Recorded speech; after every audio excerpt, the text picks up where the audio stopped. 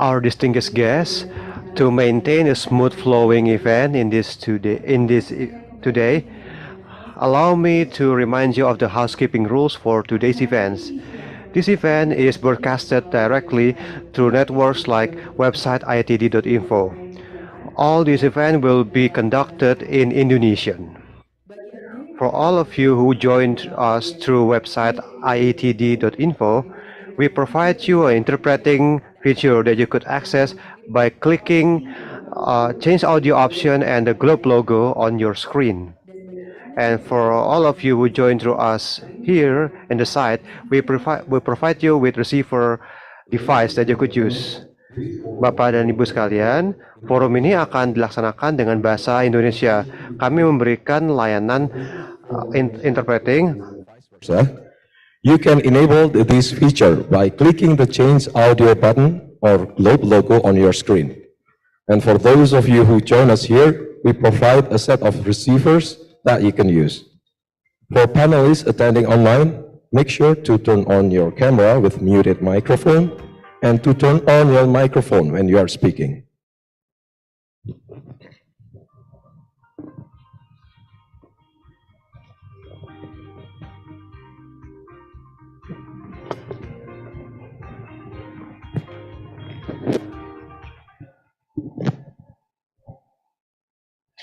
Assalamualaikum warahmatullahi wabarakatuh. Selamat pagi. Good morning. Best regards, Om Swastiastu, Namo Buddhaya. Salam kebajikan. Welcome to the Indonesia Energy Transition Dialogue 2023. Today is the second day of the set of events of IETD 2023. There are 3 workshops that will be discussing about this shifting the paradigm of power system operation for accelerated renewable integration. My name is Siha Alifa and my partner Fadil Ahmarkor in guiding you through these events in Tuesday, 19 September 2023 until this afternoon. I hope you are in a good health wherever you are. Indonesia Energy Transition Dialogue, or IETD 2023, is an annual dialogue event that is held by Indonesia Clean Energy Forum, or ICEF, together with Institute for Essential Resources Reform, or IESR, and collaborated with the Ministry of Energy and Mineral Resources, and also supported by PT Jateng Petro Energy. In 2023, IETD has entered its 6th edition and returned to become a national discussion platform for policymakers, business leaders, experts, civil public, civil academia, and society to share ideas and knowledge and also build a common understanding in realizing transition energy in Indonesia. In this year, IETD is focusing on the strategy of accelerating energy transformation in the power generation in discussing on long-term strategy to reach net zero emission and the action steps for JETP implementation and Indonesia's readiness and accelerating renewable energy and market policy and scheme to support the transition. Through this event, IETD is to become a cross-sector discussion platform as a bilateral business action and civil organization, academician and practitioners, and financial agency to formulate and realize these collaboration acts to reach national target of zero emission in 2050. To open these events, we will listen to keynote speech that will be given by Bapak Bahlil Lahadiah as the Minister of Investment. They will be represented by Bapak Heldi Hashim. For Bapak Hashim, the stage is yours.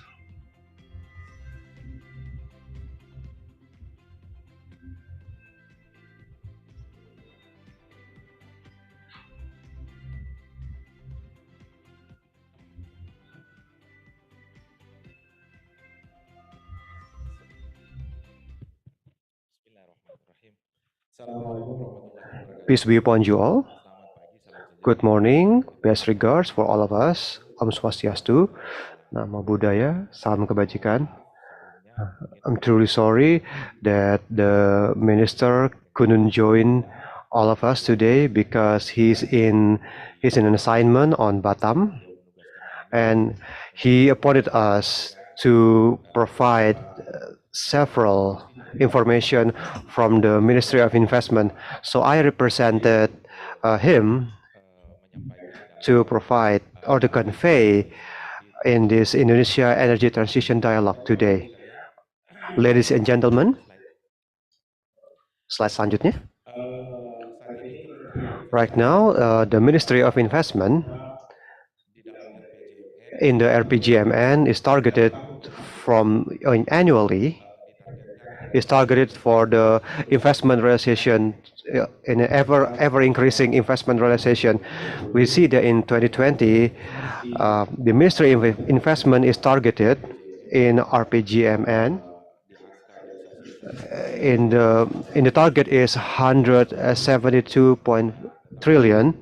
However, in December 2020, thankfully, we have managed to reach the target in 826.3 trillion rupiahs. In the next year, 2021, our realization target. Can you please show us the slide? Okay. Next, please. In 2021, our target in RPJMN is around 900 trillion. And in December 2021, we managed to reach a number of 901 trillion rupiahs. In 2022, it's the same. Our target has increased from 900 trillions to 1,200 trillions. And thankfully, we managed to reach the number of 1,207.2 trillions. And we could see that the investment realization is always increasing. In 2023, in the RPGMN, we are targeted for this year is 1,400 trillions, and thankfully, on June, we managed to achieve 678.7 trillion rupiahs. As we can see, this investment is more leaning on outside Java. This shows that since the Q3 of 2022, the investment realization outside of Java is almost always bigger than inside Java. This is the result of the infrastructure development of our president, who is very massive outside of Java during the first period. And this also shows that we are not Java centric anymore. This is Indonesia centric. Next. So this is the five biggest countries that are investing in Indonesia. As we see here, there's Singapore, who is the most dominant to invest in Indonesia, and then followed by China in number 2, and then Hong Kong, and then Japan, and then United States in the 5th place. Next. So this investment realization trend. This shows the data that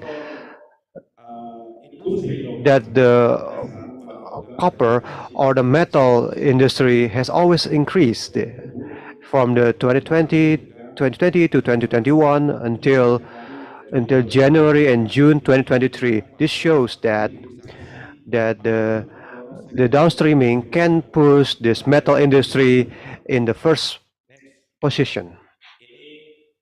And next, here is the data on 2019 to 2023, where the investment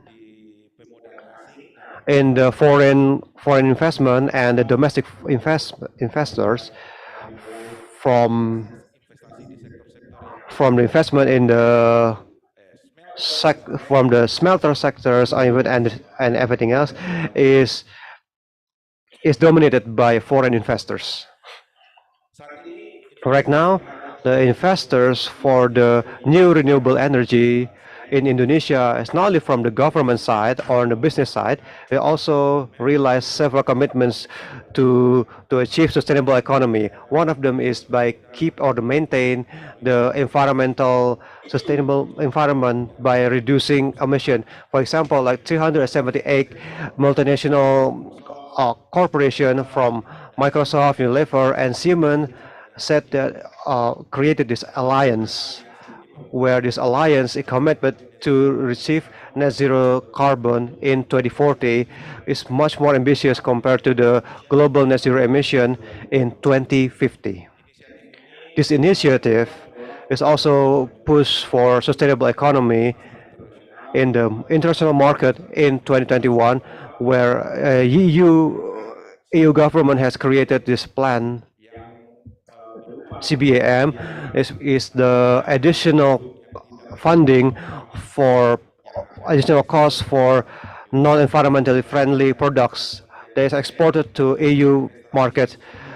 According to the data in 2020, the ABTKE has achieved $1.38 million US dollar, and in 2021 it's around 1.51 million US dollars, or 74% from the target of 2.04 million US dollars. So the concern for the investors in being engaged in the renewable energy project is on the in the electricity price, where the organization actually has is being controlled or organized by PT PLN, and is also made by the power generation in the RUPTL. They also been developed on the mixture of energy, renewable energy, and the electricity system, and also the state budget capabilities. And there's also a local product. They're still not very competitive compared to the import products, and the product quality that's produced is also needs more development, so it could be more competitive with the import products. And then for the electricity pricing, that the policy for this electricity pricing, there's often changes, and can also hold investment on the ABT sectors. Right now, BKPM also wants to bridge the investors' interest with the current condition. So one of them is to facilitate the issues that are being faced by the investors, especially in the initiative for the EBT project, in a collaboration by connecting stakeholders with investors. For example, is PT PLN with its subsidiaries, and MEMR and the other ministry institution. And now the Ministry of Investment also tries to give a more comprehensive information about investment project ready to offer to the investors, with the output or with the result of a FS document regarding to the local project. One of them is the EBT development in Banten, EBT development in East Kalimantan, and then the PV solar in Banten, and then PLTS on Waduk Kedugombo. And then we also give incentive support for the EBT power plant, as in PPH facility, as in the tax sector, and then also facility facility for funding and guarantee for SOE. BKPM, aside from pushing investment on the priority or potential sector, the sustainability has still become a responsibility for the economy sector. So to accelerate the practical implementation of practical to all economic sectors.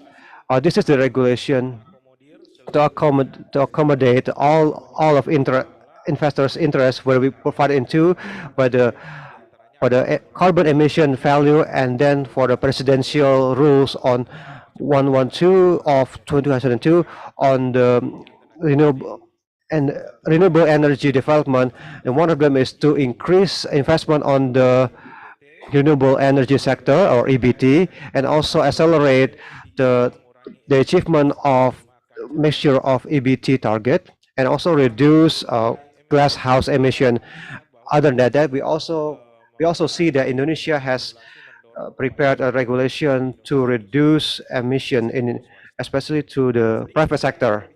So I will talk a little about the roadmap for the strategy investment of downstreaming in 2022. So here is one of the criteria in deciding the community of downstreaming that could impact on the economy when these products can be pushed to on downstreaming. So we could see it as an additional value, and then the technological capacity for the global demand. Next, this is the projection for the investment demand for the downstreaming until 2040. In our roadmap, one of them is around 8 sectors, the 21 sectors. So in this, it's been separated into 3 directorates. The first one is the mineral and coal, and then there's also fuel and gas, and then there's farming, ocean. We see that this has become the where we're going to push until 2040 to become a investment projection in the value of 1.5 million US dollar. So this is I'm going to use nickel as the example. We could see the downstreaming here. So this is on the West Java and Central Java. So this is on Central Java and also East Java and also Central Sulawesi, and then also we also has a groundbreaking as a development groundbreaking of the industry to the creation of battery EV or for electric vehicle on Cikarang that's made by PT Hyundai Indonesia. For example, in 2024, so Indonesia has created battery EV and energy and electric vehicles. So this is the industry tree for the nickel and the priority target and the economic impacts. If we only stop on exporting nickels on the raw materials, and then the additional value won't be that big. So we need to push this commodity to be so to provide a more additional value. For now, the nickel is for stainless steel and then battery EV battery. So we could see the additional value for stainless steel is around 9.5 times additional times, and for the global demand is around in 2045 will be around 365 billion US dollars. It's also the same for EV battery. The additional value is around 67 times, and if we could push that with the development of and the projection for the 2045 will be around 5.91 trillion US dollar. And in our roadmap, we also calculated on the economic impact where the investment in 2023 and 2040, where the labor absorption and MPDB, and then the export value that could happen in 2040. And we should see the upstream and downstream from upstream and downstream where that when we push our commodities to be an added value to batteries and solar PV, so we'll also support this renewable energy in the future. The commodities that we will push to the downstreaming will become the products which will create renewable energies in the future. This is the downstreaming of investment. We can see from the upstream to the downstream, starting from the mining, we have in several areas. And now we are in the recycle industry. So it's already built in Morowali in Central Sulawesi. We hope that this ecosystem and this investment will continue to be pushed so Indonesia can become the industrial country. This is the information of the progress of battery investment in Indonesia. So we already invested in the corporation with the joint venture with LG, JTL, and Foxconn. Hopefully, as it will start their production in 2024. We see that the local content of EV to push the competitiveness of EV. So that's all the information from us, Minister of Investment. We hope that this information can be useful. May peace and blessings be upon us.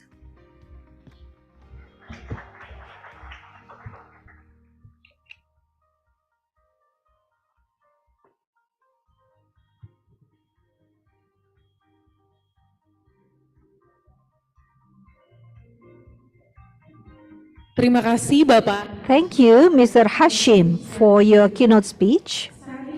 Now, we will continue to the first session of the workshop on the second day of IETD, which is the scene setting, via integration and system flexibility. And this session will be moderated by Dr. Raditya Wiranegara, our senior analyst from IESR. To Mr. Raditya, please approach the stage.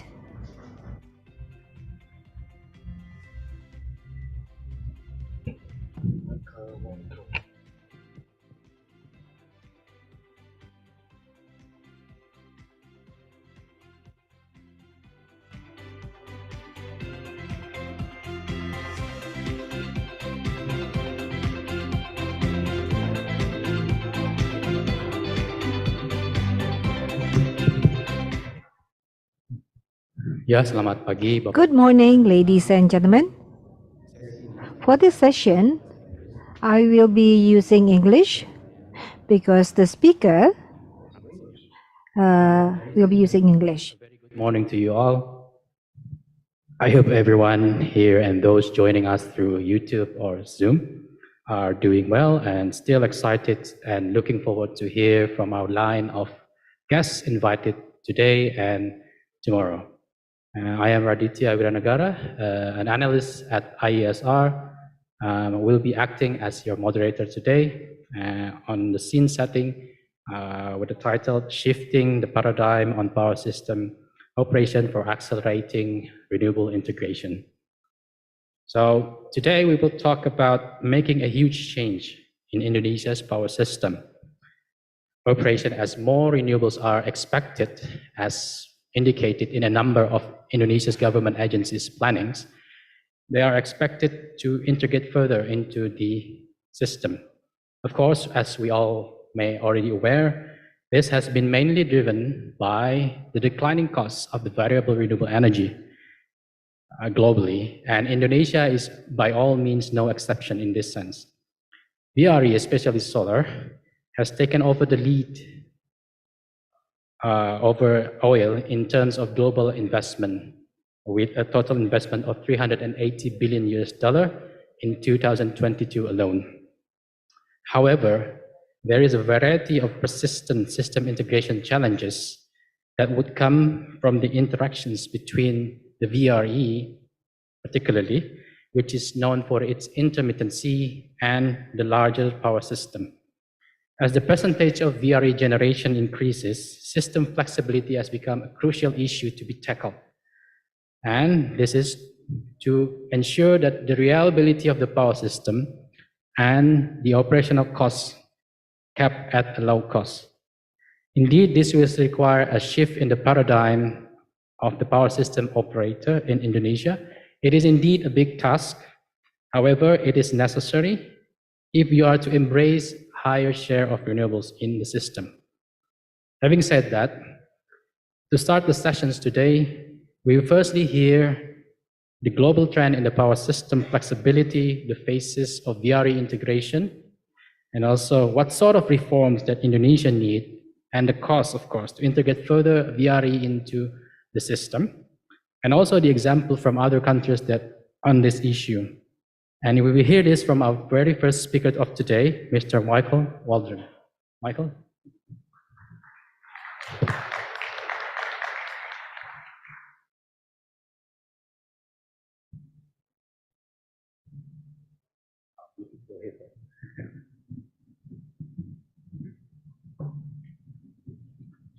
So, hello, Michael. How are you today? Good. How Thank you are very much you? for having me. Yeah, how are you enjoying Jakarta so far? It's good. I've been here almost 2 months. All right. so- That's a very long time, yeah. So prior to Michael's presentation, allow me to introduce him first. So Mr. Waldron is a senior advisor and program manager at the International Energy Agency, or IEA, where he leads the agency's work on the Indonesia's Just Energy Transition Partnership, or JETP. And Michael previously served as head of the Energy Investment Unit at the IEA and has more than 15 years of experience in energy market, policy, and investment analysis in both public and private sector roles. So without further ado, let's hear from Michael on the presentation of VRE integration and system flexibility. So Michael, the floor is yours. Okay, thank you. I'm going to head to the podium. Sure.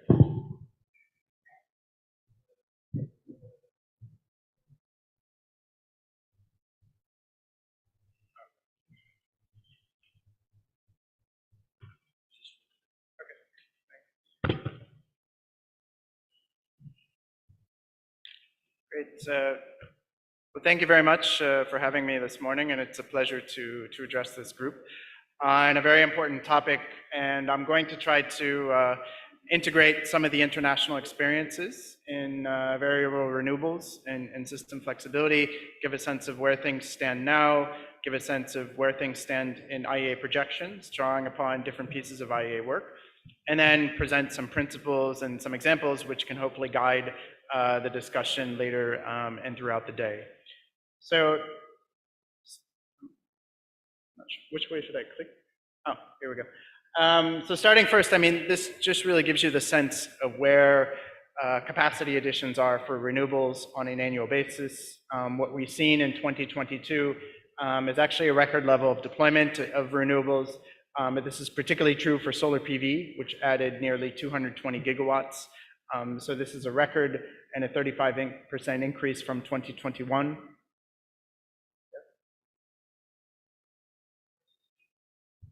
Oh. I can see it down there. Sorry, thank you. Well, maybe I'll need to put on my glasses to see that actually. And we saw PV growth revise in all major markets except for the US. This is coming in despite the fact that the PV costs had sort of leveled off and risen, and also some of the dynamics occurring during the global energy market crisis, which resulted in some higher utilization of fossil fuels, particularly in 2022. So when we're looking forward and the role of renewables in the energy system, these projections are from the IEA's World Energy Outlook report at the end of 2022. And just to give a sense, we're looking at 3 scenarios here. So one is the stated policy scenario. This gives you a sense of how the energy system would evolve based on today's policy settings. The one in the middle is the announced pledges scenario. This gives you a sense of how the energy system would evolve if all the additional ambitions and targets which have been announced by governments, if these are all put in place and met in full. So it implies a higher level of ambition, sometimes taking into account some of the net zero announcements made by various governments. And then the third is the net zero emissions by 2050 scenario, which represents the highest level of ambition and it assumes that around the world, the energy system is able to achieve net zero emissions by 2050. But the bottom line from all this is that in any scenario, renewables are expected to outpace generation growth. In the APS and the NZE in particular, variable renewables themselves either come to the level of or outpace generation growth. So clearly renewables are playing a much larger role in the power systems of the future. And you can see this in the results around the world in terms of the expected capacity additions by market. Roughly 45% to 85% of all capacity additions going forward, these would be met by solar PV and wind alone. There's a big difference between the different markets depending on the state of each market and their starting point, but it's clear that solar PV and wind are really the dominant sources of new generation going forward. And this is just under the IEA's stated policy scenario. This would be much higher under more ambitious scenarios. So putting all this into the context of system integration and flexibility, when you start to increase the amount of variable renewables in the system, it's important to understand, the challenges that power systems may face, but also the potential measures that governments and regulators may need to take to address this, and system operators. And so what the IEA has done is it's come up with a framework around the phases of system integration, looking at the share of variable renewables at different points in time and saying, okay, these are the types of things, these are the types of consideration, but also the types of challenges that are necessary to address. So phase one, which is on the very bottom, this captures the very early stages where variable renewable deployment really has no immediate effect on power system operation. In phase two, flexibility issues start to emerge, but the system is able to cope with these through minor operational modifications. It's really in phases 3 through 6 where you get a much greater influence of variable renewables in determining system operations, starting from the need for additional investments in flexibility, the emergence of structural surpluses of variable renewable generation, which can lead to curtailment, as well as structural imbalances in energy supply at the seasonal and inter-year periods, which requires sector coupling or new sources of flexibility, such as synthetic fuels and hydrogen, as you see in level 6. This can vary across different timescales, and there's different flexibility solutions and operational practices, and we'll get into these in the slides that follow, but just to note that this framework is on the IEA webpage, and there's a bit more detail and explanation as to what these phases entail and to what thresholds correspond to these phases. Now, putting this more concretely, or at least illustrating where different power systems are around the world in terms of the phases, and I apologize because the colors that are used in this slide are actually different than the colors in the previous phases.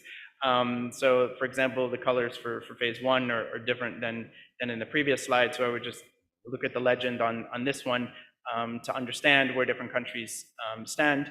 And so since 2015, we've seen accelerating variable renewables deployment. It's prompted system integration phase shifts in many countries. And this has amplified challenges for power system operators and regulators. You can see that most countries are around kind of phase 2 and phase 3 as of 2022. But you do have some countries that have entered into phase 4 and even phase 5 on the right. And then the dot shows you where the IEA expects the forecast to go in 2024. There's a lot of interesting country stories, but maybe I would point out one which has been quite dynamic in recent years, and this is the story of Vietnam.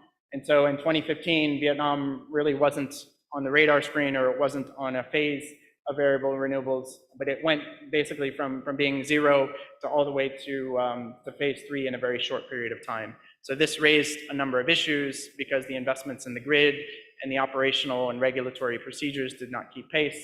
And this raised a number of issues in that system. And so that system is progressing at a much slower rate in terms of solar PV expansion now.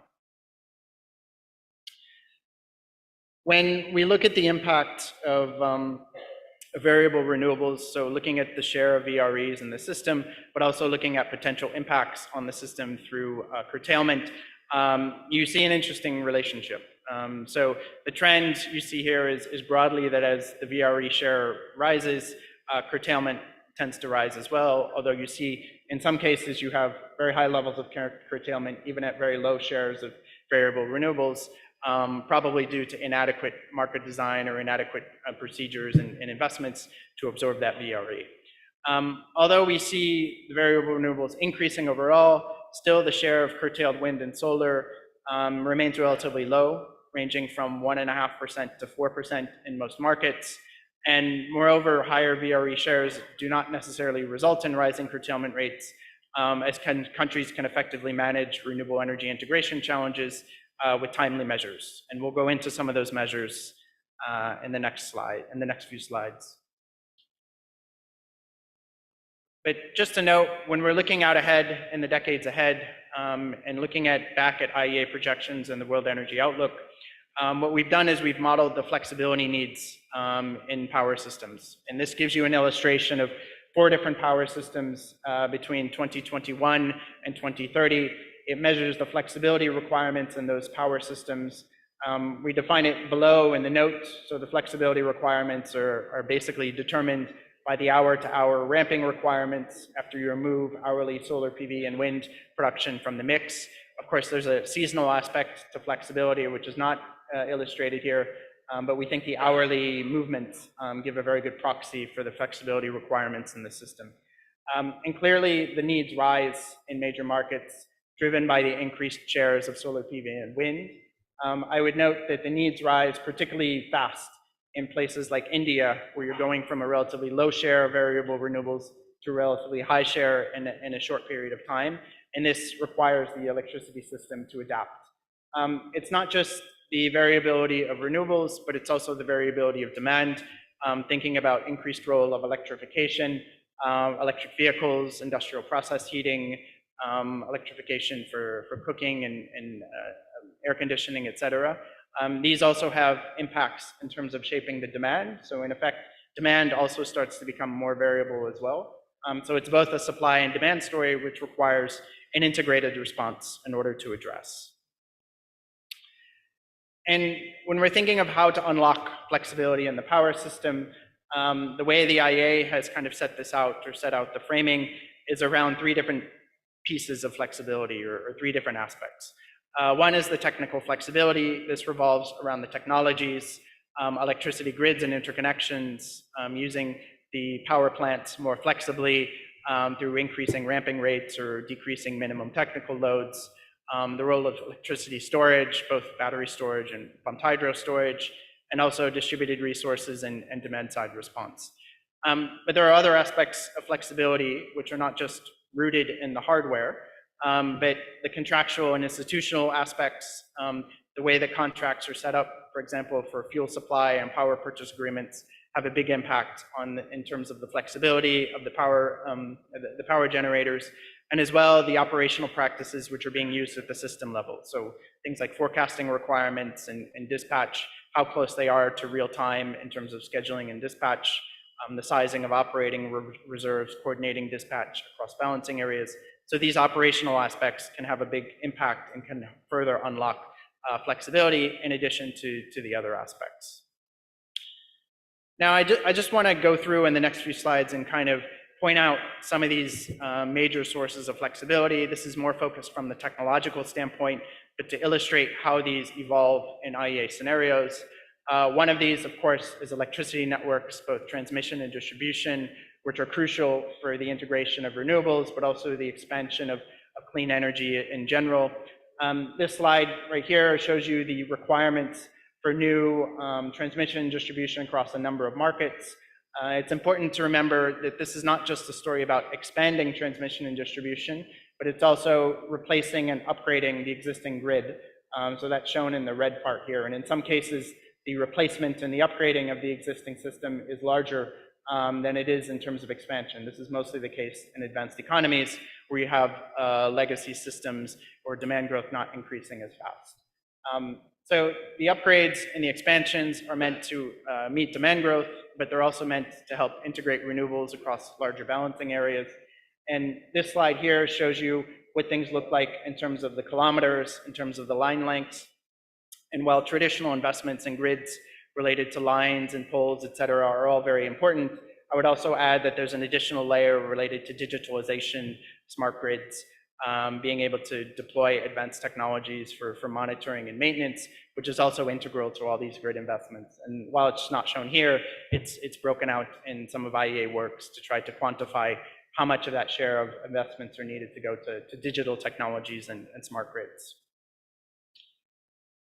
When we look at a range of flexibility supply aspects, and so this is really from the standpoint putting the grids aside, but looking at the other technological aspects of flexibility, we see a big shift going forward, both in advanced economies and emerging market and developing economies. So traditionally, a lot of the flexibility supply has been provided from coal, gas, and to some extent oil plants operating as peakers in some economies. But going forward, we see a shift towards more a role for dispatchable renewables in many cases, but also a role for things like batteries and demand response. So the sources of flexibility need to become more diverse. The sources of flexibility supply need to become deployed in a more diverse manner, but this also tends to raise the complexity of operating the system. And so these are the types of features or things that we would need to see going forward in order to help integrate renewables, but help to integrate it in a cost-effective manner. This slide focuses in particular on the role of battery storage. So battery storage has been something we've seen is growing very rapidly around the world. This has been aided by dramatic cost requirements, and the pace of development is set to pick up in any scenario. And you can see in places like the United States and India, where these are relatively solar PV heavy systems, battery storage are primarily for short duration storage, and they're very well suited to smooth the daily cycle of solar PV based electricity generation. And so you see their contribution or their role particularly strong in places like India and the US, where you have a more PV dominant system relative to wind. And so this increase in battery storage capacity is underpinned by increased economies of scale and also the need to meet higher shares of wind and PV. But battery storage starts to play a much larger role in the scenarios going forward. The last two slides, I would like to illustrate just a few examples from the region in terms of additional flexibility measures. One is a focus on interconnection in particular, transmission interconnection. And so a few years ago, the IEA did a quantitative assessment of the impact of regional power system integration in ASEAN to accommodate growing shares of variable renewables. The analysis explored the impact of multilateral power trading, as well as expanded cross-border interconnectors.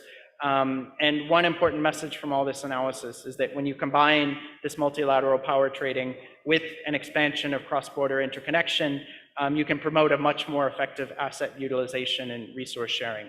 But of course, the benefits of all this from a cost and also environmental standpoint are really borne out when you get to the situation on the far right. When you're able to include multilateral power trading with expanded transmission, but also a relatively high share of renewables, that's where you get both the cost benefits and the emission benefits from the system. And then a last example I would give is focused on Indonesia, and it comes from the IEA's roadmap to net zero emissions in Indonesia, which was published towards the end of 2022. The slide is a bit complicated, but what it says, or what it's showing basically, is a week of hourly dispatch in Indonesian system, and it looks at two cases of flexibility. One case where you just have the existing amount of flexibility, or you have the flexibility practices and procedures associated with the thermal fleet right now, so coal and gas plants. While these provide a tremendous amount of flexibility potential, they're not being used in a very flexible manner in the system. And this has to do with both technical reasons, but also contractual and financial reasons, which prevent these plants from operating more flexibly. And you can see that in the amount of variable renewables that we have in the announced pledges scenario, because the underlying system from a generation standpoint is not as flexible, you get this curtailment, which is shown in the, let's see if I can get this, it's shown in this middle part right here, concentrated around midday peak when you get the maximum amount of PV output. But if you were to look at a more kind of flexible case, let's see if the animation shows up, there we go, where you're instituting more flexible procedures in terms of the technical aspects, but also the contractual aspects of the coal and gas plants, the ability for them to ramp up and ramp down more quickly and at will, you get much less curtailment. So in the previous example, you had something like 10% curtailment for the PV. And in this example, you only have something like 1% curtailment, and you actually get a lower system cost as well. So the total cost to the system is less than in the case where you have the base case in terms of flexibility. So basically the contrast of these two shows you what what can be gained, both in terms of the penetration of variable renewables, but also in terms of cost savings from operating the underlying system more flexibly. And then my last slide is just some kind of high-level conclusions. I won't read through these because I think I'm over time already, but I would note here, we haven't talked so much about Indonesia in the presentation, or I haven't, but I'm just gathering some of the conclusions that from IEA work on Indonesia from various reports in terms of accelerating deployment of renewables, what can be done in the short term, focusing on an investment environment that's favorable for renewables, preparing new structures for commercial contracts and procurement processes. But looking forward, Indonesia's power system can accommodate higher shares of variable renewables, and there's ways to prepare for this, both in terms of the modifications to contracts, incentivizing more investment in the power grid, and then developing a system flexibility strategy and grid planning and practices to help maximize the variable renewables, along with a vision for digitalization and smart grids that helps to focus on the consumer and benefits thereof. So with that, I'll conclude my presentation and turn it back over to Radit. All right, please give a round of applause for Michael. Yeah, thank you for your interesting presentation, Michael. Probably just a first question before I open the floor for questions. Where do you reckon Indonesia right now at the moment in terms of the, the 6 key phases of the VRE integration? And how do you see that, how do you see Indonesia should do moving forward if you want to, increase the VRE share? I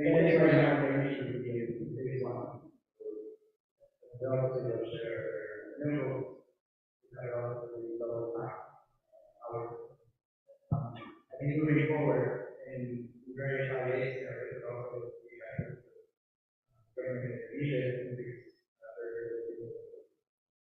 and so I think there's a lot that can be done already. Some of the interesting resources. So last slide I showed being able to focus on ways to operate the underlying thermal power fleet more flexibly.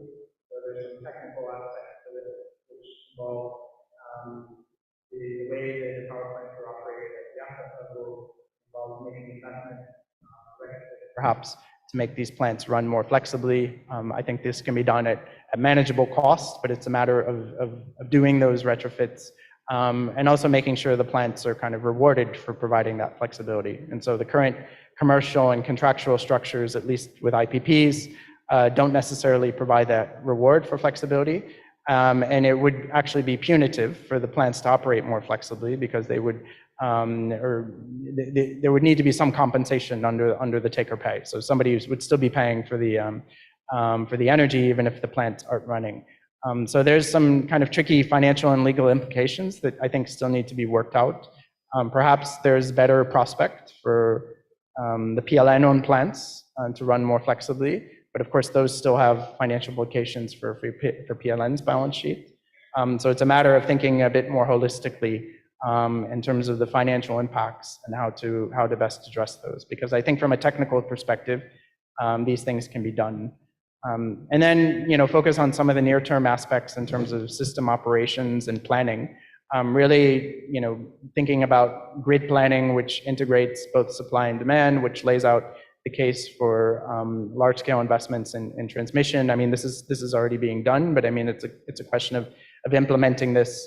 I know there's plans to upgrade dispatch centers to increase the amount of automation and digitalization in the system, and trying to get the system to be more integrated from a planning standpoint to attract the necessary investments in flexibility, including battery storage, not just the dispatchable generation.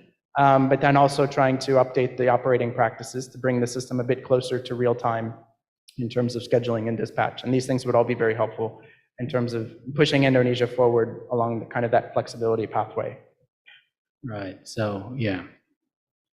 The issue is technical is not a problem, so the problem, I think, it's on the on the contractual and the regulation at the moment. So I will open the floor now for questions. If anyone have any questions, please raise their hands. Okay, go ahead.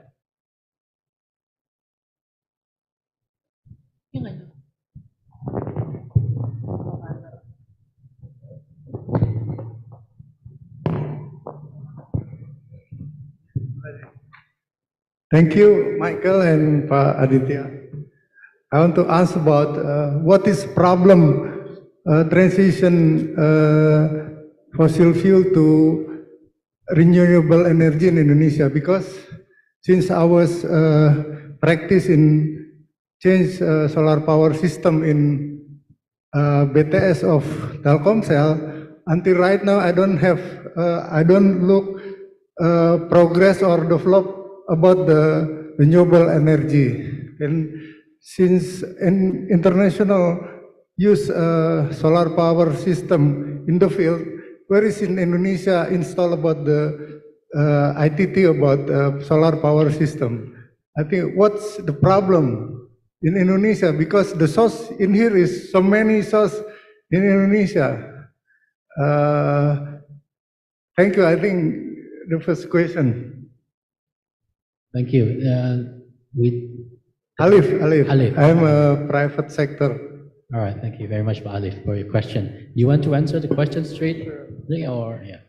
Yeah, it's fine. I mean, overall, at least our impression is, you know, in many places around the world, renewables have taken off, and they've taken off because of the implementation of transparent, predictable procurement processes, which are well designed, which are often based on competitive auctions for price discovery. We've seen in markets, even where there's issues related to the larger investment framework, that if you put in place those kinds of conditions, it can result in a lot of investment in renewables in a very short period of time. I don't think we've seen this implemented in Indonesia to the extent necessary to attract much larger amounts of renewables. We have seen some relatively low costs for renewables in a few projects, but Indonesia still remains sort of above international comparisons in terms of price points, both for the system costs, the investment costs, and also the generation costs or the PPA results. So it's really a matter of pushing forward and upgrading those procurement processes, alongside having more bankable contracts. And there are, as I understand, issues regarding PPAs and the ability and the willingness of commercial banks to fund those, and maybe others in this forum would know a bit better about the specifics of those. But I would point to those as being sort of two major hurdles. Perhaps the economics of building renewables have not been attractive enough in Indonesia, because these processes have not been put in place.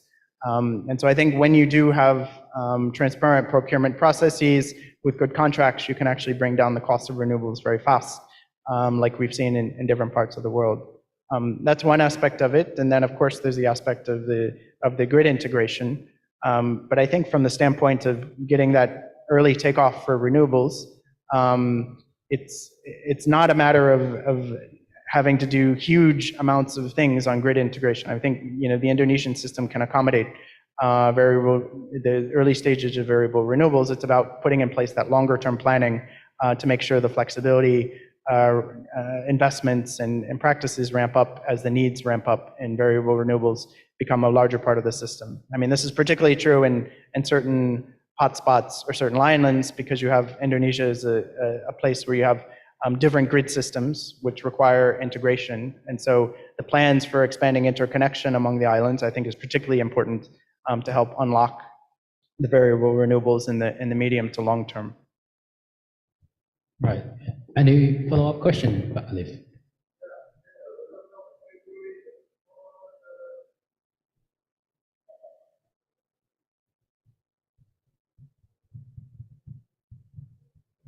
The problem is because of regulation, Indonesian government, or because of there is no investment from other. Because I think in Indonesian businessmen can invest to solar power system or PPI, IPP, I think. The question is because of regulation or because of money. Thank you. I mean, I think the money is there to invest. particularly from an international standpoint. So I think the regulation needs to be upgraded to attract the financing at an attractive rate. It's also the case that the cost of capital is relatively high for solar PV in Indonesia. And so I think the way you're able to attract more money at relatively lower rates of financing has a lot to do with the policies and the regulation. Do you have suggestion to Indonesia accelerate about the change from fossil fuel to renewable energy? Maybe. Thank you. I mean, I kind of alluded to it in the answer and also before, but I mean, it's really about putting in place upgraded procurement frameworks and contracts to incentivize new renewables, but then also addressing the legacy system. And so, you know, as renewables, as solar PV and wind increases in the system, you need increased flexibility. Some of that flexibility, I think, needs to be provided by the existing thermal fleet. And so it's about how do you incentivize that flexibility, operational flexibility in the existing fleet. All right, thank you, Vali. Any other questions from the floor? Okay.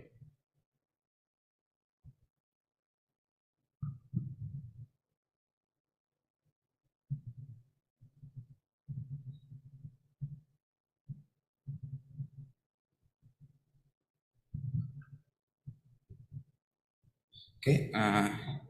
Hello, my name is Alvin. I'm one of the analysts in power sector and renewable energy at IESR. It is interesting that you mentioned about market design and system operationality as one of the core components in supporting system flexibility, thus encouraging for larger share of solar and wind. And my question is, how do you see the challenges in incorporating this specific flexibility strategy? The first one is the deploying demand side response, and the second one is incentivizing power plant flexible operation in the context of this Indonesian market that adopts a vertical integrated and single tier with a relatively flat tariff. How do you see the challenges? Or are there any success stories or maybe lesson learned from the countries with relatively similar profile? And that's all my question. Thank you. Thank you, Alvin, for the question. I mean, both of those are challenging things for a number of countries, so it's not just Indonesia. In terms of demand side response, I mean, it's not something that I've looked into in a lot of depth. I think it's something where, you know, you need to create conditions to incentivize to have a market for flexibility, essentially. And this can be done through contracts, or it could be done through kind of a wholesale competitive market, which is not present here in Indonesia, but is present in kind of more liberalized countries. But it's essentially being able to contract with or provide longer term price signals to the main sources of demand who can provide that type of flexibility. So perhaps establishing a market with large industries, for example, who may be able to use their industrial facilities more flexibly, aided by upgrades in digital technologies. And so doing that maybe on a contractual basis could be a good way to start in terms of demand side response. Thinking about, you know, establishing maybe a pilot program with particular industries. I think in other countries, maybe in China, this has been done or is being rolled out. So looking to those kind of examples, I think could be useful. And then in terms of the power plant flexible operations, I mean, it's like I said, it's being able to incentivize the investments and the upgrades in the plants to allow them to run more flexibly. This has to deal with, and there's particular, I think, choices that need to be made, and there's actually a really good discussion of this in the technology catalog that MEMR and the Danish Energy Agency produced in terms of some of the measures to take at the plant level to enable flexible operations of coal-fired power plants. And so I can't remember all those technical measures, but I would say refer to that document. Actually, I thought it laid out quite well some of the aspects of it. And then it's about dealing with the financial and the commercial aspects of it and the potential legal aspects when you're talking from a contract point of view. I think it's easier to implement for new plants. It's harder to implement for existing plants, given some of the legal implications. But it's something I think that deserves more work, and perhaps this is where, you know, in the case of an established contractor, an IPP, perhaps this is where blended finance from the international development community can help in terms of sort of unlocking this flexibility, but making sure that there's some sort of compensation for it based on the current contractual structures. Right. Thank you, Alvin, for the question, and Michael for the answer. Alvin, do you have any further question or follow-up question for? Right. Thank you. Any other question from the floor? Yeah. If not, then I'll ask you another question, Michael, if you don't mind. So, Indonesia has been, as we all know, and you are involved as well in the JETP process. How do you think Indonesia should use the international financing commitment to flexibilize its power system? So, let's say, what are the top 3 in the list that Indonesia should do within the next 3 to 5 years in relation to that? Yeah, and this is not to presume the outcome or the results from the JETP, which are still sort of work in progress. But I think there's a clear need for investment in interconnection. There's big investments which need to occur in the next decade or two, in addition to expanding transmission backbones across a number of systems. And so finding ways and models to crowd in, particularly private finance for transmission, I think would be really interesting and could be something that, you know, would help to unlock that investment. All these projects have very long lead times. They also take a while to finance, and the financing can be quite complex. But ways to crowd in international finance to serve those investments, I think could be very beneficial, and also could take pressure off PLN's balance sheet. I think, like I mentioned before, finding ways to incentivize more flexible operation of the thermal fleet. This is perhaps where international blended finance or international financial solutions can help to play a role. And there's different experiences with this notion of coal phase out or coal phase down, depending on the perspective in different countries around the world. And so leveraging some of those models which are emerging in order to help facilitate that could be very valuable. And there's work that the different development banks are doing in different kind of coal-dependent regions around the world to see how do you transition from coal plants, both in terms of more flexible operations, but also in terms of their eventual retirement and repurposing to something else.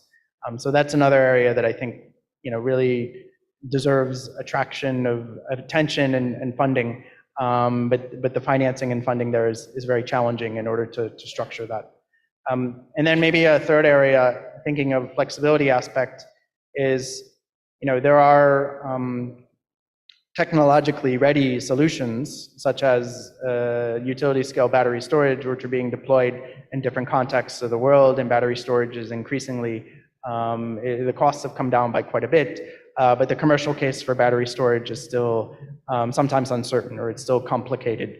And so it requires stacking multiple revenue streams and being able to reward all the various services that batteries can provide for the system. And I would say there's not necessarily one model right now for how do you incentivize or invest in battery storage, but perhaps international funding could be geared towards, okay, how do you deploy the first few projects of battery storage in Indonesian context before you need to scale them up, you know, over the next few decades to meet higher shares of variable renewables. So perhaps international financing can help to unlock the kind of first of a kind projects in things like battery storage or even demand side response on a pilot basis. So thinking of those early flexibility investments that need to be made that can help scale the system in the longer term. Right. Yeah, thank you, Michael. I think we are reaching the end of our first session here, and within the next few hours, there will be a series of sessions that will delve into the technical details on the forecast of the VRE and on the battery storage, and also we will showcase some of the examples of islands that have already adopted 100% RE. So keep your question for the next few sessions. So yeah, Michael, do you have any other, or do you have a closing remarks for the session today? I don't have any particular closing remarks, so thanks again for having me, and I look forward to hearing the rest of the sessions. Yeah. So I note several keywords here. So yeah, incentivize, transparency, and regulation reform. Those are the three key things that are needed in order to unlock the flexibility in our power system in Indonesia particularly. With that, I end this session. So thank you very much for your attention. See you again in the next few sessions.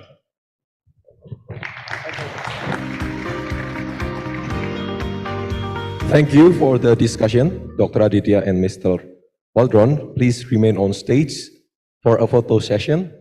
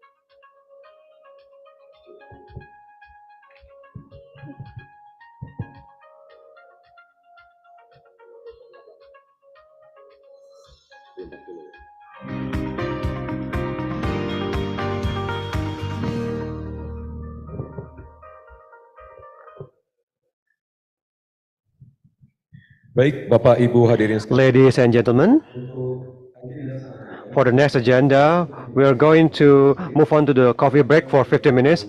And please, ladies and gentlemen who were in the JS Luangsa venue, to enjoy the food and beverages in the fireball room. And we will return to the room again in 10:45. Thank you.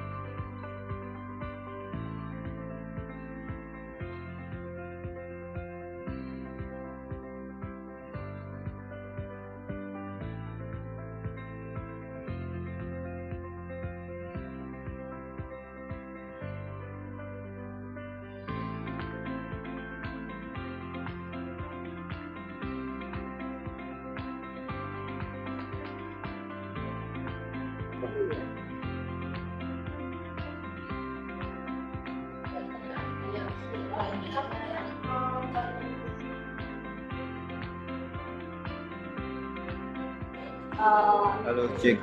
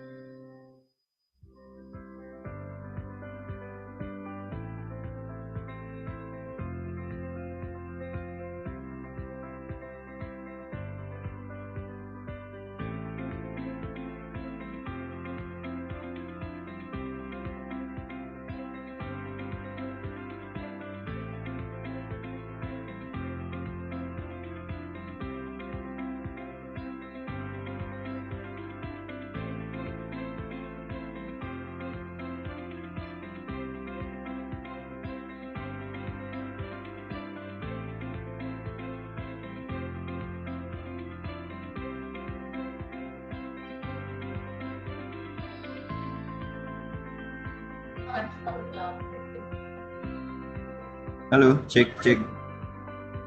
Good morning, Andrew.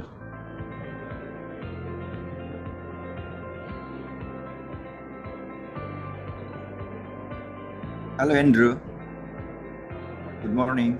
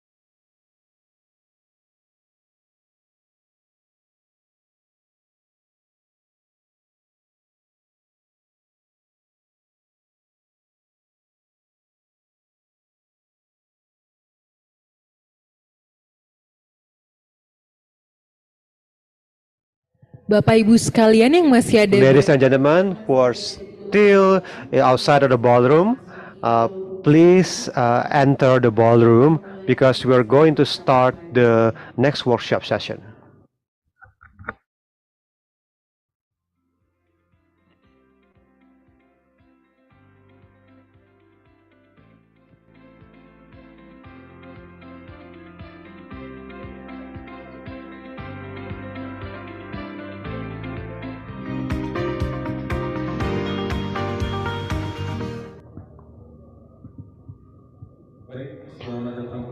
Welcome back, ladies and gentlemen, to the Indonesia Energy Transition Dialogue 2023. So we're going to start the workshop session. We're going to discuss about building the capacity in VRE forecasting to Indonesia power system. This session will be moderated by Bapak Agus Tambobolon as the project manager of CASE IESR. Bapak Agus Tambobolon, the stage is yours.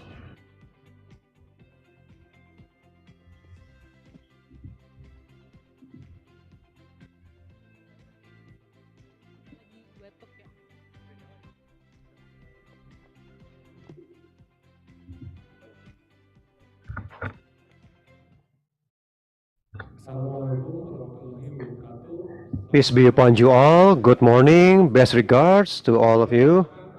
Let me introduce myself. My name is Agus Tambobolon as the moderator for this session.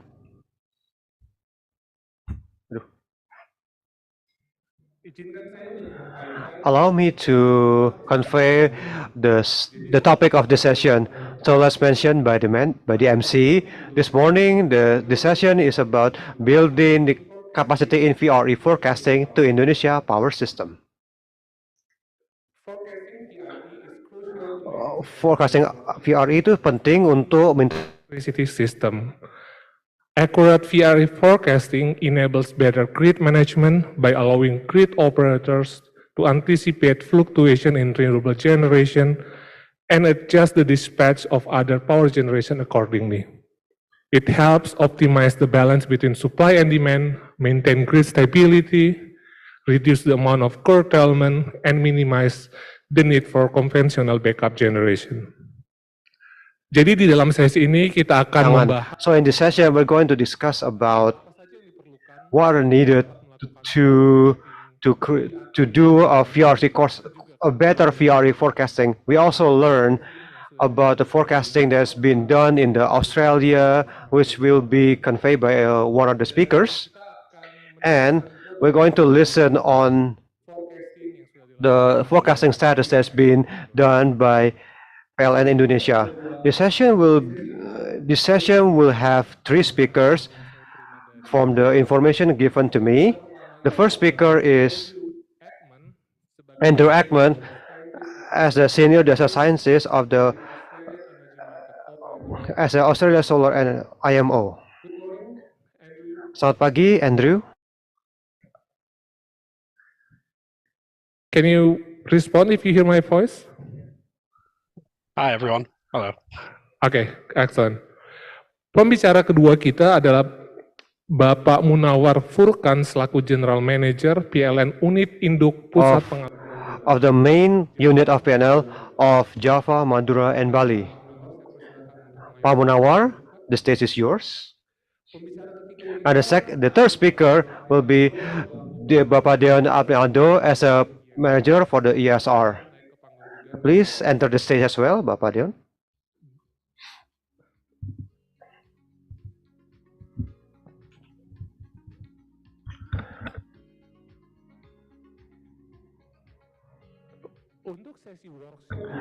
For this workshop session, it will be given a chance for each speakers around 10 minutes to speak to convey their presentation, and will be continued for the Q&A session or discussion session.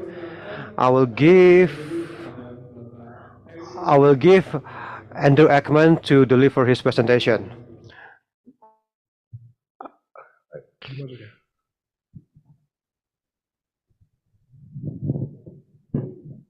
Great. Thank you everyone, and thank you for letting me join online and and present on this today. Can everybody see my screen? Yes, I can. Yes, we can see it here. Yeah. Beautiful, thank you. Okay, great. So my name is Andrew Ackman. I'm a senior data scientist with the operational forecasting team in the Australian Energy Market Operator, and I'm going to be talking about how we forecast a system with very high penetration of VREs and DPVs.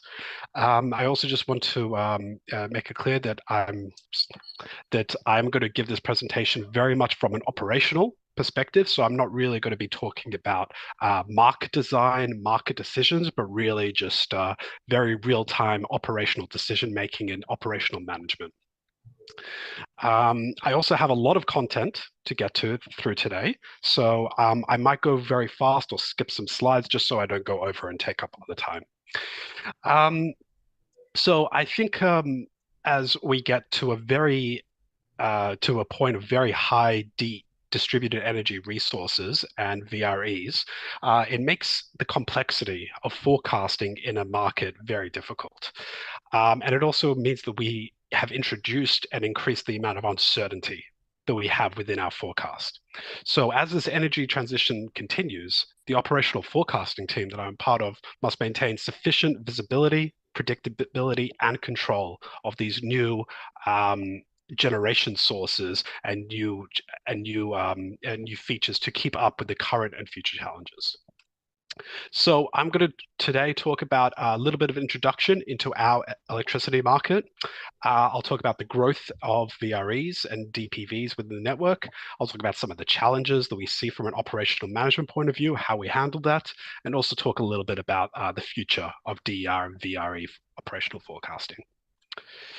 So about AEMO, we are the Australian Energy Market Operator, and we are the independent energy market operator for Australia. And that includes two main electricity markets. That's the National Electricity Market, or the NEM, which is on the East Coast, as you can see there. And on the West Coast, we have the wholesale electricity market, the WEM. So today, I'm really just going to talk about the East Coast. And that's the national electricity market, and that's our big energy market here. So that's about 40,000 kilometers of transmission. That serves a population of 22.8 million people and residents. And across that, we have about 40 gigawatts of installed capacity across utility wind, utility solar, and behind-the-meter rooftop PV. Approximately 3 million homes have a solar system within the NEM. That's somewhere between 1 in 4 to 1 in 3 homes have a rooftop PV system installed. So what do we do in operational forecasting? How do we fit in? Well, we're responsible for the very short to near-term forecast that happen within the market. So everything in the 5-minute ahead dispatch range and as far out as a 7-8 day outlook. So we're very much responsible for delivering to the market our demand and load forecast for electricity. We're also responsible for forecasting VREs as well as behind-the-meter rooftop PV generation systems. So amongst many of our functions, we provide situational awareness for the control room as well as the wider AEMO. We support AEMO's onboarding and connection process. So we're very much involved in the onboarding of every single wind and solar site that comes onto the grid. We also provide input to market reforms, reporting, documentation, and we love to engage with international system operators and international communities such as this. So let's talk about how VREs have grown across the NEM. As you can see on this chart, we have had a very large and dramatic increase in VREs and DPV capacity. This is just a chart from 2015 to 2023, so this is not even the last 10 years. And as you can see that we have significantly increased the capacity. We currently have almost 40 gigawatts of installed capacity of wind, solar, and DPV across the NEM. Combined, that makes it the largest generation capacity. We are very much a coal-dominated unit, but we'll see and we'll discuss is that as we phase out of coal, we're just going to continue to increase the dominance of wind and solar in this grid. I think this is a very interesting chart that says that just because we have very much the same level of capacity, obviously that the sheer number of sites and the distribution and the diversity is all across the country. So we have solar and wind all across the east coast of Australia, and it's a very large spread of different sites. So even though solar farms are only about a quarter of the capacity of coal, there are almost just the same number of generators across the NEM. So what does this actually look like year on year? Well, we can see that the amount of energy from DPV and VRE has increased over time. And if we look at the daily energy, it's almost approaching the of energy provided by conventional coal units. We are a coal-dominant system, and we have a lot of very older and aging coal units. So over the next 3, 4, 5, 6 years, we have a lot of planned retirements of a lot of coal units. So as these coal units actually retire, wind and solar has become more and more dominant and is going to start to overtake the daily energy that's provided for the network. If we just look at what's happening during the day, we can see that solar, both behind the meter and in front of the meter at utility levels, has already become the predominant generation source, just during the middle of the day when the sun is shining. So this happened all the way back in 2021, and that trend is just continuing to increase. What does this evolution look like? Well, I think a lot of people here would be very familiar with what we consider called the duck curve. And this is our duck curve. This is 12 years of our NEM's operational demand profile. We can see year on year as we started increasing more and more behind the meter solar, our operational demand profiles have just gotten lower and lower and lower. And this trend is not slowing down. As you can see, every year we are continuing to see that lower profile, and the ramping from sunrise to sunset is just becoming a lot steeper. So what we're really seeing is that, the way that we see the power system and forecast the power system has completely changed. When we originally started the NEM and started this back in the 90s, we had a very stable, very low operating uncertainty system. Variability was there, but it really only stemmed from maybe temperature and maybe certain supply mixes. But we were very confident, and it was a very certain compared to today. If we skip forward to today, we have a new look of the power system, one that has a lot of variability and a lot of uncertainty, and it means that it produces a lot of operational challenges and day-to-day risks for us to control. So when we have all this uncertainty, what we don't want to do is, is think that we can kind of forecast our way out of uncertainty or think that we can do it. But instead, what we try to do, at least in operational forecasting, is we're very much acknowledging the uncertainty. We're very much aware of the uncertainty and how it's growing. And because of that, we want to embrace the uncertainty. We've come from this state where uncertainty and variability was small, we could control it. We're now at a point today which that control is becoming a bit less and there's a little bit more uncertainty. We're still there, but what we want to avoid is this future state where there's so much uncertainty and variability that we don't know how to handle it, that we completely lose control. And so that's why it's very important for us to actually embrace the uncertainty and understand what is driving this and figure out how to manage this today and tomorrow. So before I get into some of the operational challenges, I just want to give a very quick overview on how we actually forecast the wind and solar farms and the PV systems in the NEM. So we have our large-scale wind and solar farms, so that's our AUFs and ACEFs. And we forecast the generation output for all farms that are larger than 30 megawatts in capacity. So we do it a 5-minute ahead dispatch forecast, 5-minute pre-dispatch forecast up to an hour ahead, and then we also have our pre-dispatch and short-term forecasts that are 30-minute intervals that go out about 7 days. Part of the registration process as well is the market participants have to actually submit an energy conversion model to us. They have to give us system information about what they're installing, make sure that they can feed us data. And there's a very important and rigorous onboarding process that we have to make sure that that each new wind and solar farm meet, so that we can accurately forecast them and integrate them into the grid. What does this actually look like? Well, at a very high level, all we really do is we get our weather providers and our weather forecasts. That's our numerical weather prediction, so wind speed, wind direction, solar irradiance. And then at the farm level, we also see all this information. So we get live real-time SCADA readings. That's like actual site readings of what's happening at the farm. You know, what's the active power? What's the generation? How many turbines are available? Do they have any constraints? Getting a reliable and accurate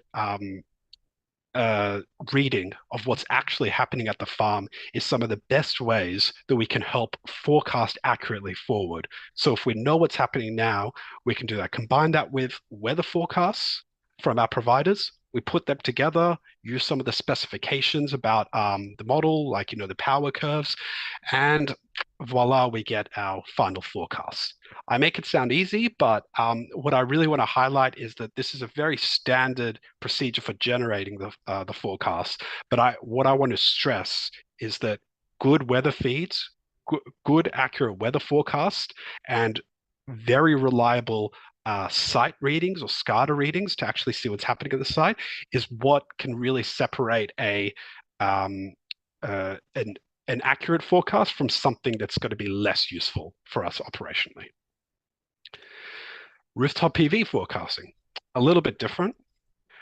We have our ICEF 2 system. This only considers systems that are less than 100 kilowatts in size, and we produce forecasts at 30-minute intervals that covers an 8-day horizon.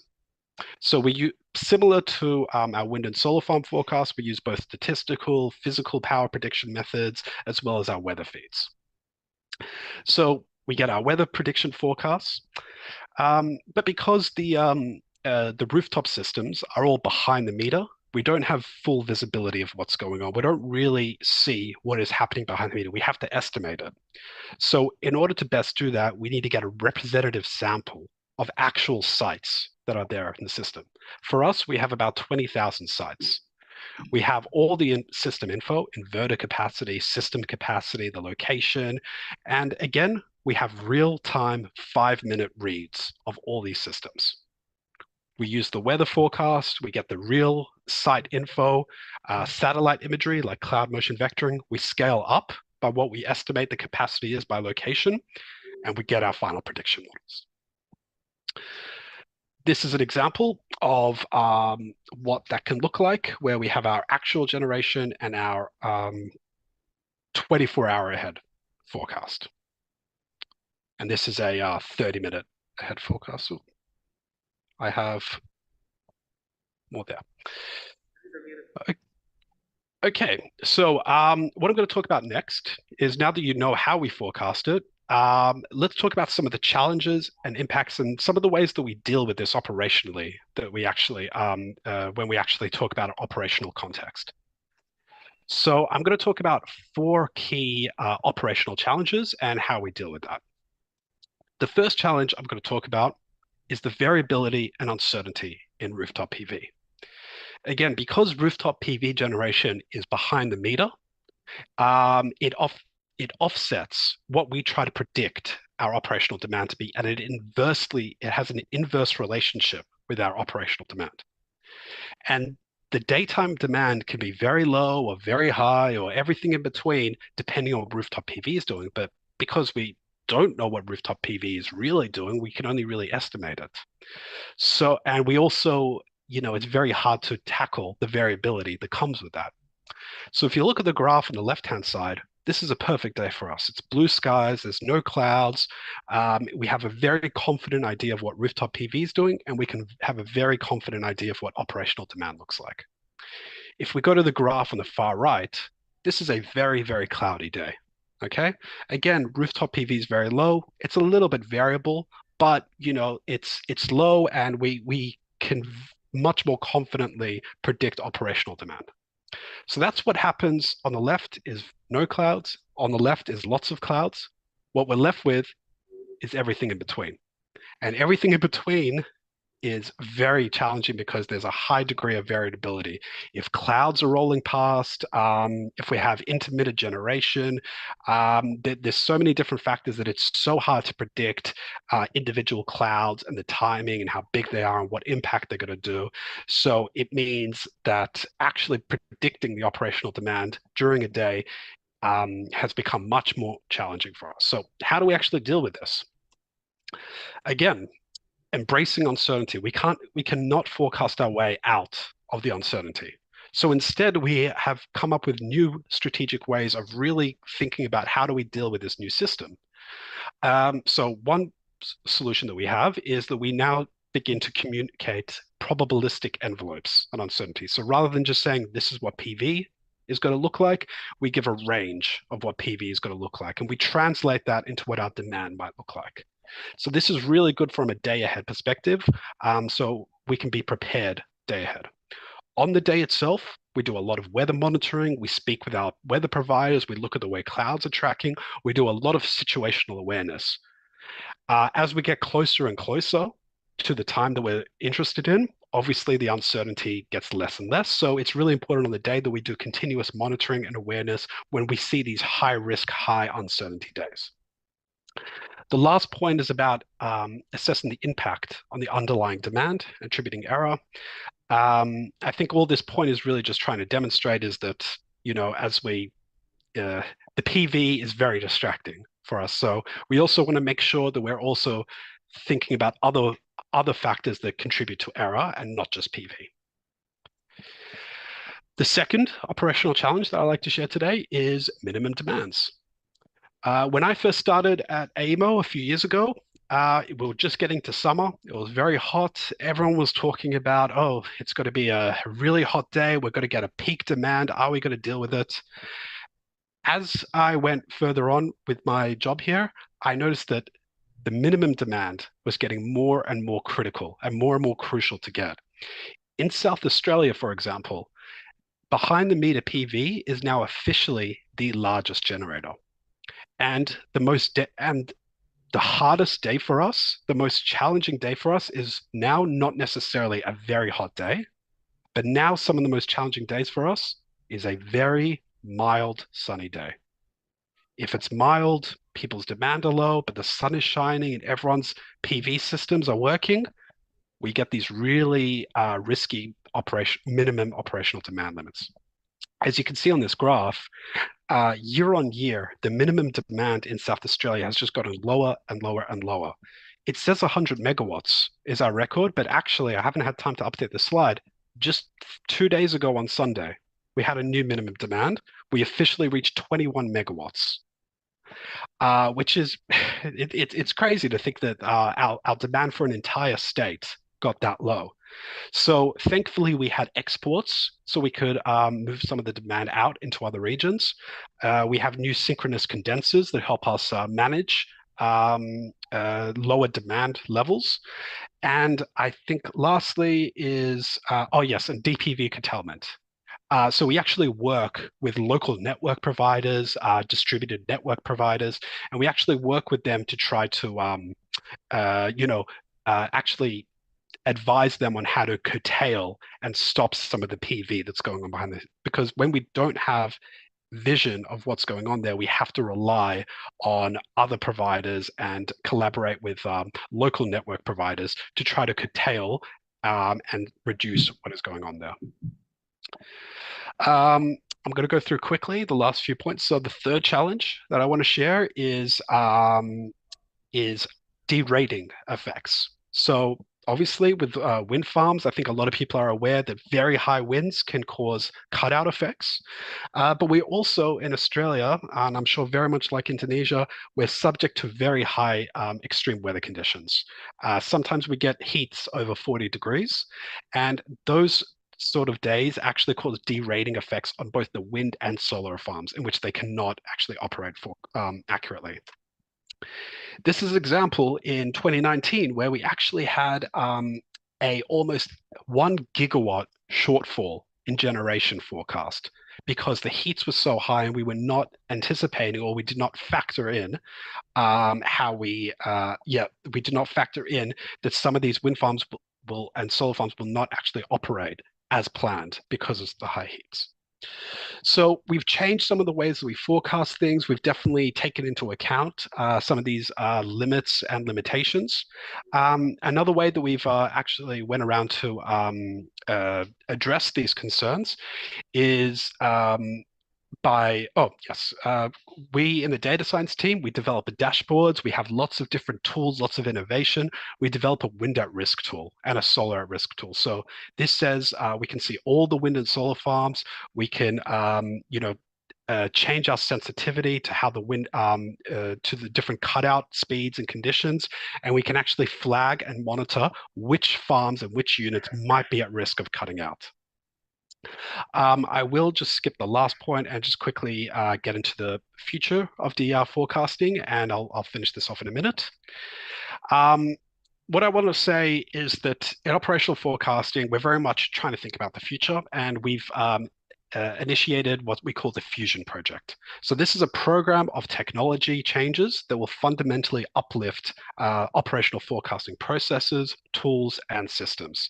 So the idea is that we are really trying to adapt new technologies, new forecasts, new vendors, new processes, new systems. We're putting a lot of different initiatives, and we're trying to bundle it together under this Fusion Project so we can really reduce operational risk, improve accuracy, improve outcomes, and also effectively ensure that we are operating the grid for today safely and for tomorrow. Some of the things that we're doing in that is we're doing forecasting as a service platform. This just enables more forecasts and providers to come into our system, reduces a bit of red tape, and enables us to be a lot more flexible with different forecasting systems. We're planning on doing a ACEF 2 or a rooftop PV system upgrade.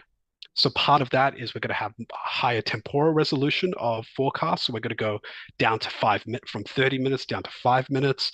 We're going to have more sites geographically. We're going to consider constraint periods, DPV curtailments. And we're also going to try to capture more systems in there.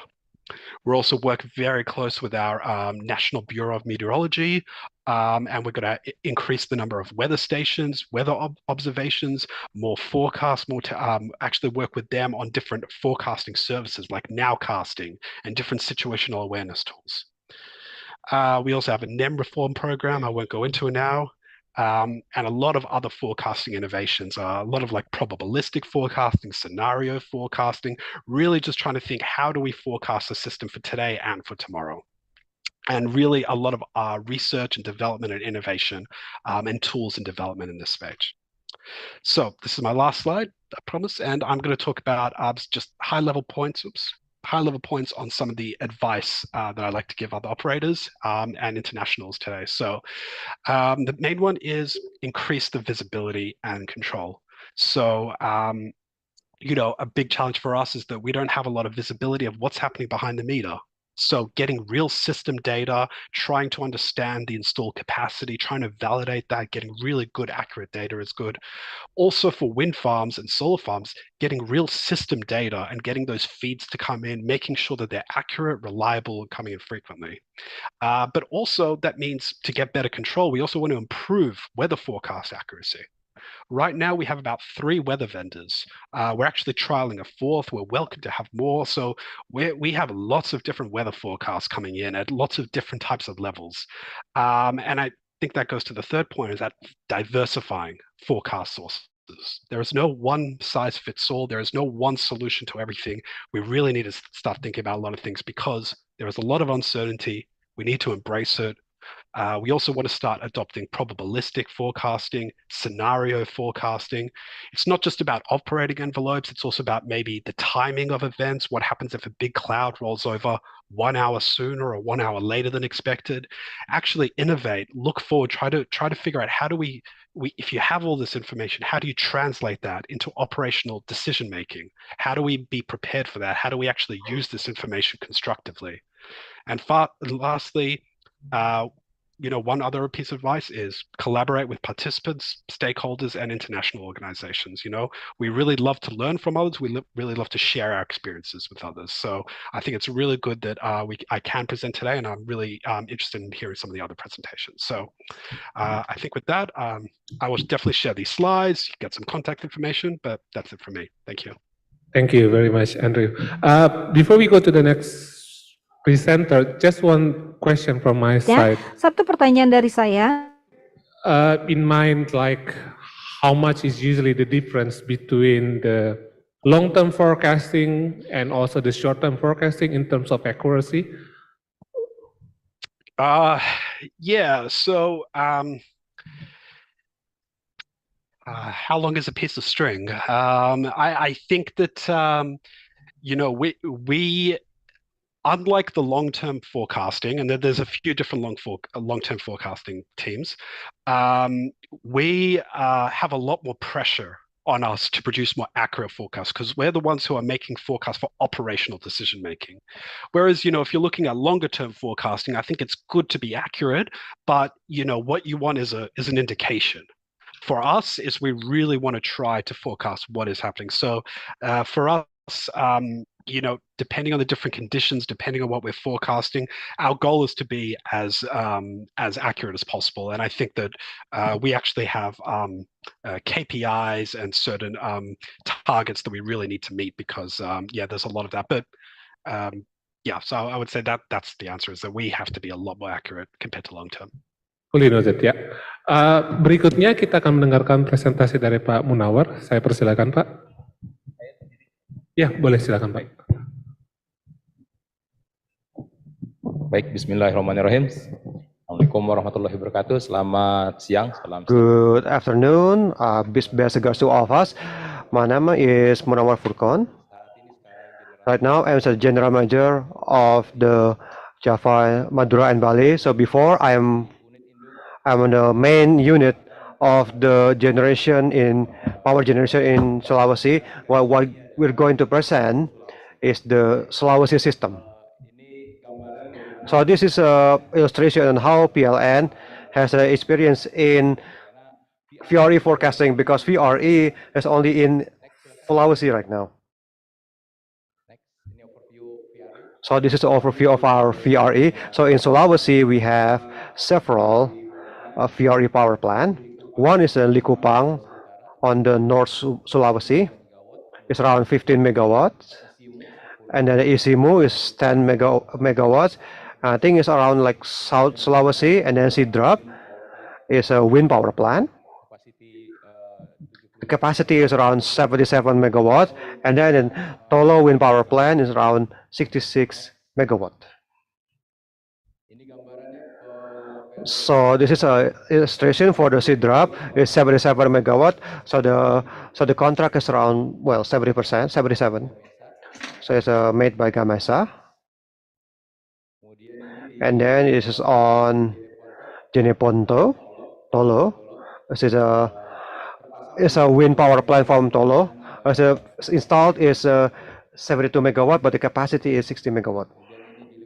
And this is Likupang on North Sulawesi.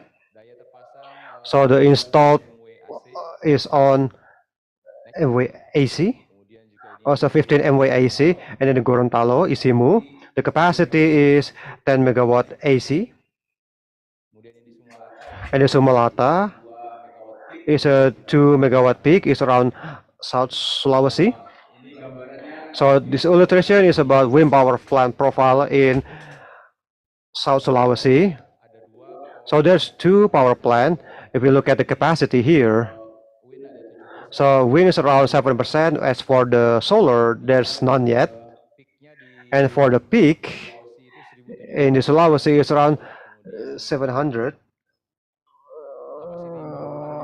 And the capacity power plant is around 2,174 megawatt. But if you look at the capacity factor of the wind power plant in the Sidrat, is the best one, especially in the Tolo. It's pretty big. It's around 42% to 45%. While in 2019 to 2023, while for wind power plant Sidrat is around 35%. So it's around 23% to 40% is for the capacity factor. And then this is solar power plant profile. That's on Sulawesi. Well, you could see that the realization for the solar power plant output, you could see that in the 2020, the 2021, and 2022, and early on we're still doing curtailments here. So the solar power plant was still controlling the output, and then the end of 2022, we could control the solar power plant.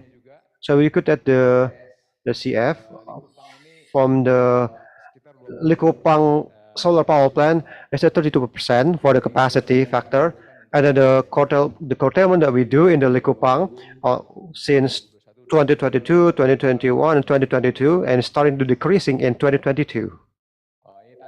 So these are the challenges of VRE in Sulawesi power system. So when Sidrat wind power plant, so the important is actually affecting the system here. So you could see here the variability from the wind power plant is changes. It's on the yellow line there. You can see so it is fluctuated and the frequency has changes quite wildly. So as the system operator here, so the indication is only one. If the system is unstable status and the supply and demand is stable, if you look at the frequency around 50 Hz, so if it's over capacity or the plant will be over capacity, it will be above 50 Hz. But if the power plant is lower than the demand, they will go down below 50 Hz. But here you can see the fluctuation has changes quite a bit. It's the same for the solar power plant for the Likupang, and the intermittent for the solar power plant. You can see in the orange line is still variable here. It's also affecting the frequency on the North Sulawesi system. And also the challenges is not just for the supply, but also the demand also changes. And look at the high or the major industry like smelter, for example, the variability of the demand is also changes as well. And these are the two changes. The first one is from the supply of the power plant, but also on the demand side. So here's the illustration of the system frequency system before and after wind penetration in South Sulawesi grid. As you could see on the January 2018 or 2018, before the wind power plant, so the frequency is a lot more stable. From 50 Hz is often recorded by us. It's around like 72 times. I think the STD depth is around 0.0678 as after the seed drop. Then the frequency is a lot more, the variable is increased. So it moves in towards 50 Hz, and maybe the lowest like 46.8, and then it's 50.4. And then there's wind power plant Tolo, and then the variability has even more impact for the system, and the frequency of 50 Hz is a lot less often than before. Next. So what do we do to handle this? Well, there are several strategies that we have done to control the intermittency for the VRE. So the first us with the DG Gatrik and the MEMR is to place a grid code of all grid users from the power plants and the distribution of transmission and the system operations. And next, we also have forecasting and load curtailment, because forecasting is very important in controlling the system stability. So these are the advices on how can we control the variability of the intermittency by implementing energy storage, but right now we still haven't been implemented in Indonesia yet. So this is the strengthening that we've done to increase the inertia of the system. Well, first of all, we create an activation of free governance in all of the power plants in the North and South Sulawesi. We also activate automatic generation control. We also has load follower enhancement in 2 hydropower plant in Poso, 2 units, and then power plant in Malaya, 1 unit.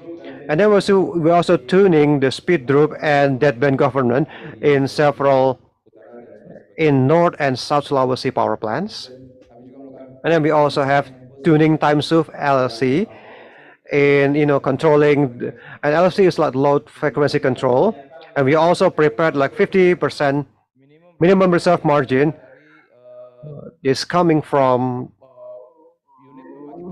the biggest power plant unit where the capacity is coming from fast response power plant, fast response power plant.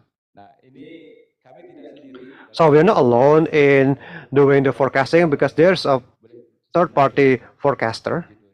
So can you, and then another, we also create an innovation in Australia. They also did, there's a 5-minute forecasting and then 1 hour forecasting. So we also create our own innovation. So we call it Spectre in Sulawesi. As you can see, on the third-party forecaster for wind power plant.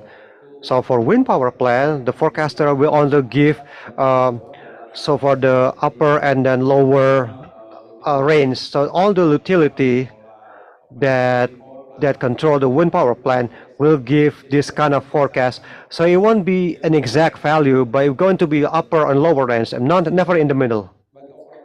So the system operator is controlled to control the data. So what kind of reserve, how many reserves you could prepare? So if there's a fluctuative, you could still control our power plant. So this is from the, so the key here is that the more often we update the data for the forecaster, then the data will be even more accurate. For example, the last example, before I leave Sulawesi, so my colleagues in the control center almost know that how much the pressure that will be come out on the wind power plant at midnight, because we keep fine-tuning the forecasting, and so the model become even better. So next. So we are collaborating with the USAID in a collaboration in 2020 between the PLN and USAID, where we hire 3 forecaster, which is from RedFX and from Create, and then Climate Connect. This is especially for the solar power plant on the North Sulawesi, only Kupang, particularly. So for our evaluation, so not all forecasters are accurate. So there are several different models, because each forecaster will have different approach in doing their own forecasting. For example, Meteorologica is a forecaster from the IETP. So the accuracy is pretty good. So the range of error is only 8%. For Climate Connect, it's around 9%. As for RedFX, 9%. As for Create, is around 13%. These are all the range of error. And then, so we are not satisfied with this, because we still look at the viability of the from the solar power plant output. So we could create a lot of innovation, and some are become the background. So intervention from the solar power plant that we could control, and then in optimization from the forecast from the third party, and also and then the reliability about the over reliance on weather, and also the power plant. There's a ramping rate from the power plant is also different from each power plant. We also prepare of a circular reserve that could control all of this solar power plant. So from here we could create an innovation called Spectre. So these are the methodology for Spectre.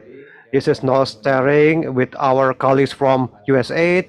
We also create research and testing, and also we conduct a system development. We also conduct evaluation of results, and we reach the finish line. Of course, the reason here is to increase forecasting accuracy and to increase forecast reliability and optimization. We could create a circular reserve on our system, because circular reserve during the response and the one that's flexible, we need to create a pretty expensive power plant. We are using RNG right now, and it's coming from wind power plant. So our colleagues from Spectre,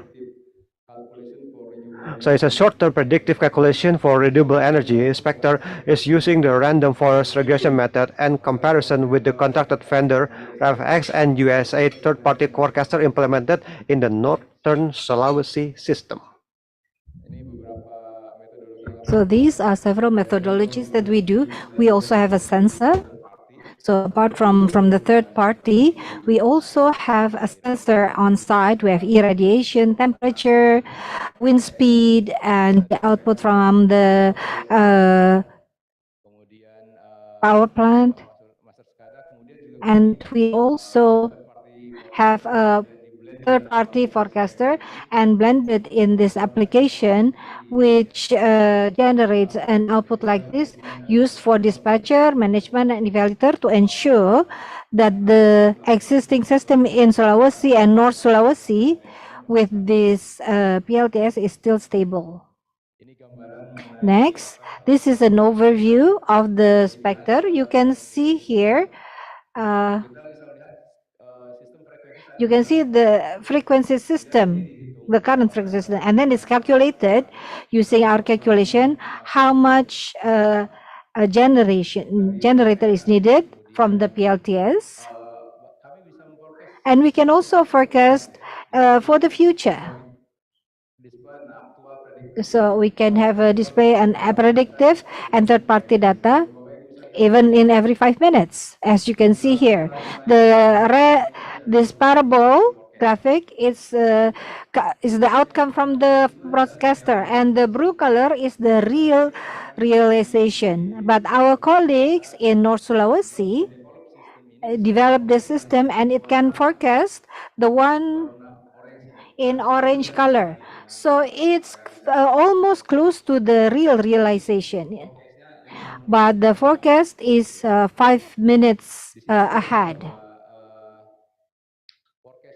And you can see here that our forecast is around 14%. And from the third party, this graphic is 30%. I think this is my last slide. Okay, my apologies. So for Sulawesi, how is the result compared with when we implement the strategy to control system of VRE and also do forecasting? We can see it here.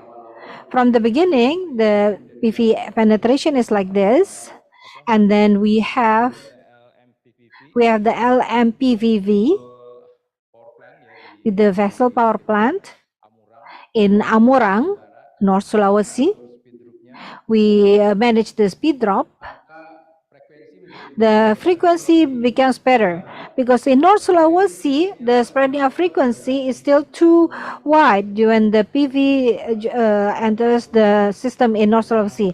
And then we manage it. And then we also manage the droop in other generation, in Malaya, in Maleo, in Tanggari, and the activation droop in the Maleo gas power plant, and in AGC Tanggari, the hydropower plant, and in Sulut or North Sulawesi 3 is the steam power plant. And we also activated the AGC MDT. The frequency becomes better in the number of 13%. And after using the Spectre, which is our innovation, the frequency is in 50 hertz. We can touch with the 50 hertz number in the number of 16.7%. So the spread is smaller and the deviation becomes smaller. And I think this is my last slide. Thank you from us. May peace and blessings be upon us. Thank you, sir. Can I ask a bit? We heard about the comparison between wind and for overall the total is 1/3 to 1/4. For the Sulawesi system, do you have an overview for that? Between wind and solar in the total capacity. For wind, the total is 130 megawatts in Sulawesi, and the load is 1,800, so around 8%. But the energy mix for Sulawesi is better because they have large PLTAs such as in Bakaro, Poso, Malaya. So if the target in 2025 is 20%, in Sulawesi we passed that. It's around 28 to 32%. And in the north, the load is around 420 megawatts. And the solar power system installed is 20 megawatts. So around 25 over 40.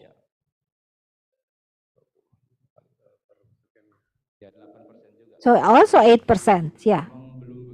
So we don't have that much yet, the variable of the new renewable energy in Indonesia, but in the future, PLN will do an energy transition and we'll have more generator which has the grid in Indonesia using VRV. Next, I will move to Pak Deon. If I'm not mistaken, Pak Deon will not have a presentation, but I would like to raise one question.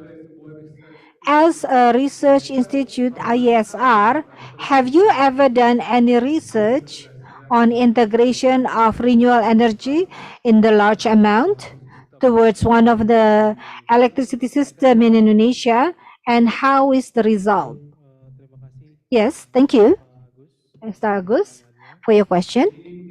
So this is just a bit of a story, and I would relate it to the topic of this afternoon. So I actually did several studies on network in 2019 for Java, Bali, and Sumatra to see how far it can be integrated, especially for VRE, up to 2030. In 2021, we updated again, and it covers 4 large systems, so Jawa, Bali, Sumatra, Kalimantan, and Sulawesi. With an additional, we also look on how the load analysis is. So we use 2 analyses. First, flexes for the expansion and others. And from there, when we've got the final condition of the electricity, we have not considered interconnection yet. So we just look at the load analysis to check the stability and others. And also the load in the substation, transmission, and distribution. And what's interesting, from the latest analysis result, the objective is as much as possible renewable energy, the increment. So we found to manage our growth is up to 700 terawatt hour. So now it's around 250, right? In the 4 system. So it's up to 700. So we look at how the expansion and how much it can be increased. In the 4 system, the total, the renewable energy can reach up to 40%.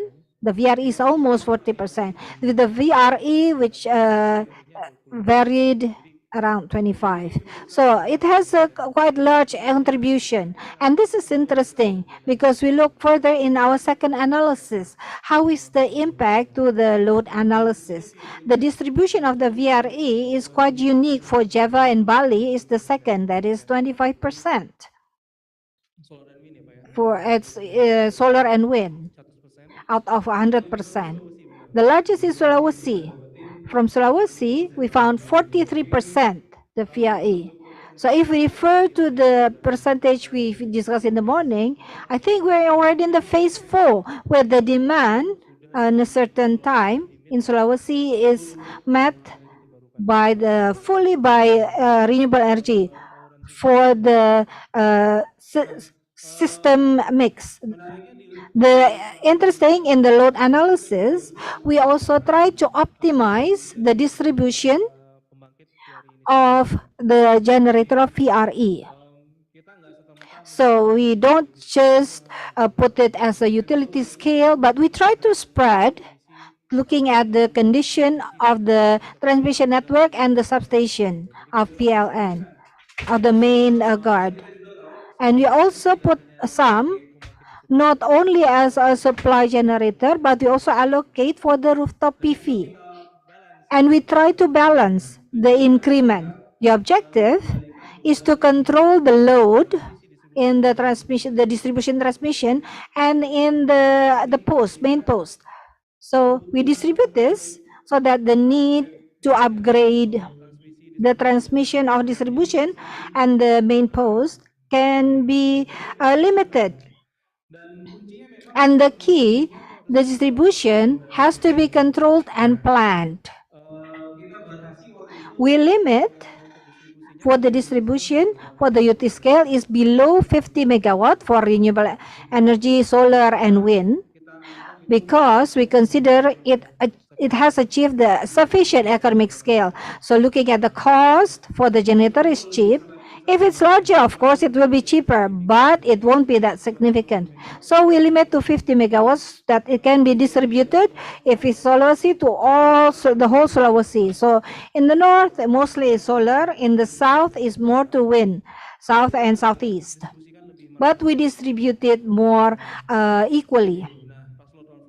And in the load analysis, as what I've said before, going back to the forecast and control of integration, I think this is an interesting founding because this helps us to also do an expansion. So not only during operational, because if we know the condition of the generation of solar or wind, maybe we can plan as optimal as possible to meet the needs, or maybe not to limit, but to delay the need in the infrastructure. So the need investment in infrastructure requires time. If this can be controlled, it would be better for operational and the financial condition of the operator, in this case PLN. So I think if we know the actual measurement of solar and wind better, so not only using, we have global data, web-based, solar Gs, wind RE map and others, but we also know the actual output.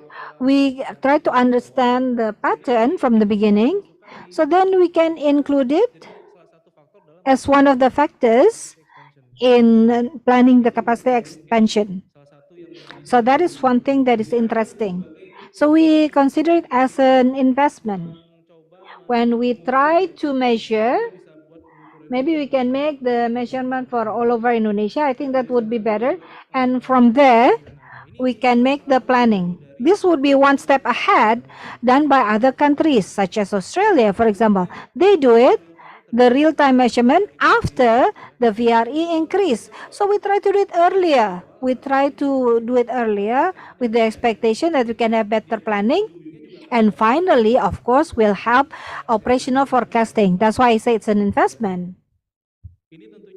And this can also help in the learning process because the operator system must have time to learn the operational plan in Sulawesi. And if it will be developed in Kalimantan, how will it be? Maybe different.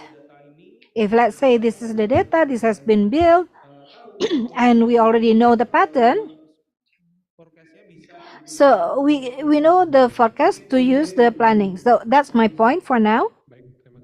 Thank you, sir.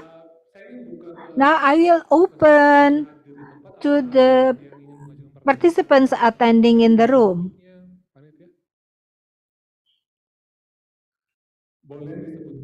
Can you please give your name, your institution, and your question directed to who?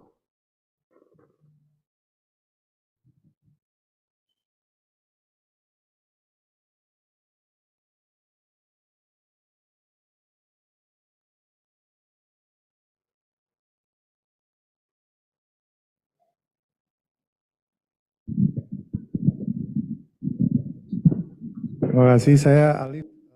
My name is Alif. I'm a private company. So in this session, I always have a question. Out of the three speakers, I see that Australia requires forecast because they have different weathers. But in Indonesia, I don't think it's that complicated.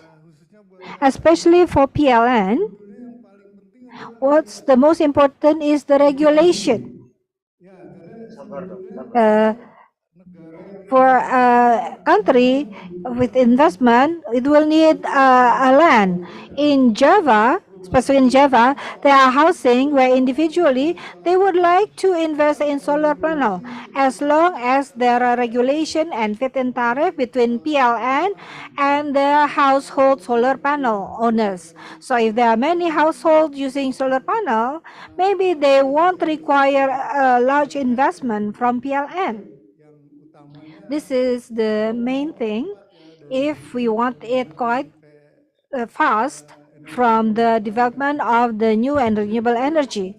Also, as far as I know, there are many industry which has their own power system and they're still using coal.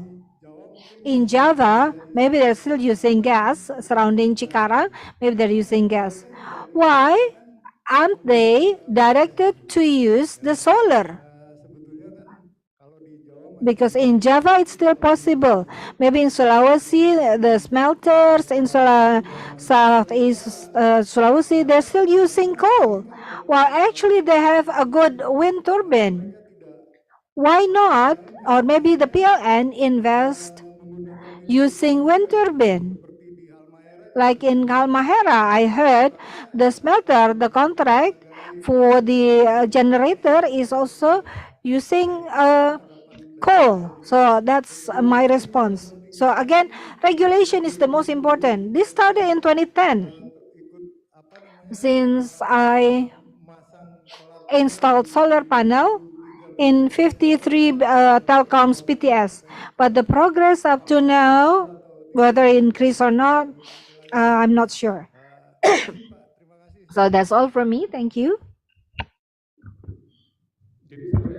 So it's not really a direct question, but maybe you could respond it in a form of, or maybe Bapak Dion, maybe you could add something else. So to improve VRE mix into the system, for example, to push the usage of solar power plant, so regulation becomes important. So in the future, are there going to be, what are the steps from the PLN to make it easier, to make an easier regulation for this installation? Okay, thank you. So I'm not a statement from the corporation. So it's like this. So I as a system operator see that, you could say from my presentation that with the penetration of the solar power plant, it affects the system. So if PLN really do care for the environment, so we'll create an energy transition, or this program of energy transition to follow net zero emission. So we will increase or add new renewable energy. So but PLN for now, and BOD and Ministry of MEMR is going to create something that's more green than before. So it's going to cover power plants with the new renewable energies mix. Especially, we're going to use coal, solar, and wind power plants. And then the second one, I think your question is why does the industries on Cikarang, why not you using a solar power plant? As you could see in the capacity factor that I just explained. So the capacity for the solar power plant that is visible in Sulawesi is like 20-50%. That's the capacity factor. So if you have a plant and you have to operate let's say that the plant is 100 megawatt, so your energy can only be operated around 25%, and it's only at at a sunny day. So if you want to put this solar power plant and you want to put a burden around 100%, so the amount of things that you need, the amount of batteries that you have to prepare, once again, it returns to costs. So it's not about why can we push solar power plant, because, well, solar power plants efficiency is not very good. So the best one on Palikupang is only 20%. So in other places, so I think I've seen a research from an ex PLN bureau. So I think around Depok is around 12%. So once again, it's about cost effectiveness. So well, we do care about the environment, and we want to use renewable energy. However, electricity from the variable renewable energy is not yet effective to fulfill the daily burden or daily needs. So there still need another renewable energy that acts as a base loader that could replace coal power plant.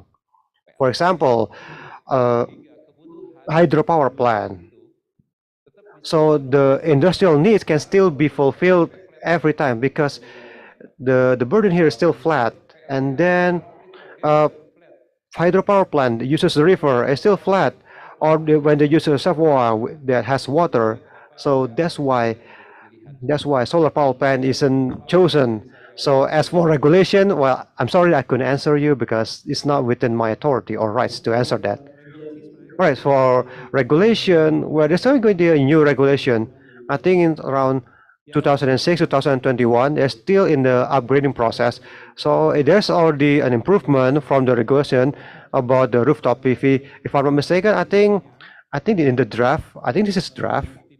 So there's no more limitation for the capacity. However, for the response, well, I think that's the last draft.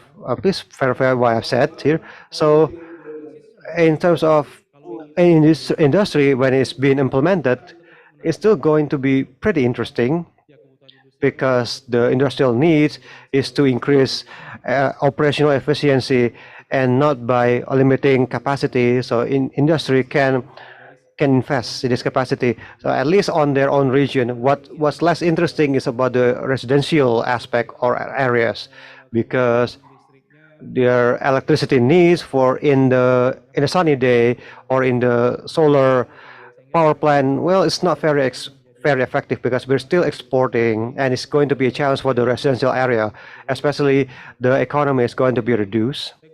But I think regulation is still there. I think it's being old.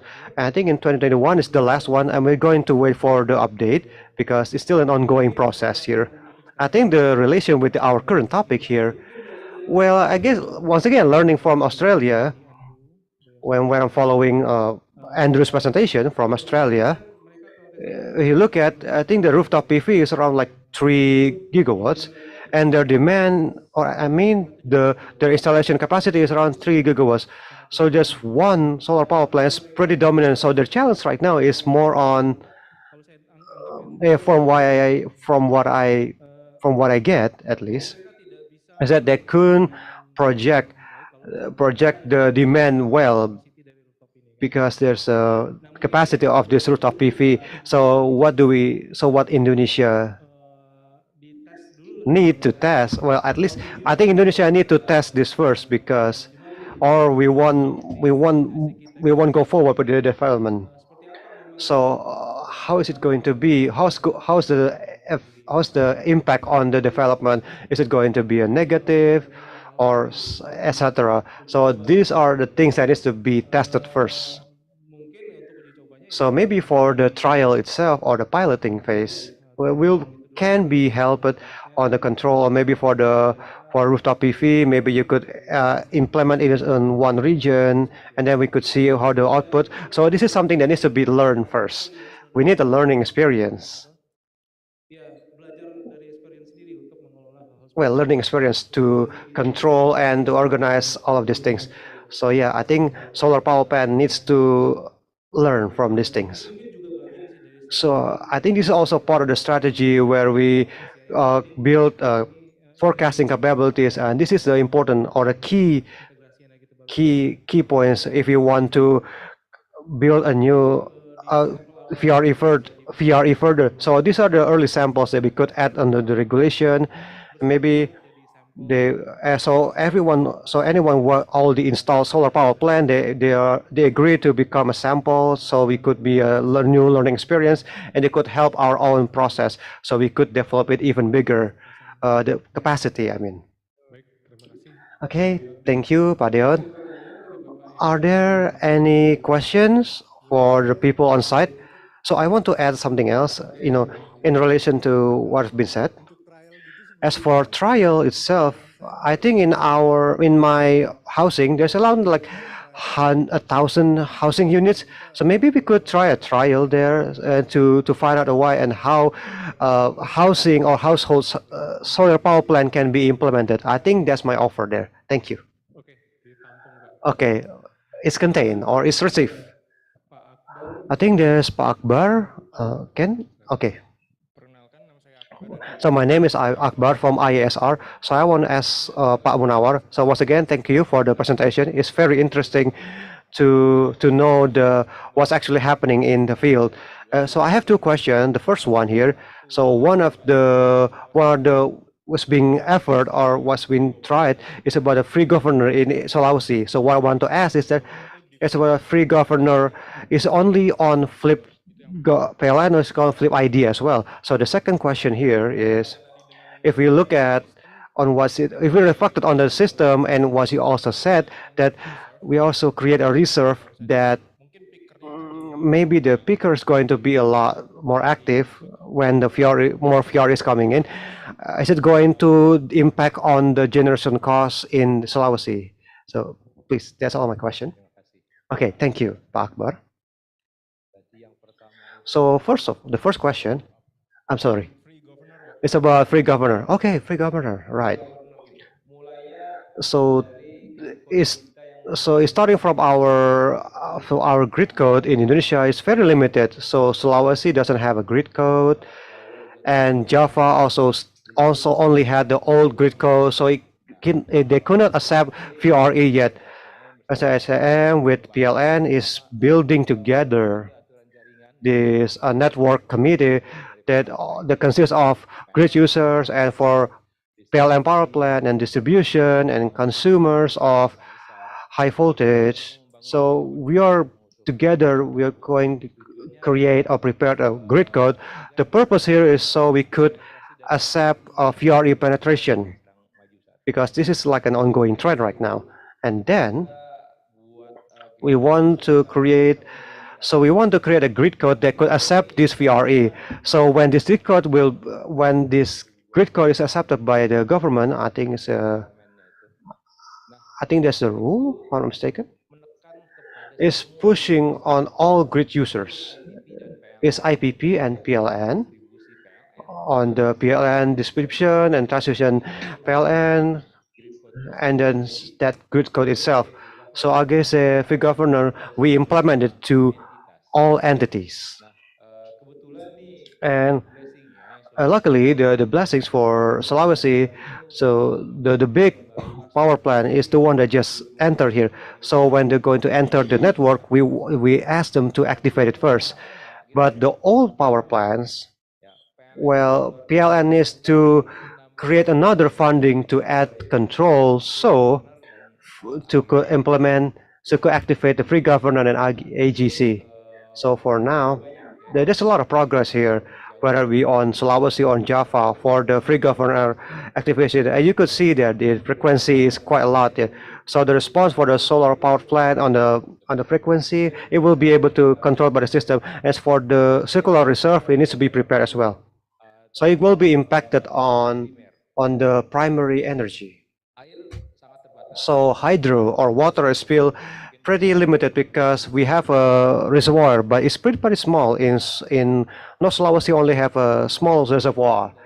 So what can we change this solar power plant VRE? So we need to create a new gas power plant that's quite expensive, but it's fine because the more solar power plant that's inserted with the VRE, so the impact cost is going to be quite increased. Just like Australia with a dot curve. So the thermal is increased. Well, we can really control the govern it with the coal power plant. So that's why there's going to be transition energy for the coal power plant from the government. I mean, so that's why for the renewable energy power plant we could accept it, but with their own steps. So we could just we just invest it immediately. It's going to be pretty big for so there's going to be quite a lot of cost and funding for all of this renewable energy and of course the fuel as well. So we need to plan it as good as possible because in this energy transition where we are going to go for the cleaner energy and then for net zero emission. That's it. Okay. Okay, Pak Akbar, have I answered my question? I just want to follow up for the first question. So we need to bow down or obligated. So I'm not really sure about the presidential regulation here. So I don't know for sure about the activation of the free government and IGC. Is there a conflict of interest with the existing IPP? If there is conflict, is it going to be a contract reconstruction or something else? Oh, okay. So where if this grid code is going to be implemented to all people, especially PNL. So if PLN doesn't have a control, there's going to be more additional investment, just same as IPP, because this is the mandate from the ministry. So everyone will bow down or to follow or to comply with the rules, and that's how it is from the start. So this grid code will be regulated from the network. So everyone needs to be comply with the rules. So this is to maintain with the ongoing system. So even if IPP needs to install, well, you have to install it. Okay, thank you. Thank you, Pak Akbar. Are there any more questions from on-site participants? If there's no, so saya mau menanyakan tentang Andrew. Apakah kamu masih online? Masih ada di Zoom? Jadi pertanyaan. So we've talked about the solar PV rooftop here, and you also mentioned in your presentation that the forecasting for this solar PV is more challenging than the other type of solar PV. So having said that, in the future planning of the electricity expansion in Australia, how will it impact the planning? Will Australia still consider to add more solar PV rooftop or more towards the other solar PV? Yeah, I think that's a very good question. I think it will be both. I think that, we have a lot of consumers who very much enjoy being empowered by having rooftop PVs on their home, being able to produce their own energy. I also don't think that we're going to slow down in any of our large-scale utility solar installations.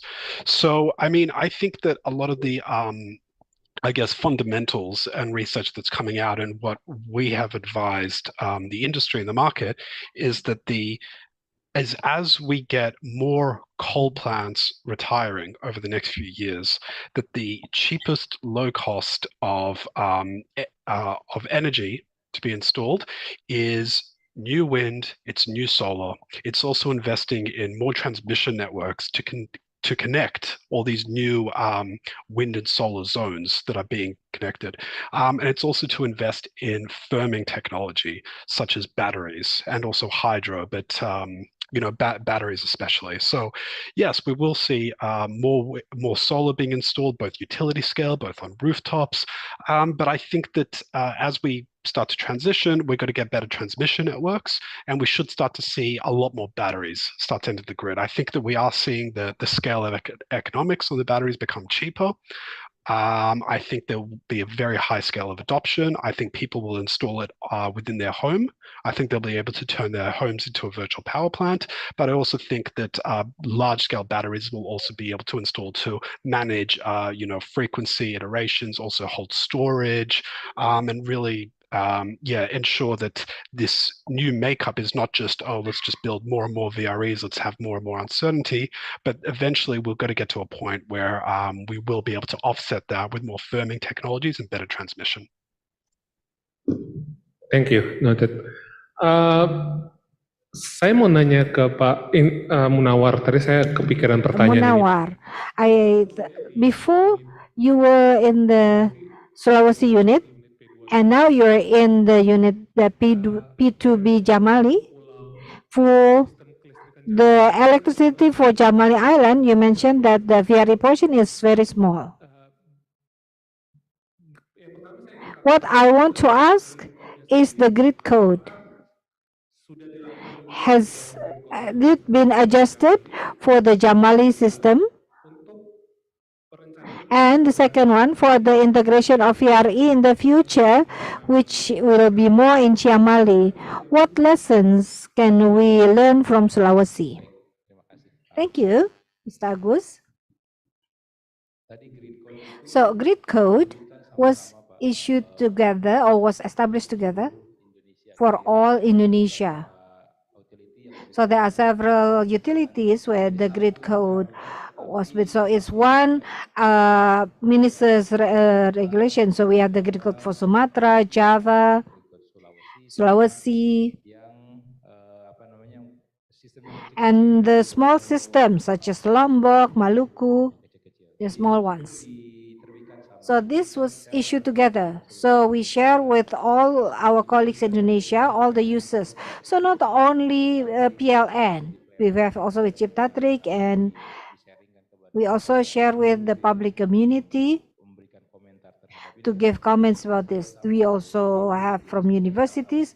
So it's inaugurated together, this document, this one minister's decree, but it has different attachment for Java, Sumatra, and others. And the second one, what lesson can we learn from Sulawesi? First, forecasting is important. We can manage variability. And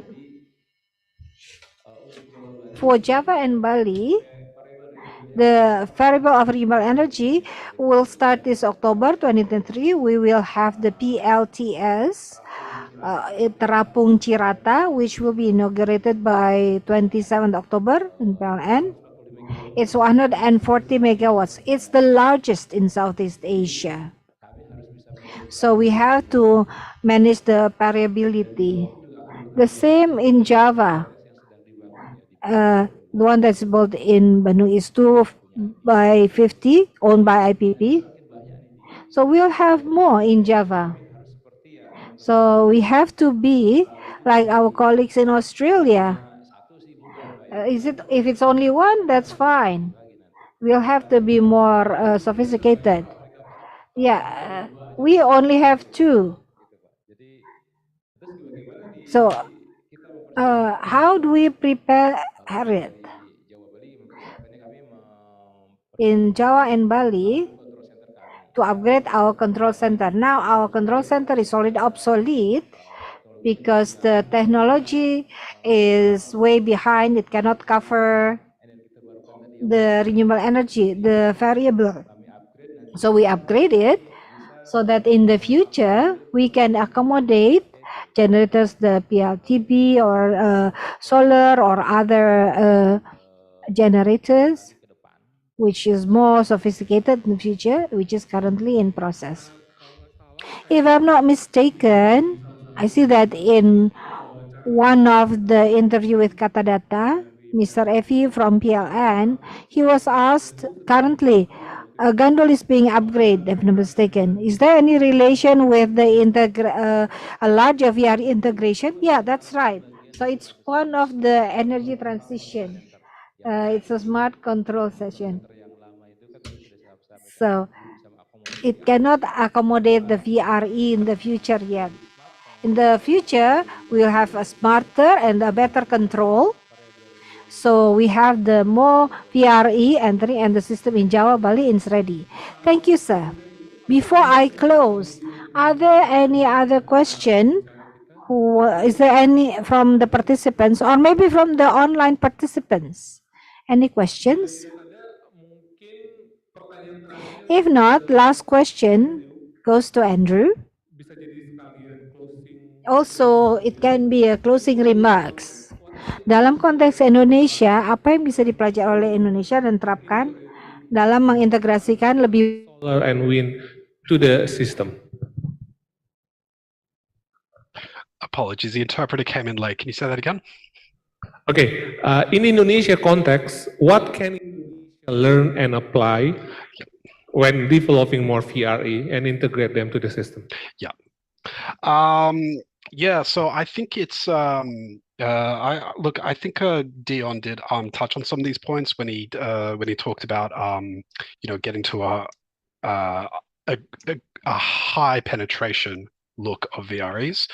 I think ultimately, I think just kind of investing in the technology. I think really trying to explore different weather vendors, really just trying to understand end-to-end how to make operational decision making. So look, my advice is really just about explore lots of different forecast sources, invest in building up the skills and capabilities, upgrading your own tools and technologies. But ultimately, I think that having really good and strong weather forecasts is very, very important. And don't stop and don't settle. Keep trying to get better forecasts. And I think getting real instantaneous on-site readings from all your wind and solar farms is really crucial for you to kind of make that real-time decision making as well from a shorter-term horizon. So I think both of those things, I would say, are very, very strong starting points to invest in if you're looking at really increasing your penetration of the areas. Perfect. Thank you very much, Andrew. Mungkin ada closing statement maksud saya dari Pak Munanwar dan dari Pak Deon. Silakan Pak. Baik, dari saya mungkin satu saja bahwa forecasting is the key for us to control the variability of VRE. So forecasting is the key how we can control the variability of the VRE.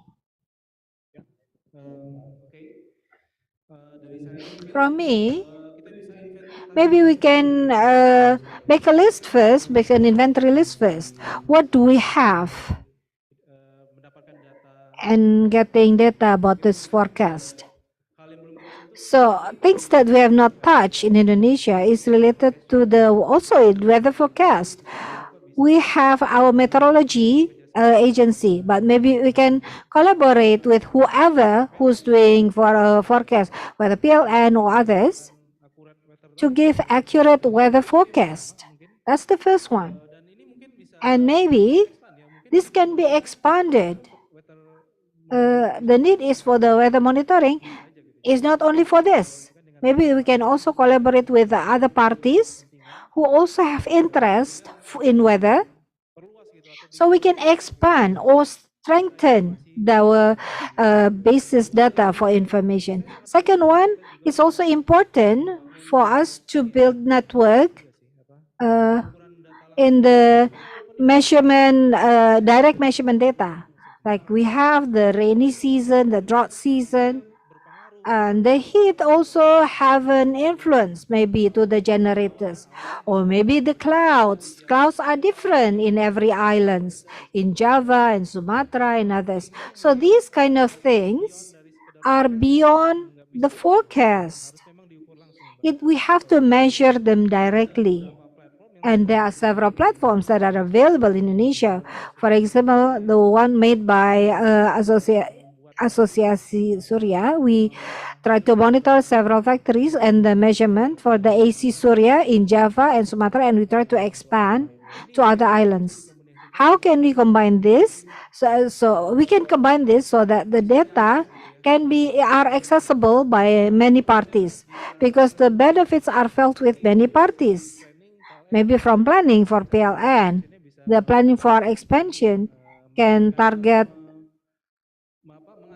or anticipate the intermittence from demand and others. So the expansion capacity can be more optimum. From the developer, maybe they have access data with the more accurate measurement. So the risk for the renewable energy can be more limited, and so then it can be cheaper. So the developer is gain more, and PLN also will gain more. Other benefits can also be considered. And if we look at this accurate data is the ground for flexibility measures. So if we want to determine, let's say we need a certain amount of battery, we need a certain amount of resources, we can find out using this strong databases from the resources that we have. I think that's a good proposal, and we need to know how far we can do it for Indonesia. Thank you, sir. So in the future, the big data scientist is not only for digital data, but also for climate and weather. So that's all our building capacity in VRA to Indonesia power system. Please give a big round of applause for all the speakers and panelists on the stage. And on behalf of the committee and the moderator, I would like to say thank you and apologies for any shortcomings. I will return this back to the MC. For the moderator and the panelists, please remain on the stage for a photo session.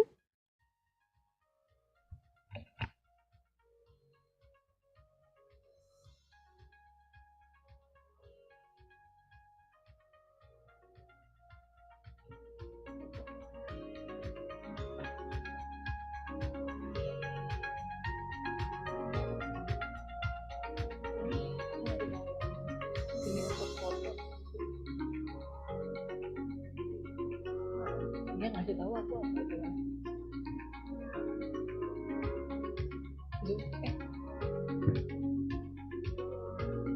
Iya, ya.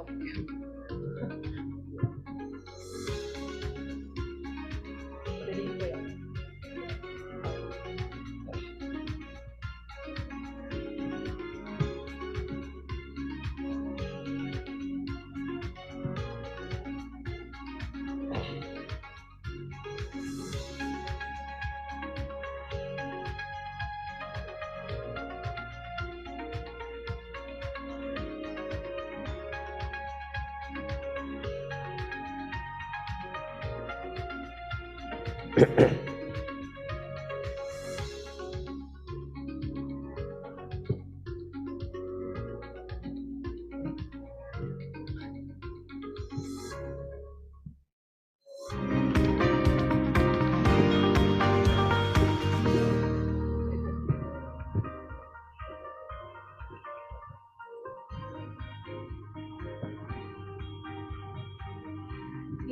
Terima kasih kepada Thank you to Mr. Agus Tampobolon and all the panelists for the closing session in the first workshop, Indonesia Energy Transition Dialogue 2023, second day. Please give a big round of applause for the panelists and the moderator for the first workshop session. And would also like to say thank you to PT Jateng Petro Energy and our media partners for EBT Zone and the Economics, who have supported the implementation of Indonesia Energy Transition Dialogue.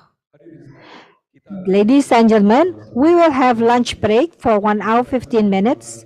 Please enjoy our lunch. And for those of you who would like to pray, the musala is in the basement 1 and 3rd floor. After lunch, we'll have the second workshop session. We'll resume in this room by 1:30 p.m.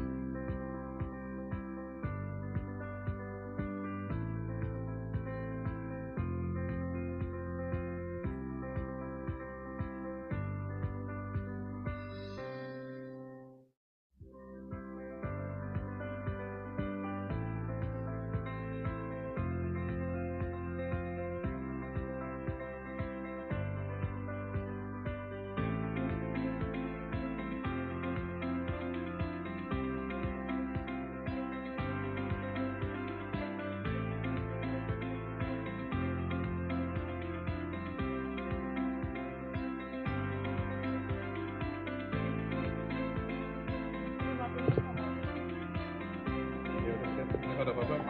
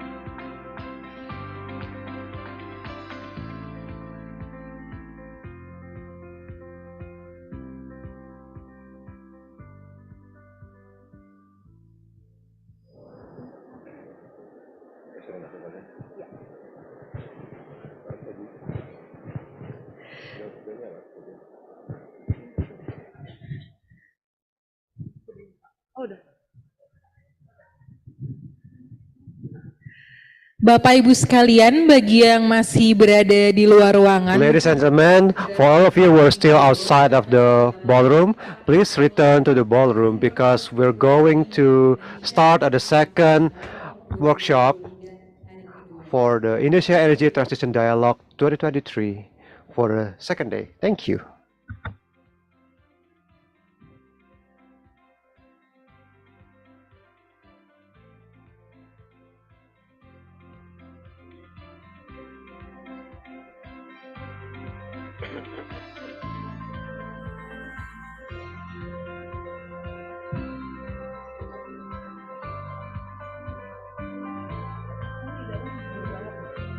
lebih dingin dari kemarin. Oh gitu. Di bawah.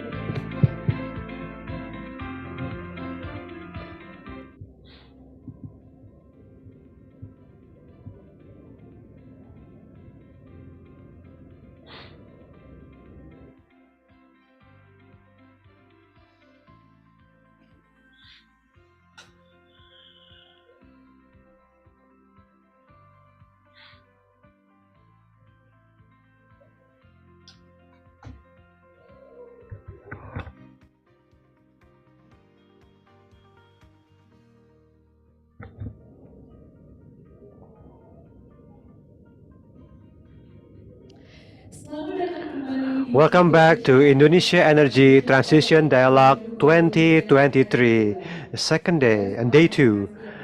Hopefully after the lunch, all of your energy and motivation will return so you could follow the second workshop session. Yes? The next workshop session will discuss about reinforcing the power grid infrastructure for allowing very high share of VRE integration to Indonesia power system. This session will be moderated by His Muhammad Bintang, analyst IESR. His Muhammad Bintang, the stage is yours.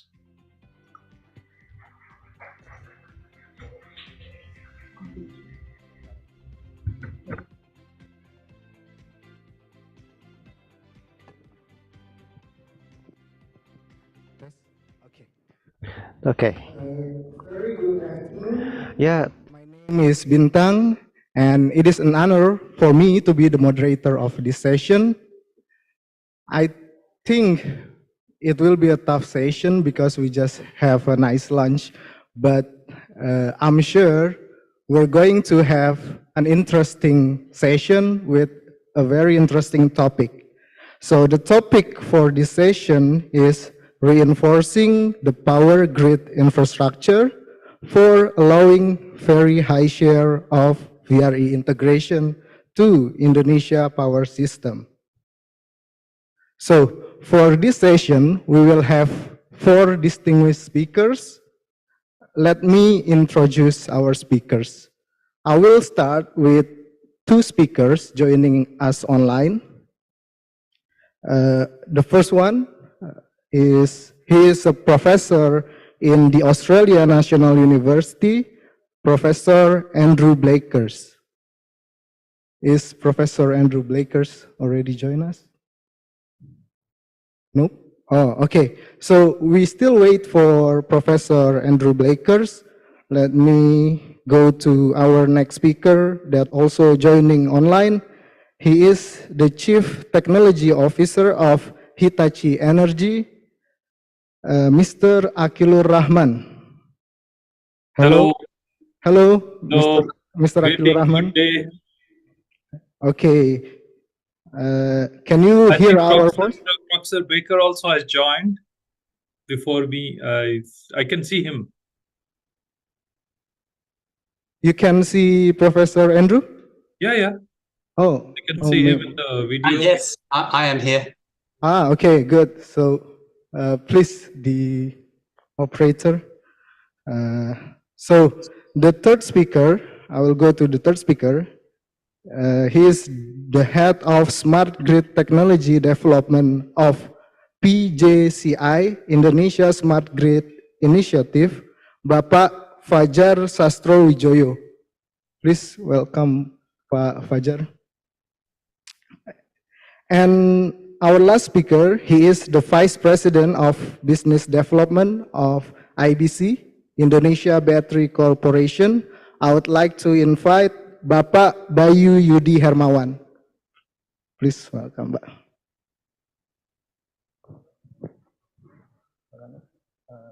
Mungkin yang di sana ya? Oh, yang di tengah ya?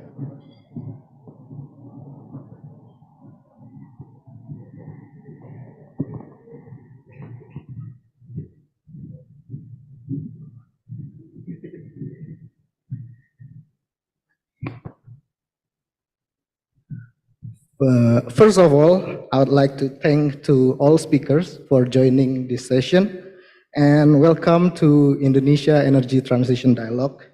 Before we start, let me explain a little bit about the rundown of this session. So we will start with listening to all speakers here presentation, each for about 15 minutes, and then we will move to discussion and Q&A session. So please prepare your best questions, and last I will mark up the session. So to start, let me repeat our topic today, reinforcing power grid infrastructure for allowing high share VRE integration. So to reach net zero emission, we need to utilize renewable energy And in various models, it is expected that variable renewable energy, or VRE, will be a dominant power generation in our future power system. But VRE, such as solar and wind, has issues related to its intermittency, which can affect the stability of power system. So our system would need infrastructure reinforcement to have what we call as flexibility to accommodate the high penetration of VRE while also maintaining the stability. Infrastructures that can improve the flexibility include energy storages, grid interconnection, and also other advanced technologies. So here we have relevant speakers that can explain more about these flexibility enablers. Since we already have Professor Andrew Blakers, I would start with Prof. Andrew to give a presentation about pump hydropower energy storage. Professor Andrew? Thank you. I will share my screen. Okay, the screen is yours. You have 15 minutes. Yes.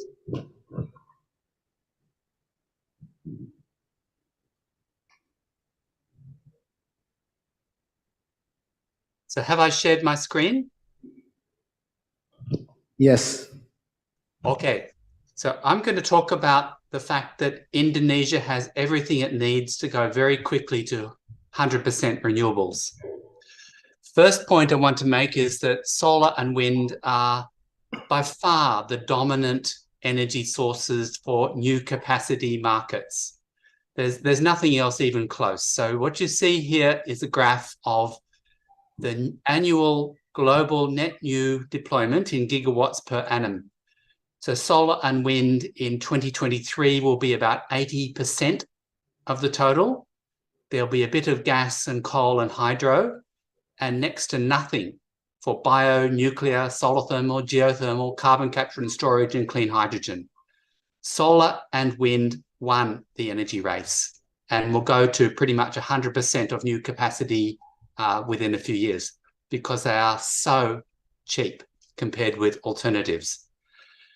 So this is a graph showing the growth of solar dominance from 2016 until 2030 at the current growth rate of solar of about 20% per year. So solar passed nuclear capacity in 2017. It passed wind last year. It will pass hydro next year, then gas, then coal. And around 2030, there will be more solar installed around the world than all of coal, gas, hydro, nuclear, everything else apart from wind combined. The future of energy in Indonesia is solar. New coal plant is dying. So what you see here are a bunch of countries and the net new gigawatts installed in each of those countries. So China is the only country that still is installing a reasonable amount of coal, 25 gigawatts last year, but it is installing solar and wind 5 times faster. And overall, solar and wind are being installed 10 times faster than coal around the world. And many countries, including my own and Europe and the United States, are closing coal faster than they are opening coal. So ASEAN has an enormous solar energy resource. You can see in this cartoon, redder is better, that ASEAN, apart from perhaps central China and northern Vietnam, have really good solar. And importantly, it is almost the same for every week of every year. So it doesn't vary seasonally. You don't have to worry about seasonal storage from summer to winter. Indonesia doesn't have much wind. Vietnam has really good offshore wind, and central China has vast amounts of wind. Japan has enormous amounts of offshore wind in the Sea of Japan, but Indonesia's wind is really poor by world standards. That doesn't matter because Indonesia has such great solar. So solar in Indonesia can be on rooftops, it can be in defunct coal mines, in combination with agriculture, and floating on in Indonesia's inland sea. So we recently completed a high-resolution study of wind and wave strengths around the world, and we found that Indonesia could harvest 0.6 million terawatt hours per year in its territorial waters, which is 2,000 times more than current consumption, from floating offshore solar in regions where there are never waves larger than 6 meters and the wind never blows more strongly than 15 meters per second. So the black lines here are the tropical storms from year to year, but they don't go to the equator. So Indonesia has unlimited capacity to generate all of the solar energy it will ever need from rooftop, agriculture, solar, defunct coal mines, and in particular, offshore floating solar. So how do you balance 100% renewables? It's great to have solar and wind. So Indonesia doesn't have much wind, but it's got great solar. Spreading the solar out over a large area hugely reduces storage by smoothing out the local weather. Demand management helps by shifting loads from night to day, for example, electric vehicle charging. And finally, we come to mass storage. And there is already a highly credible, off-the-shelf, hugely installed technology called pumped hydro. This is an example of on-river pumped hydro, 2 reservoirs spaced close to one another with a height difference of 150 to 1,500 meters, bigger the better. And this is an example from Australia. Water can be pumped from the lower to the upper reservoir on sunny and windy days. And in the middle of the night, it comes back down through the turbines to recover that electricity with a round-trip efficiency of about 80%, which is in the same range as batteries. But the future of pumped hydro is off-river, no rivers required. This is an example from Italy, 2 small reservoirs, about a square kilometre each, a head or height difference of 500 metres, and the water goes up and down through a tunnel for 100 years. Pumping during sunny and windy periods and recovering the stored energy at night time.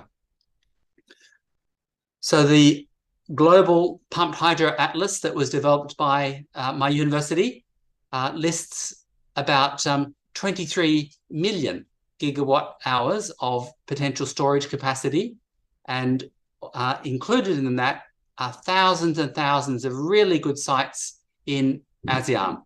So you can see here, each dot represents a 500 gigawatt hour storage. This is big storage, really big storage. Now this is 500 times bigger than your average really, really big battery. If you want serious storage for overnight, you go to pumped hydro. And ASEAN has about 100 times more off-river pumped hydro sites than it will ever need to support a 100% renewable or solar energy system. And you can go to our global atlas and you can explore all of these sites at a resolution of 30 meters. You can see which tree will be flooded, which building will not be flooded. And you can zoom in, and the dot color represents the cost. So the redder the dot, the better. Pale yellow dots cost about twice as much to build as dark red dots. And you can just see, Central Java has just got dozens and dozens of 500 gigawatt hour storages. And you can zoom right in and you can see the tunnel route, the dam wall. You get a pop-up, which it gives 16 individual pieces of information about the upper and lower reservoirs and the combined systems. and you can explore in very great detail exactly what every single one of the million sites that are listed in our global atlas looks like. This is an example of a site that uses Lake Toba as its lower reservoir. So only a single new reservoir is required. And you can see that Lake Toba is just surrounded by 500 gigawatt hour sites and smaller sites and larger sites as well. So Indonesia has vastly more off-river pumped hydro sites than it will ever need to balance a 100% solar energy system. Solar energy and pumped hydro go together. Mass storage is a solved problem. There's nothing to invent. So solar generation per person is shown in this slide. And this shows the global leaders in terms of solar and wind. All of the global leaders are in Northern Europe, apart from Australia. All of the European leaders can swap energy backwards and forwards from one country to another to smooth out the solar and wind. Australia cannot. We have to go it alone, and we are finding that it is remarkably easy. Australia is currently sitting at 33% solar and wind, and will be at about 75% in 7 years' time. And there are a few minor problems along the way, but we have not encountered any major problems. And the more solar and wind that we are installing, the lower is the electricity price. As you can see at the right-hand end, Indonesia is not even on this graph. Indonesia can learn from its near neighbour Australia how to go very quickly from almost no solar or wind to 33% today and heading to 75% in 7 years and 100% in 10 years. And the more we put in, the cheaper it gets. So this is the Australian experience. Black is coal, declining year by year. Gas is grey at the bottom, declining year by year. And green is solar and wind going up and up and up. And 99% of all new generation capacity being built in Australia since 2015 is solar and wind, because it is so cheap compared with coal, gas, hydro, nuclear, everything else. Well, Australia has to worry about storage. We have to worry now because we're looking at 75% solar and wind in 2030.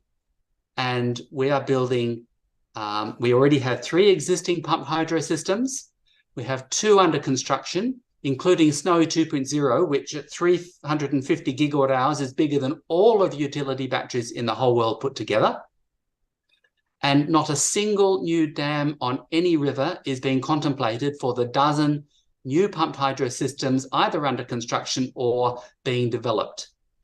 Gigawatts of batteries are being installed, and many gigawatts of new transmission are also being installed. And just to remind you, Australia has 26 million people. We're 1/10 the population of Indonesia, 1/5 the population of Japan. Japan has fabulous wind and fabulous pumped hydro storage. Indonesia has fabulous solar and fabulous pumped hydro storage. There's nothing to invent. There's no reason that both Indonesia and Japan should be able to easily follow the Australian experience. We are all in moderate latitudes. So this is Snowy 2.0 under construction, 350 gigawatt hours, and the price for energy is $20 per kilowatt hour. This is 10 times lower than people wave their arms and talk about for batteries. It's much cheaper because water is so cheap compared with electrochemicals. So there are vastly more off-river pumped hydro sites than on-river. There's no flood control costs because you're not damming any rivers.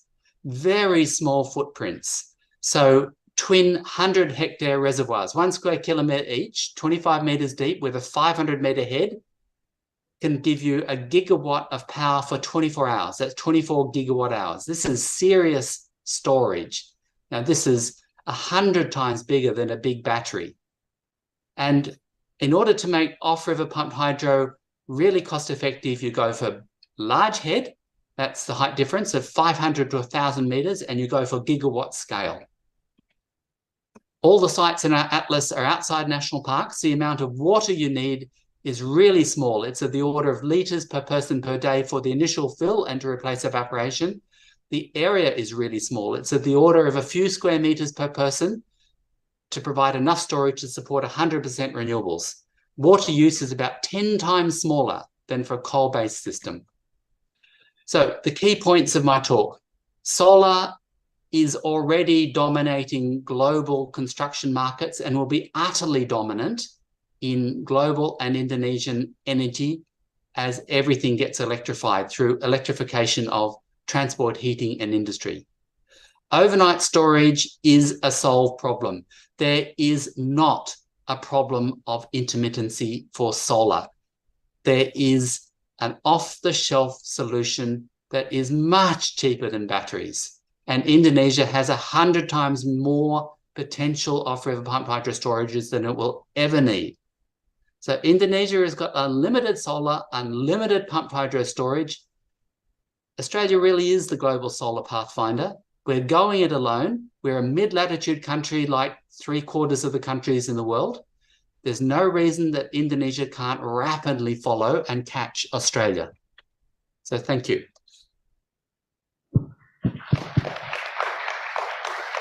Thank you, Prof.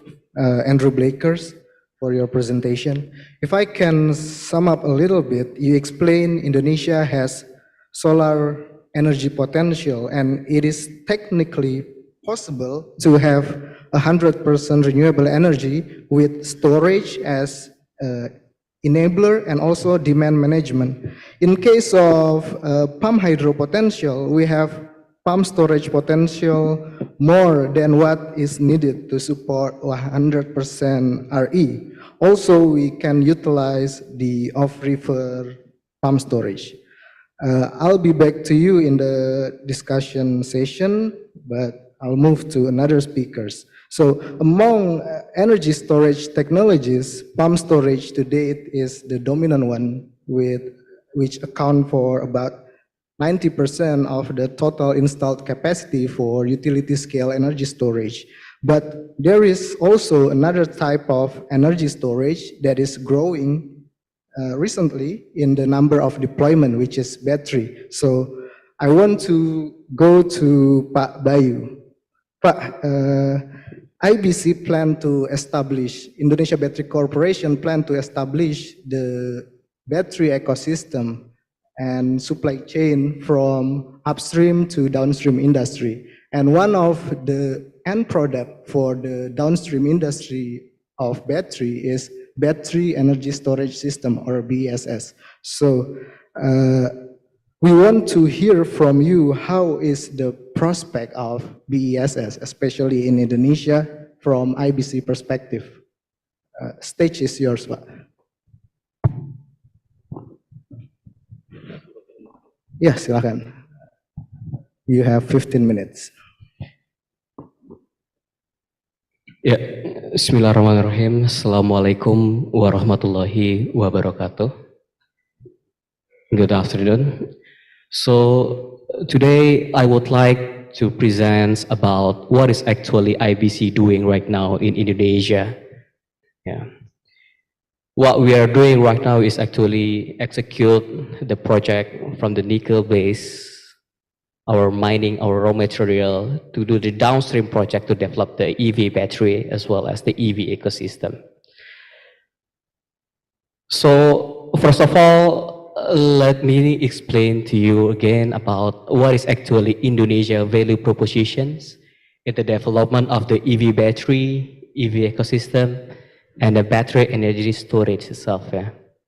First, in terms of the economics capability, yes, we are in the G20. We are part of the G20, even number 16 last year. Even we have the projected that we are in the top 5, yeah, in 2045. So in terms of investment capabilities, economic-wise, yeah, we believe that we could be the country that could develop the full value chains in Indonesia. Second is, of course, is regarding our mineral resources capabilities. We are number 1 in the world regarding the nickel reserve and nickel producer right now. And beside of the nickel, we also have other supporting materials such as the copper, manganese, aluminum, and so on. And let's see about the market itself. In the renewable energy, for the mixed energy ratio, we projected it is more than 30% energy mix ratio. And the PLN already announced their dedigitalization projects with the potential capacity is up to 2.2 gigawatts. And of course, we also have the potential market for the EV itself, beside of the BSS. And with our geographical landscape, of course, we need more reliable grids, more reliable power resource, and of course, it is with the energy storage system. And how about the energy storage system over time to times? Yeah, there are a lot of factors that make the BSS project is going to succeed. Of course, it is regarding the technology, the price competitiveness, the safety improvement, innovation, and the market growth. As we could see at the current moment, the cell and pack battery is keep falling down the price. Right now it's estimated in below $200 per kilowatt hour. And also for the forecast price, in the future is also will keep falling. So we kind of optimistic that the development of the energy storage will have a bright future later on in Indonesia. And right now, let's see about the potential market in Indonesia. Yeah, of course, if each of the entities in Indonesia have their own projection, we do, yeah.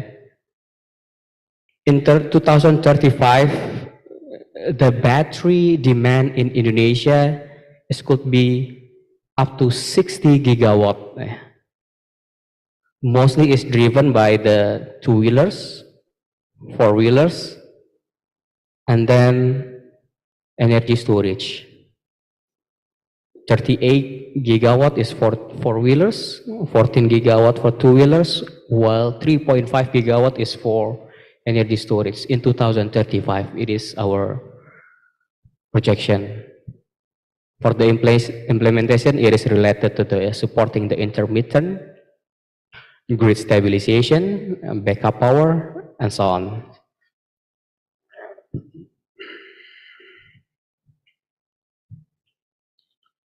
Yeah, seeing those kind of potential in Indonesia and projection, so that's why the government initiate to establish the IBC. Our shareholder is consists of the 4 largest state-owned enterprise in energy sector in Indonesia. And please take note our vision. Our vision is not only become the battery player, but also in the EV ecosystem. So in the EV battery and also the EV ecosystem.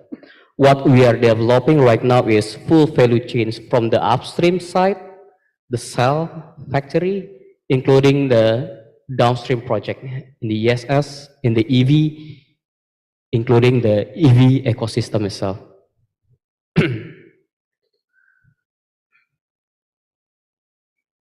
Let's take a deep dive in our downstream project. I mean, from the upstream to downstream project. Like I said before, our project is EV battery and the EV ecosystem. This is what we call as the integrated EV battery project, that we are not developing only in the upstream, not only in the midstream, not only the downstream, but we develop the full integrated project. From our nickel mine in Halmahera Timur in North Maluku, we developed the nickel processing by RKF and HPAL, and then we also do the investment with the precursor and cathode, including our cell factory. Not only until the cell factory, but we also develop the recycling plant later on. And our indicative capacity by 2027 is around 45 gigawatt hour for the cell factory that being produced in Indonesia. Most of that is nickel-based battery. And of course, to develop this full integrated value chains, we are not developing it by our own self. We make a partnership with the #1 and #2 global partner, which is one from China and another one is from the Korea. to develop the full value chains from upstream to downstream, including the recycling.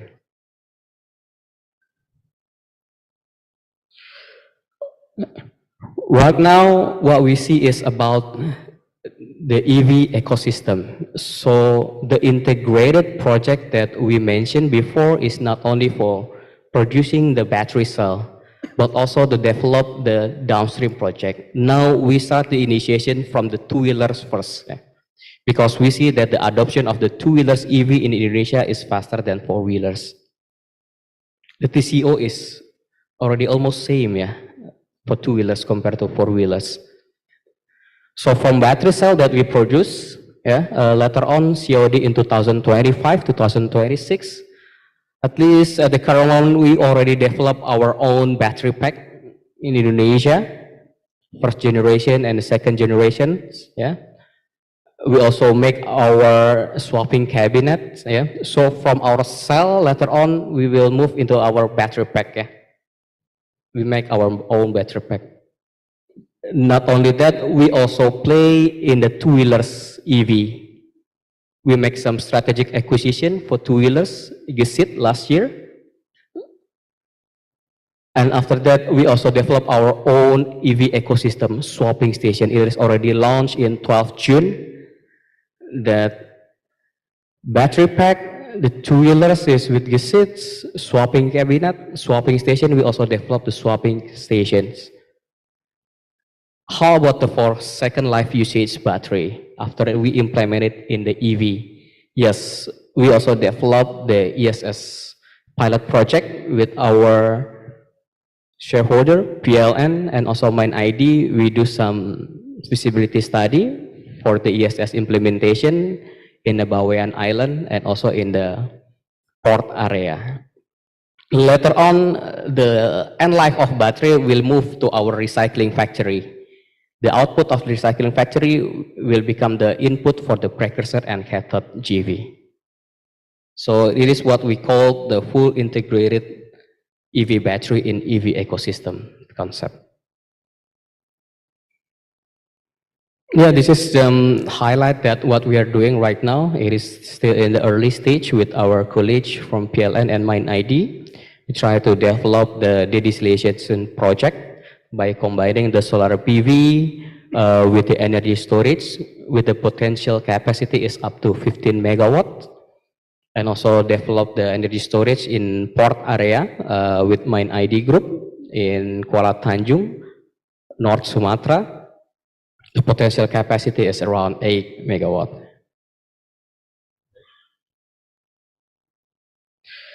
Okay, since we are developing from upstream to downstream, of course, we also suffer or we also see a lot of challenge to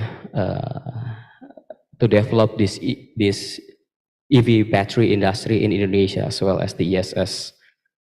To develop this full integrated value chains, we need a lot of expertise, workforce. It could absorb more than 15,000 workers, and of course, with more than 2,000 experts need to be utilized to implement this full value chains. Second is about the tariff. Clean energy with competitive tariff.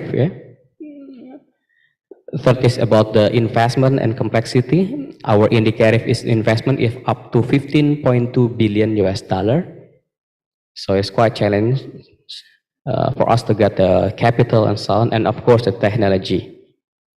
So what we are doing, yes, we make a lot of the collaboration, partnership, because of the complexity. Of course, we cannot do it alone. We make a lot of partnership with technology providers such as CATL, LG, REG from China, from Korea.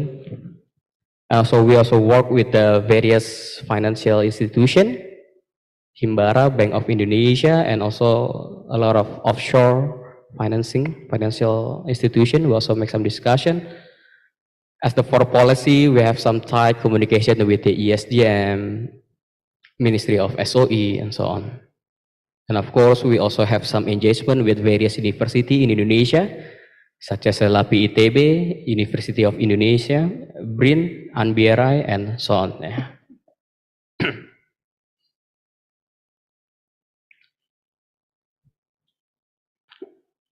Yeah, this is about our roadmap of the project. So right now we are in 2023. Last year, 2022, we already make some strategic acquisition of two-wheelers OEM in Indonesia, Gesit. And this year, we developed our swapping cabinet with that which already launched in 12 June. We also engaged with the PLN for our pilot project in the ESS, like I said, in the Bawean Island. And full value chain of the EV, of the battery project will be COD on 2025 and 2026. Yeah. So by next 2 or 3 years, Indonesia will have quite large amount of the battery cells from the domestic. Yeah. And of course, within that time, we have to create in the market. So in that timing when we could produce more than 15 gigawatt, 20 gigawatt, the market is already here in Indonesia.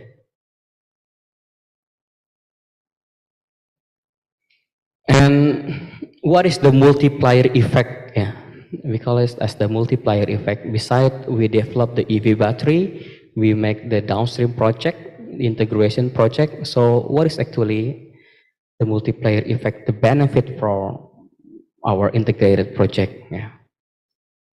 First is the CO2 emission reduction. We're projecting until 9 million ton per annum by 2030. Second is, of course, by accelerating the EV, the dieselization project, it is potentially to reduce the fuel import, the gasoline import, up to 29 million barrels per year. And with the development with the various industry from upstream, smelter of the battery, the precursor, the cathode of the battery, including the cell, the GDP impact is up to 3,000 trillion, yeah, up to 9 times multiplier effects instead of we only producing the nickel and export the nickel. And open up more than 15,000 workers with more than 2,000 skilled workers is needed to develop this project. Yeah. So in terms of the technical, commercials, and also the workforce, we believe that our integrated project from upstream to downstream will enhance Indonesia as a global player in the battery, in the EV ecosystem, and ESS as well. I think that's all of my presentation. Thank you very much.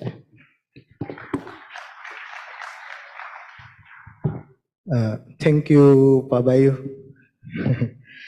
If I might highlight, IBC has capacity production target of up to 45 gigawatt hour by around 2027, and it is not only for EV but also for ESS application.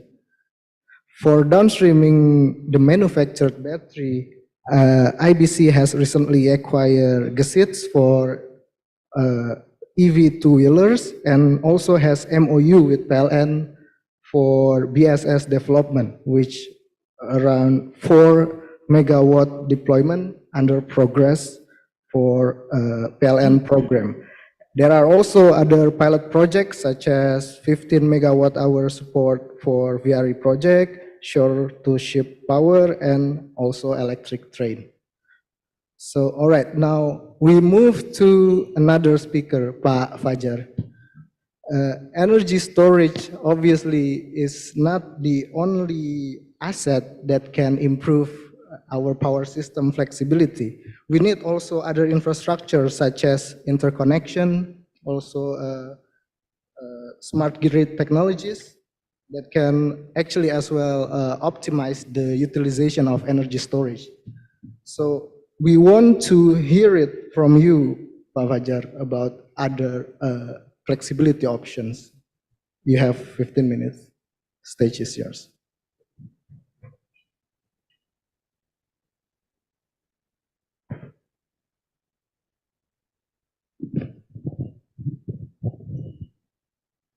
Good afternoon. Thank you very much, Mr. Moderator. I am going to talk today about inter-island interconnectivity in Indonesia. We are going to try to explain to you the idea on how inter-island interconnectivity will help boost the adoption of variable renewable energy, such as wind and solar.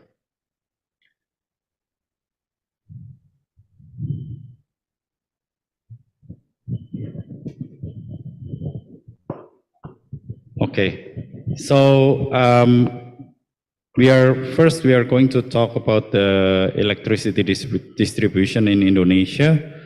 Until now, we are not yet 100% electrified, and also the energy consumption per capita is still low. And also the highlight is the load is concentrated mostly in Java and in Sumatra. So these are the three problems that we are facing in Indonesia. And the second fact is that we have a plan to have almost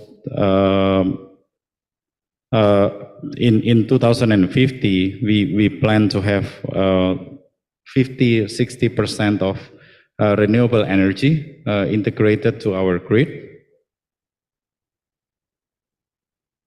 And this is the current state of Indonesia's electricity. The first one is it is centralized, meaning large power plant and passive consumer. Second is monopolistic, means that there is no competition, it's just PLN.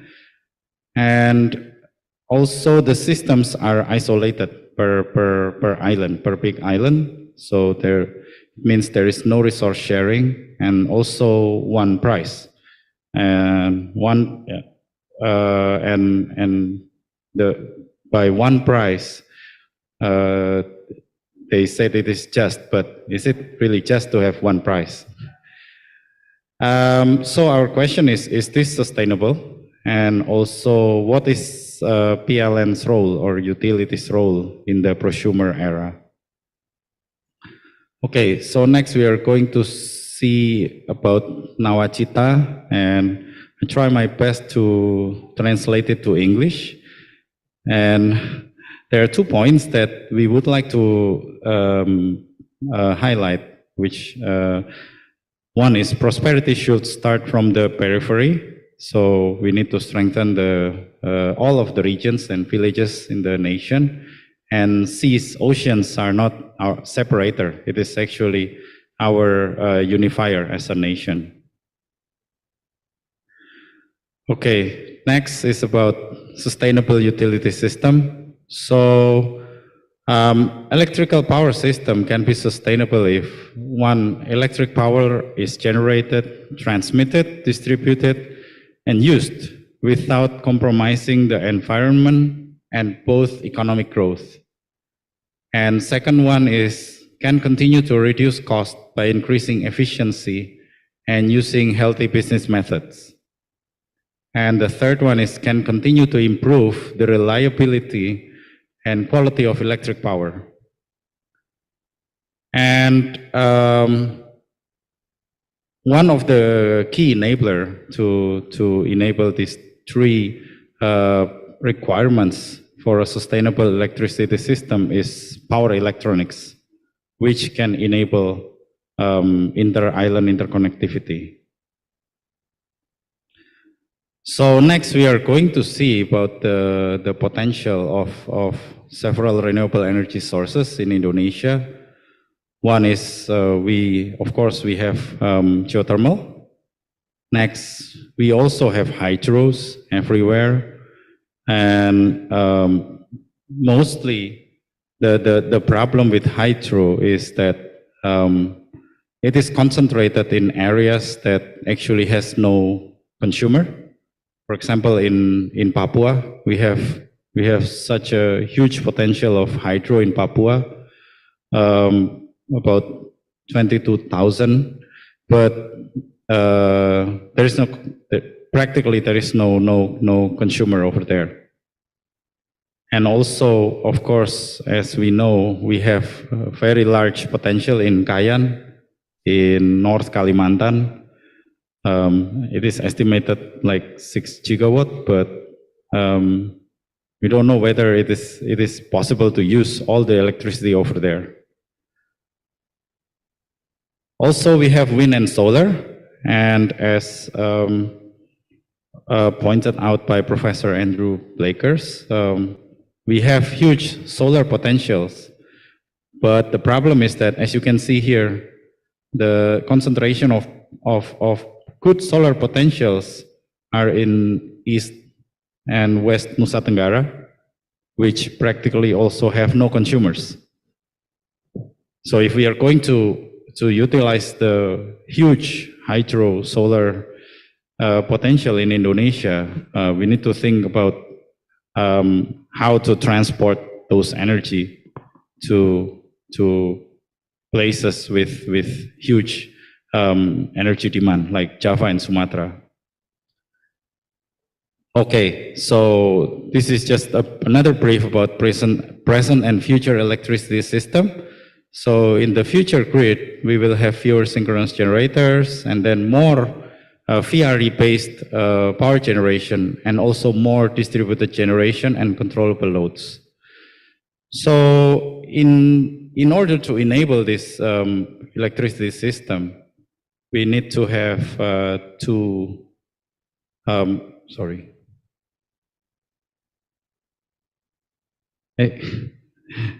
sorry, I think it's delayed. Wait. Okay. So we also know that in ASEAN and in Australia also, we want to make a very huge ASEAN power grid that can connect every major places in ASEAN and also Australia. And we also need to think how we are going to contribute to this initiative. This is also part of the future grid that we are going to face. Okay, so to enable the future grids, we need two things. One is microgrid. Microgrid is a solution for very remote areas with no clear benefit of interconnection. And this is suitable for very small islands with limited consumer. And PLN is actually currently developing microgrids in the dedesalination program. But this is only one part of what we needed. The second one is we will also need a supergrid to make inter-island interconnection between our major islands.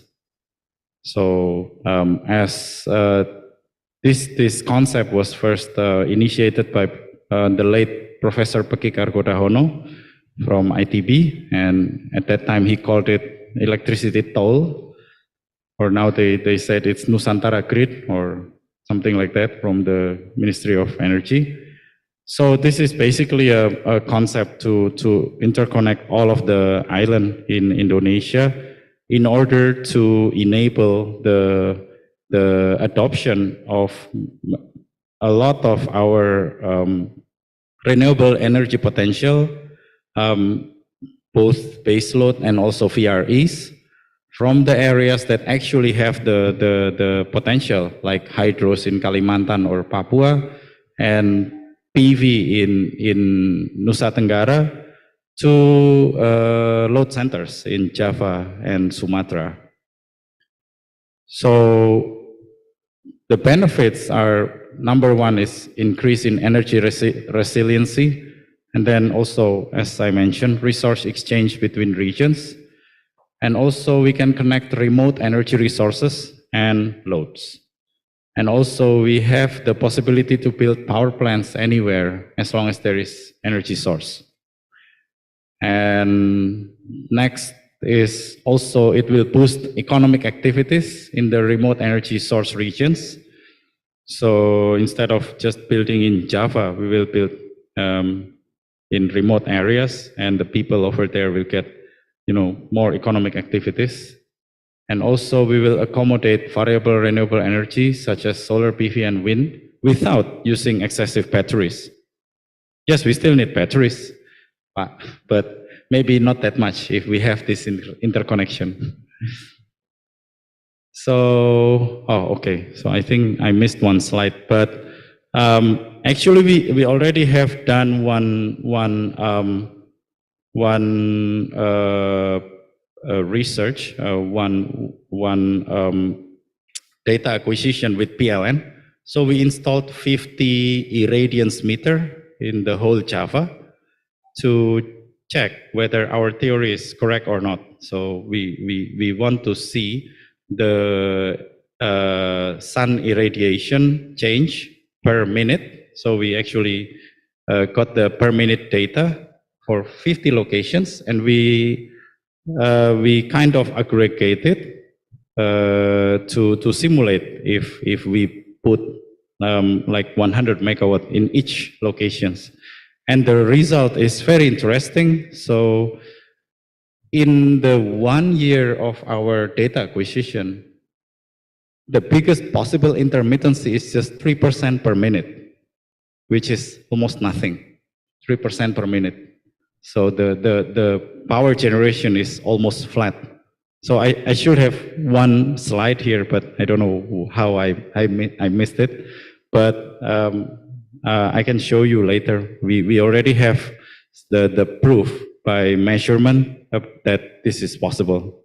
So we can get, like baseload PV without battery if we put it like everywhere, all around Java and Indonesia. So, okay, so if we are talking about technology, then of course, to enable this, we will need HVAC and HVDC as well.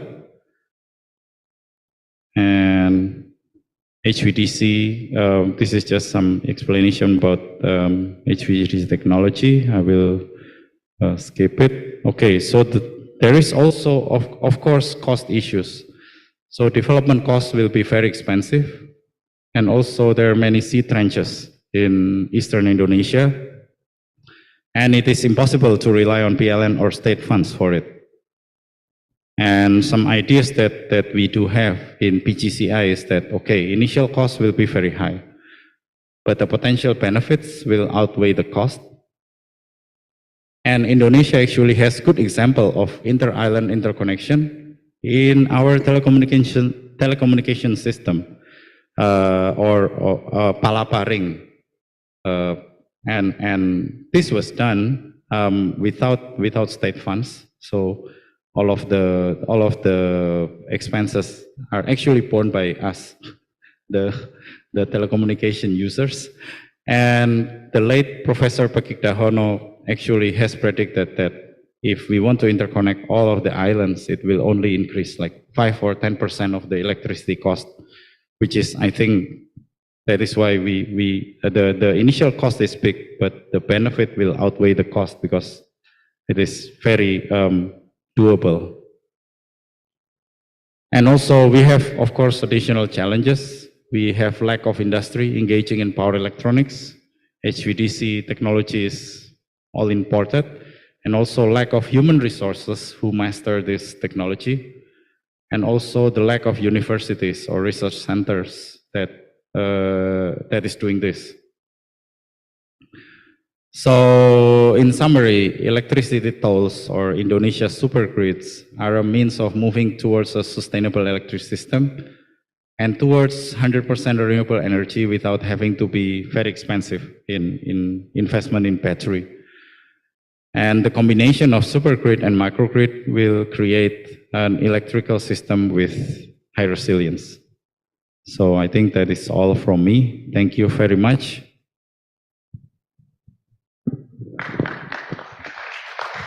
Okay, thank you for your presentation, Pak Fajar. You highlight the differences between the present and future power grid, also the importance of microgrids and interconnections, especially the inter-island connection, which would allow the supply and demand balances between the region of Indonesia. And you also has been doing direct potential measurement. And I think we can move to our next speaker. Well, to upgrade the power system infrastructure, obviously we need the equipments. We need advanced technology. So, Mr. Akilur Rahman, are you still with us? Yes, hope you can see me and hear me. Yes, sure. So Hitachi is a leading technology producer, especially for power system equipments. We want to know what are key technologies that can support RE integration. Time is yours.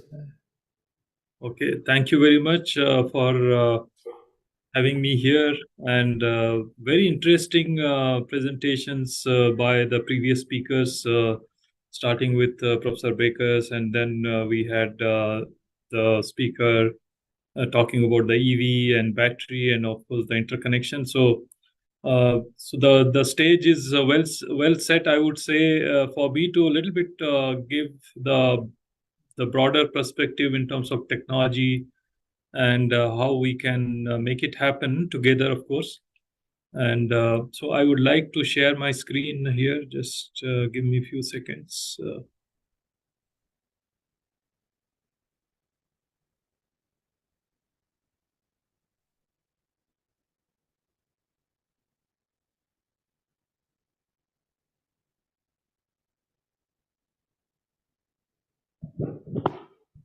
Okay, we can see your presentation.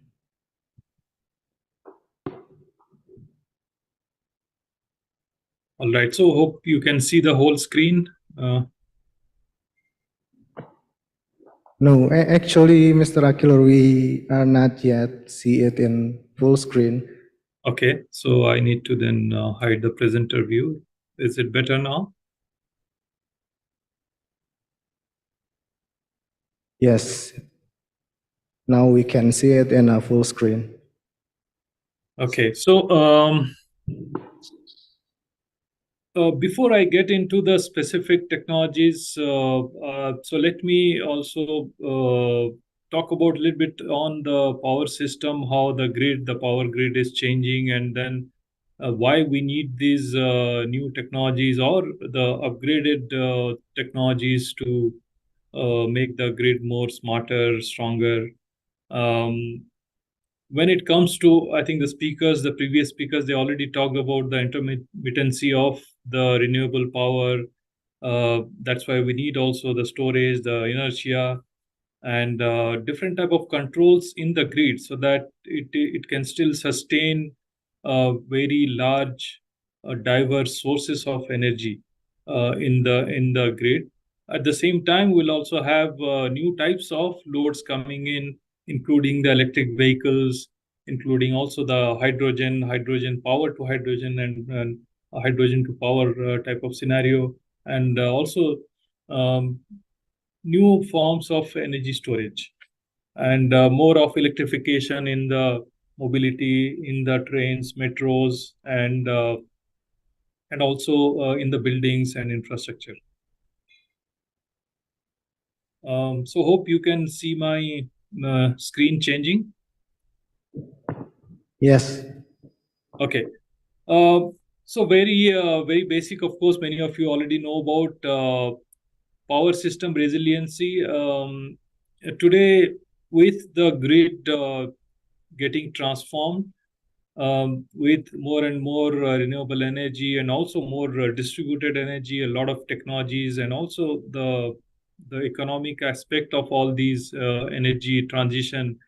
So there are three very important and very connected topics: resiliency of power system, flexibility of power system, and connectivity. So many of the earlier speakers have already talked about it, but just to bring in the context here, when we say resiliency, of course, you know that we are going to be dependent on the nature, of course. So then there would be also challenges of extreme weather, earthquakes, tsunamis.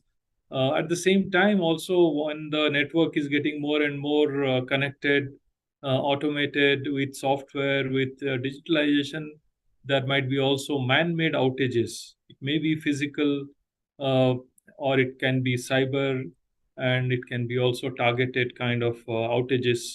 So we have to take care. And of course, these events, they may not happen that frequently, but they will have very, very high impact.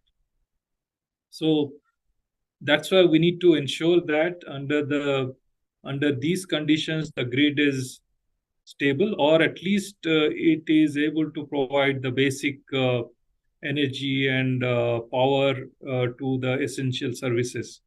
And also it doesn't spread very fast. If there is anything, it is happening in any geographical part of the country or the region, we should be able to contain it and also isolate the other parts.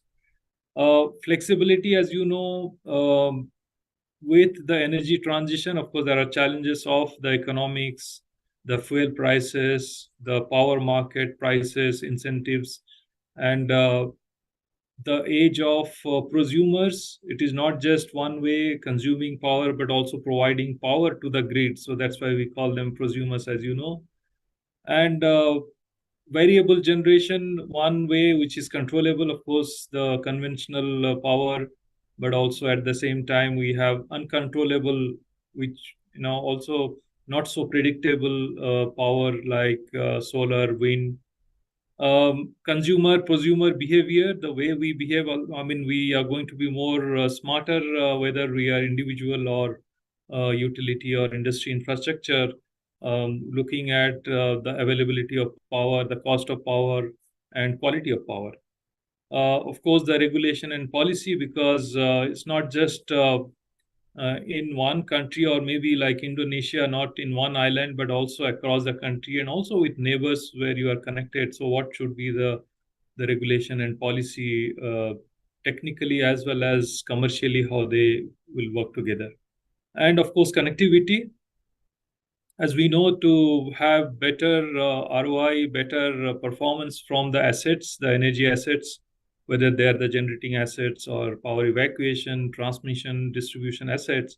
So we are moving towards more asset performance management systems with advanced sensors, which will give us advantage of keeping the system on with predictive, prescriptive maintenance strategies, having the real-time data available, applying predictive algorithms, including predefined advanced mathematics base, as well as the AI ML based algorithms. And also the information earlier, which used to be in the power system, used to be limited to the control room. Now we are in addition to the control room, we are outside the control room. We are seeing the system, the asset, the operation performances on our devices, on our laptop, mobile devices. And of course, at the same time, we are modernizing the grid, bringing in more automation, more digitalization. Of course, automation has been there in power systems in several decades, but we are again making them more and more intense in terms of having the real-time data available. Two-way flow of power and also the data. So that's also part of the connectivity. And so under these circumstances, when the grid is transforming, we need to ensure that the technologies are there to address them. And finally, to make the grid available for the energy generation, power, distribution, and consuming to the consumers, and also prosumers, taking grid able to take the power back from the prosumers. So yeah, this is a bit busy diagram. This is just indicative. So here we are seeing how the energy system is going to look like by 2050. This is on top of the conventional AC system. So the previous speakers talked about more of also HVDC, power electronics based control. But if you look at earlier, it used to be very very structured way of generation, grid, transmission and distribution. But here it's going to be a mix of generation, distribution, transmission. But even in the generation, you will have storage. You will also have distribution. So starting from the left side, you see here. Let me also use my pointer here a little bit. Okay. So in addition to the traditional one, as Professor talked about, the pump storage, the hydro, and the wind, combination of solar, wind, and we also have the green hydrogen, which is coming up in the grid. So looking at that, the storage there.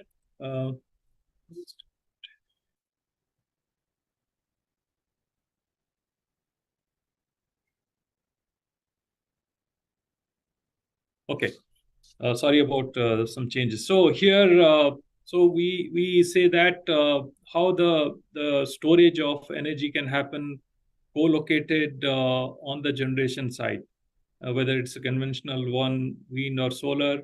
And with respect to transmission, it's not just two-terminal HVDC, but also multi-terminal. And we have the examples here in India also. We have a multi-terminal HVDC system, but in future it is going to be meshed HVDC, and especially areas and countries and region like Indonesia, where you have islands and then you have multiple connections of power happening maybe undersea HVDC cable, and then you will have a system of HVDC lines in a meshed manner. So then the control required is very critical there. How do you control the power in different directions and under normal condition as well as under contingency condition? To have that also utility storage, we will have maybe in the transmission level or maybe in the distribution level. And microgrid, as we know that in the remote areas, we'll have microgrid where it will have its own generation storage. It can work off grid, but at the same time, it can connect to the main grid, depending on the requirement and all the condition of demand and supply. And coming to the right side, as we know that the loads, they are going to be different type of loads, the building loads, which will be more and more electrical type, and also the electric vehicles, where we will have the charging of different speed, normal charging, fast charging, ultra fast charging, and also flash charging, like buses, fleet charging, and also power to the ship, shore to ship power, and then of course the electrification more and more of the railways. So they are going to create different type of challenges on the grid, especially to have the inertia in the system, because if there is any fault or any generation getting isolated, or maybe because of the weather condition, the generation is getting reduced. So how do you ensure that the loads are served? On the other hand, if your loads are getting reduced or isolated, so how do you have? So it's basically earlier what used to be managed with the governor and automatic voltage regulators of the generator, the rotating mass, now they have to be done through power electronics, because that is how we can achieve the stability in the system. So from storage point of view, as you see here, the storage near the generation co-location, whether it is pumped hydro or hydrogen or BESS, utility storage I talked about, and also the microgrid, and then of course on the load side, on the prosumer side, you have the storage, not only the static storage, but also dynamic, mobile storage, for example, vehicle to grid type of scenario, which can also be very useful during disasters, natural disasters, as we talked about the resiliency. So if you have vehicles already charged, so during the natural disasters, you can use that power and then feed the power to the grid, so that the essential services can be catered to. At the same time, there can be a business model where you have the charged vehicle. You can also, as prosumer, you can supply power to the grid when you get a very good return on your charging on your vehicle or storage system. Sorry, Mr. Akilur. Yeah. According to our monitor here, I guess you only have 1 minute remaining, so Okay. I think you can do it I will. faster. Yeah, I'm going fast Okay. now. Thank Yeah. you. Sorry. So just to very quickly say that how this is going to be addressed, whether it is creating the system voltage and frequency and inertia, fault level, and harmonics. So we have different solutions, which they are technologies that are already there with the OEMs like us, the static compensator, the power electronic based control, and then you have AC and DC. With the storage, the grid edge, which are basically storing the power in different forms and also feeding back the power. And of course, the DC, only DC, HVDC, I talked about interconnection. And then, so earlier it used to be, HVDC used to be in the long distance power transmission, but this also now with the emergence of renewable power, it can be short distance, it can be undersea, and it can be also sometimes zero distance, HVDC line, which is called back-to-back HVDC, where you need to connect two different systems, two different countries maybe, and get them connected. But at the same time, if there are any contingency, you can always control the power and then isolation there. And so different problems for which the solutions are already there, whether it is black start, short circuit capacity, system inertia. So these are all, I'm going to share these slides with you so you can go through this. Technologies are there. It's a matter of how we can do a system study, whether it is in the island level or the country level and also the region level, how we can simulate different conditions of the load and generation, including renewable generation, including HVDC line, and then configure these solutions. And when it comes to vehicle to grid, the energy storage is not just for storing and supplying to the grid as a stationary, but also the vehicle, as I talked about, vehicle to grid. So you can use the same microgrid concept, the storage concept, for storing the energy and supplying back to the grid. And so very important here is that they are also connected to the grid, the load dispatch center, and also you have a data platform by which we can have a very reliable and accurate forecast of energy on a daily basis, hourly basis. And then, so this is like a combination of real time and also the SCADA, the asset management system, and from the vehicle to the grid, as well as from the grid to vehicle, how the data and energy can flow, and then the entire ecosystem can be developed. And this is one example of how integrated storage, grid to vehicle, vehicle to grid can happen. Like you have the solar plant, you have a substation which connects to the stationary storage, and you have integrated charging station where different type of vehicles can be charged, plug-in as well as swappable battery. But at the same time, the vehicles can be used as storage and feed the energy back to the system. I think these technologies are there, possibilities are there, and it's all about how we can work together as different OEMs, different stakeholders, policymakers, utilities to create the system and then simulate different scenarios and come to optimum kind of combination of technologies and configuration to make the grid more flexible, stable, and smart. So I would stop here. Thank you very much for listening. Thank you, Mr. Akilur Rahman, for your comprehensive presentation. If I can conclude, technology developer like Hitachi Energy has anticipated what will be the market demand in terms of technical aspect of future grids. by developing various equipments, and these advanced technology equipments can be implemented to help the VRE integration and overcome the flexibility issues. So now we move to the discussion and Q&A session. I will start with my questions. First to Professor Andrew Blakers. Professor Andrew, are you still with us? Yes, I am.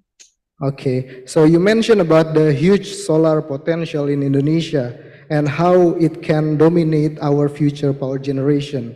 And utility scale storage such as pump storage will be very useful to shift the generation mainly by solar in the midday to distribute it for 24 hours. But we do not yet have utility scale storage. We are developing one, the pump hydro. So my question, what will be the role of pump hydro storage in Indonesia power system where the VRE penetration level is still low? So can you answer the question? Well, you don't need much storage while the solar penetration is low. I think we should stop talking about variable renewable energy. We should just talk about solar. Wind is irrelevant. There's so little hydro in Indonesia, so little geothermal compared with solar. Solar is thousands of times bigger than everything else put together. My suggestion is come to Australia, look how we are doing it. We are your near neighbours. We are moderate latitude country, just like you. We are finding it remarkably easy. You know, we already have 40% renewables in our grid. We'll be at 82% in another 7 years. There's nothing to invent. Just come and have a look. It's really straightforward.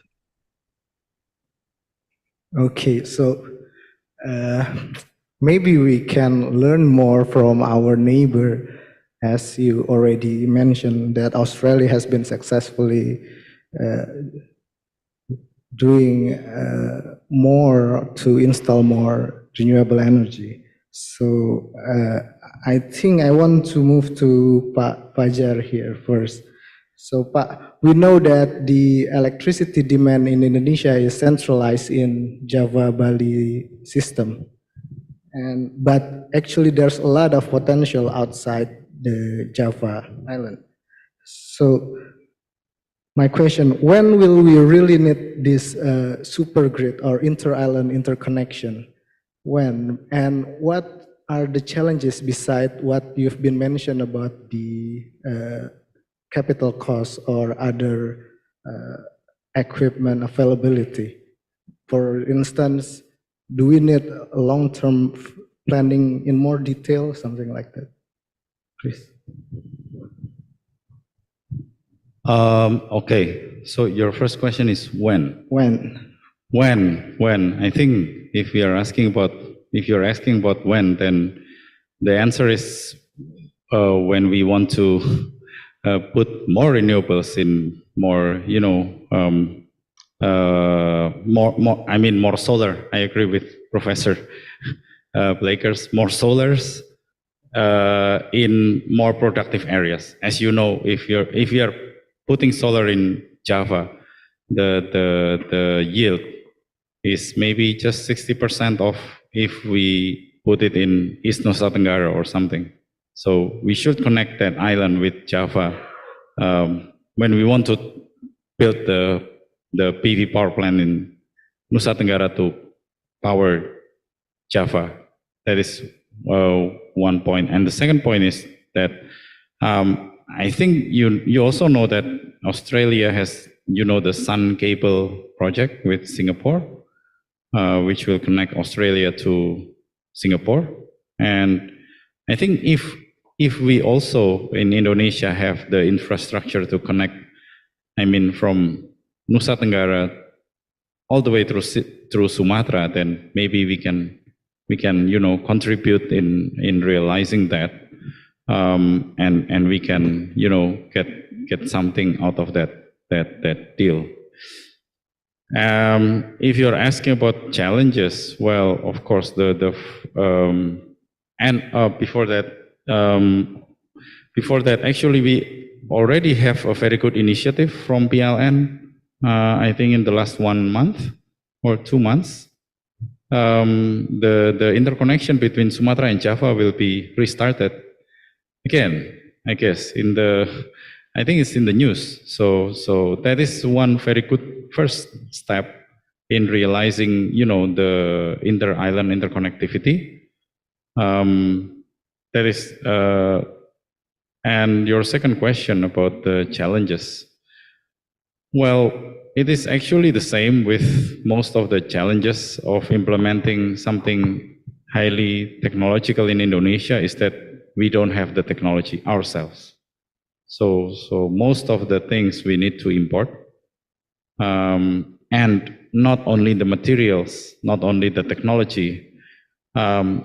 I think the manpower also is not very, all of these are power electronics. And there are so few power electronics experts in Indonesia that maybe we need to import the experts as well. I think there are only 2 universities that have power electronics lab in Indonesia, and maybe every year only 20, 30 graduates from both labs. So we have so few people working in power electronics. So the industry and also the expert is, well, I can say it's lacking. Okay, so is it also include the transmission cable? Because if we see the big picture, we will need high voltage DC transmission, and it's also should be able to be placed under the sea. So is our domestic industry currently has the capability to produce such subsea cable? I don't think so, because there is no demand. But I guess for cables, if there is demand, I think most of our domestic cable producers will be able to, switch the production lines. It's not that easy, but it is easier rather than the power electronics conversion technology itself. Like HVDC, if we are talking about HVDC, there are only, very few companies in the world, very few countries that have the capability of making this HVDC. I myself are lucky. I have like 2 years experience in Korea building their HVDC. But I guess in Indonesia, I don't know, maybe less than 10 people actually has actual experience in HVDC. So this is the challenge. I see. Oh, okay, thank you so much, Pak Bayu. Pak Bayu, Pak Fajar, sorry. I think we can move again to Pak Bayu first, maybe. So in your presentation, we see that IBC has identified the projected demand for BSS is around 3.5 gigawatt hour by 2035. I was wondering what was the basis of the projection, because it is still relatively low to what in some model actually, which the projected required BSS capacity to reach net zero emission is quite huge. For example, IESR report project the need of more than 300 gigawatt hour. IRENA report suggests the need for more than 1 terawatt hour and others. So can you tell us a little bit? Yeah, sure. It is quite interesting if you're talking about the projection of the market itself. It is also not only happen in the ESS projection, but as well as in the EV projection in Indonesia. As we already know that the government's ambition is quite ambitious, that the adoption of the EV could be more up to 3 million EV two-wheelers in next 10 years. Yeah. While at the current moment, the adoption ratio in Indonesia is less than 1% for the EV two-wheelers or four-wheelers from the total sales yearly. So what we see is, of course, we try to combining various projection sources. Yeah. As for this projection is made by one of the consultancy, BCG and McKinsey at that time. Then, of course, the projection from the governments and also the movement of the industrial sectors right now, including the incentive, including several movement for the player. Yeah, we combine it. So it is not so ambitious targets, but we're projecting as the business developer, since we're developing from the upstream to downstream, we try to make it conservative. And of course, with a strong basis, of, especially from the PLN projection as well in the development of the ESS itself in Indonesia, something like that, Pak. Okay, so can I say that our government's current roadmap for developing or adopting battery storage technology is still lacking in terms of market signal to the ESS industry, for instance? Yeah, the interesting part is it is not possible or not, but how to make it possible. I think, yeah. Yeah. Let's say for the example, yeah, from the projection and from the realization, there are several pain points that we need to overcome together, I think, yeah. Like Pak Fajar already said, that several key concern right now to accelerate those kind of things, yeah, in terms of technology. And from our side is, beside of technology, of course, in this investment, they will try to develop the project more than $15.2 billion US. And the third is, yeah, the market itself. Yeah. So hopefully by the development of the EV battery project in Indonesia, we could accelerate the adoption of the ESS, especially by lowering several manufacturing costs in Indonesia, and we develop it together in Indonesia, Pak. Yeah. Okay, thank you for your answer. One last speaker I want to ask. I want to shift a little bit our discussion to talk about another flexibility enabler, namely sector coupling, such as V2G or vehicle to grid or power to hydrogen or power to X, etc. Particularly V2G, because Indonesia, we have massive EV adoption target. And using V2G concept, I'm guessing EV can be seen as an important grid asset. So Mr. Akilur Rahman, can you help me to answer what could be the advantage of implementing V2G, especially to our power grid, and how the progress globally to implement this concept? Yeah, thank you for this question. So when we talk about vehicle to grid, it's about the bidirectional energy and power flow. It's not just the EVs, the electric vehicles consuming power and running on the road, but storing, because they have the battery storage there in the vehicle. So how the same stored power can be connected back, fed back to the grid. So here we need very precise control and protection of the system, especially the charging as well as the vehicle system. So technologies are there. We have the technology. Also, the other OEMs, they have the technology how to configure these charging stations and also the vehicles for the bidirectional power flow and give power back to the grid when it is required. And here it can be, as I said earlier, a business model of prosumer, where the vehicle owners can be consuming power to charge the battery, but they can also sell power back to the grid when it is required, maybe during the natural disasters any blackouts condition, and also opportunistic kind of condition where they see that, okay, the power what they purchased for charging their battery, they can sell at a much higher price during the night, for example, or when they are not at home, the vehicle is still charged. I think this is possible technically, with the power electronics, with the control, with the converter, inverter, which can be configured at the same time. The trading, the energy trading. So this is basically energy trading.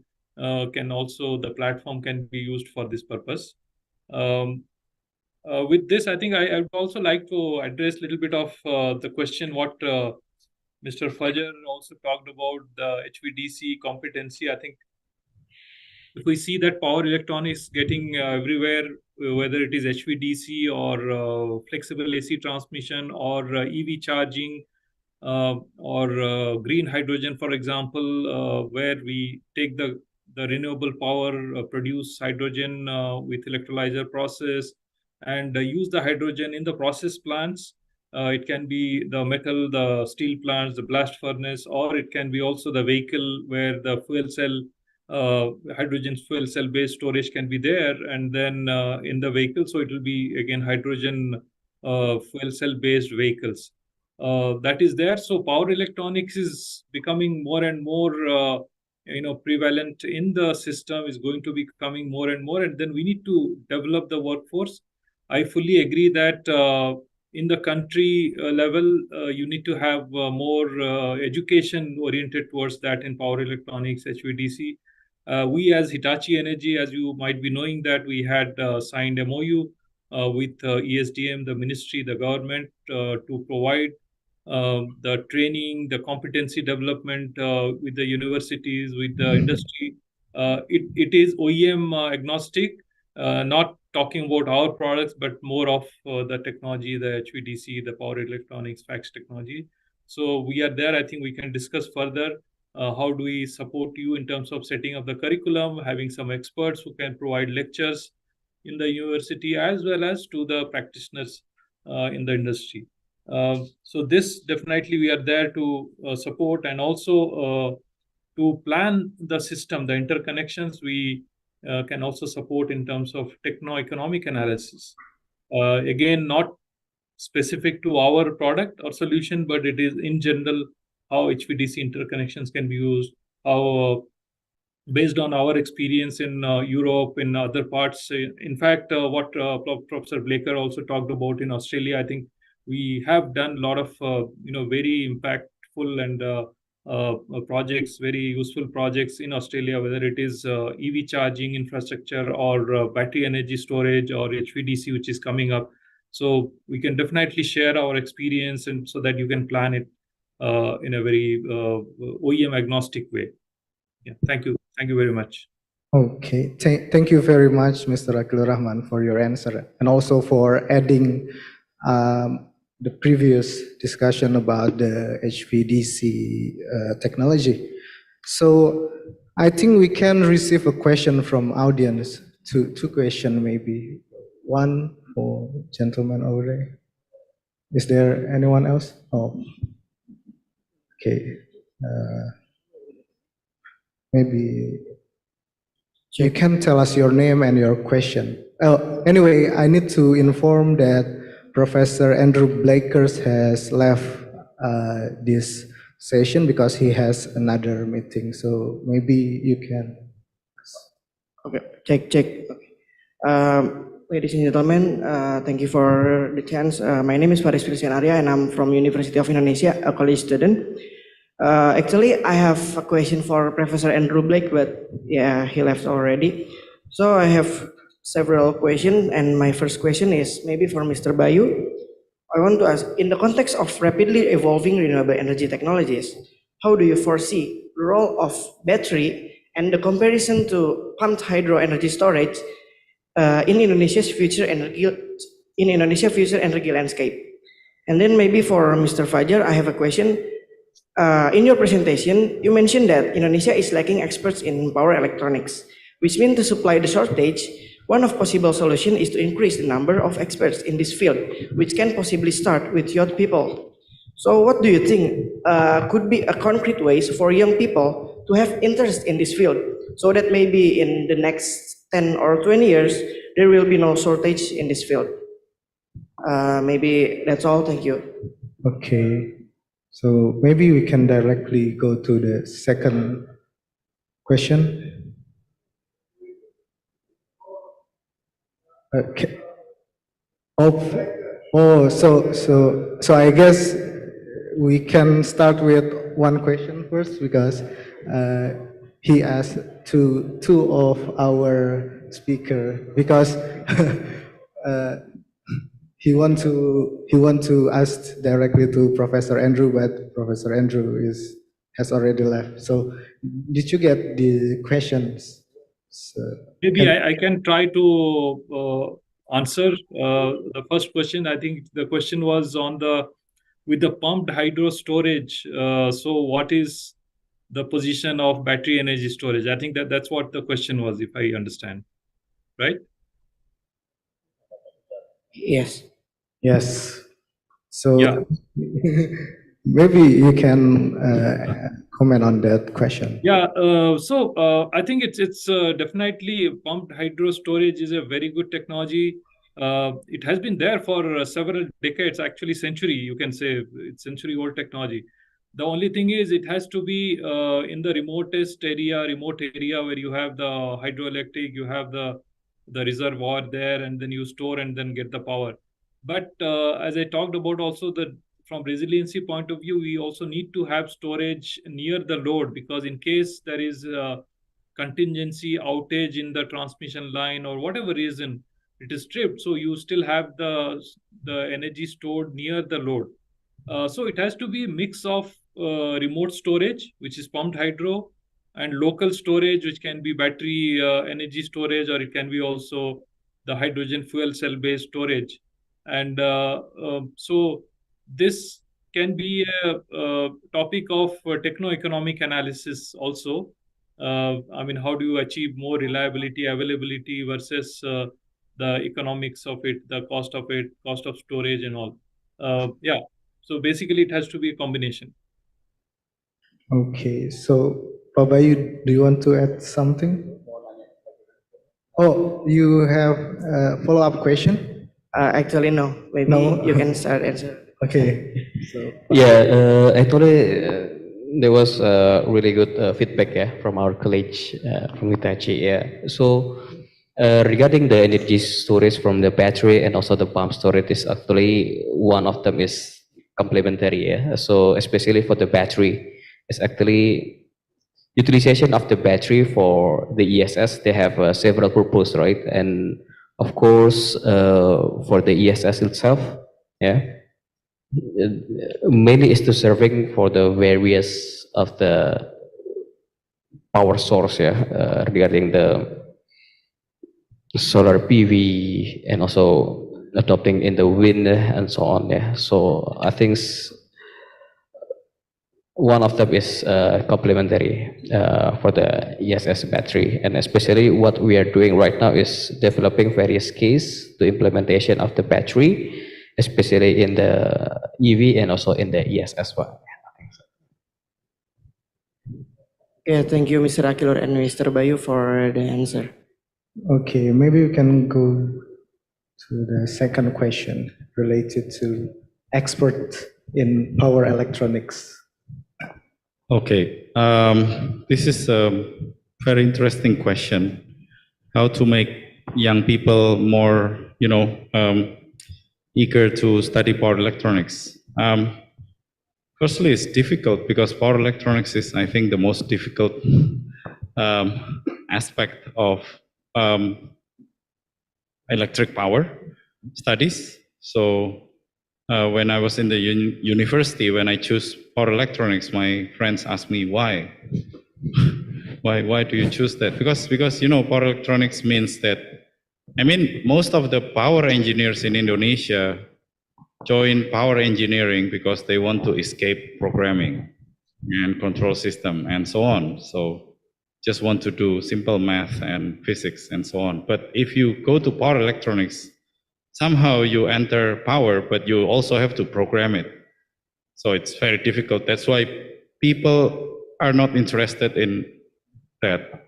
But actually, right now, this is what is very strange now in Indonesia is that we have so many PV companies, we have so many PV installations, and usually in those companies, I found zero power electronics engineer. And as a power electronics engineer myself, I cannot imagine how you are going to commission an inverter without any power electronics knowledge. But it seems like somehow people here is not really commissioning the system. They're just putting it there and then just setting it according to the manufacturer's recommendation. So I guess to answer your question,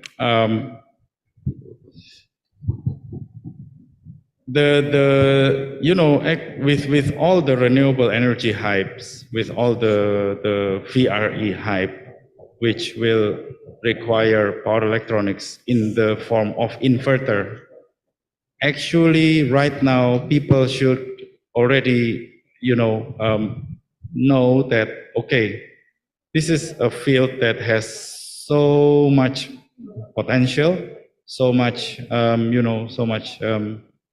job opportunity, because actually all PV companies, even PV companies, we are not even talking about battery companies. PV companies should have each one power electronics engineer. So I think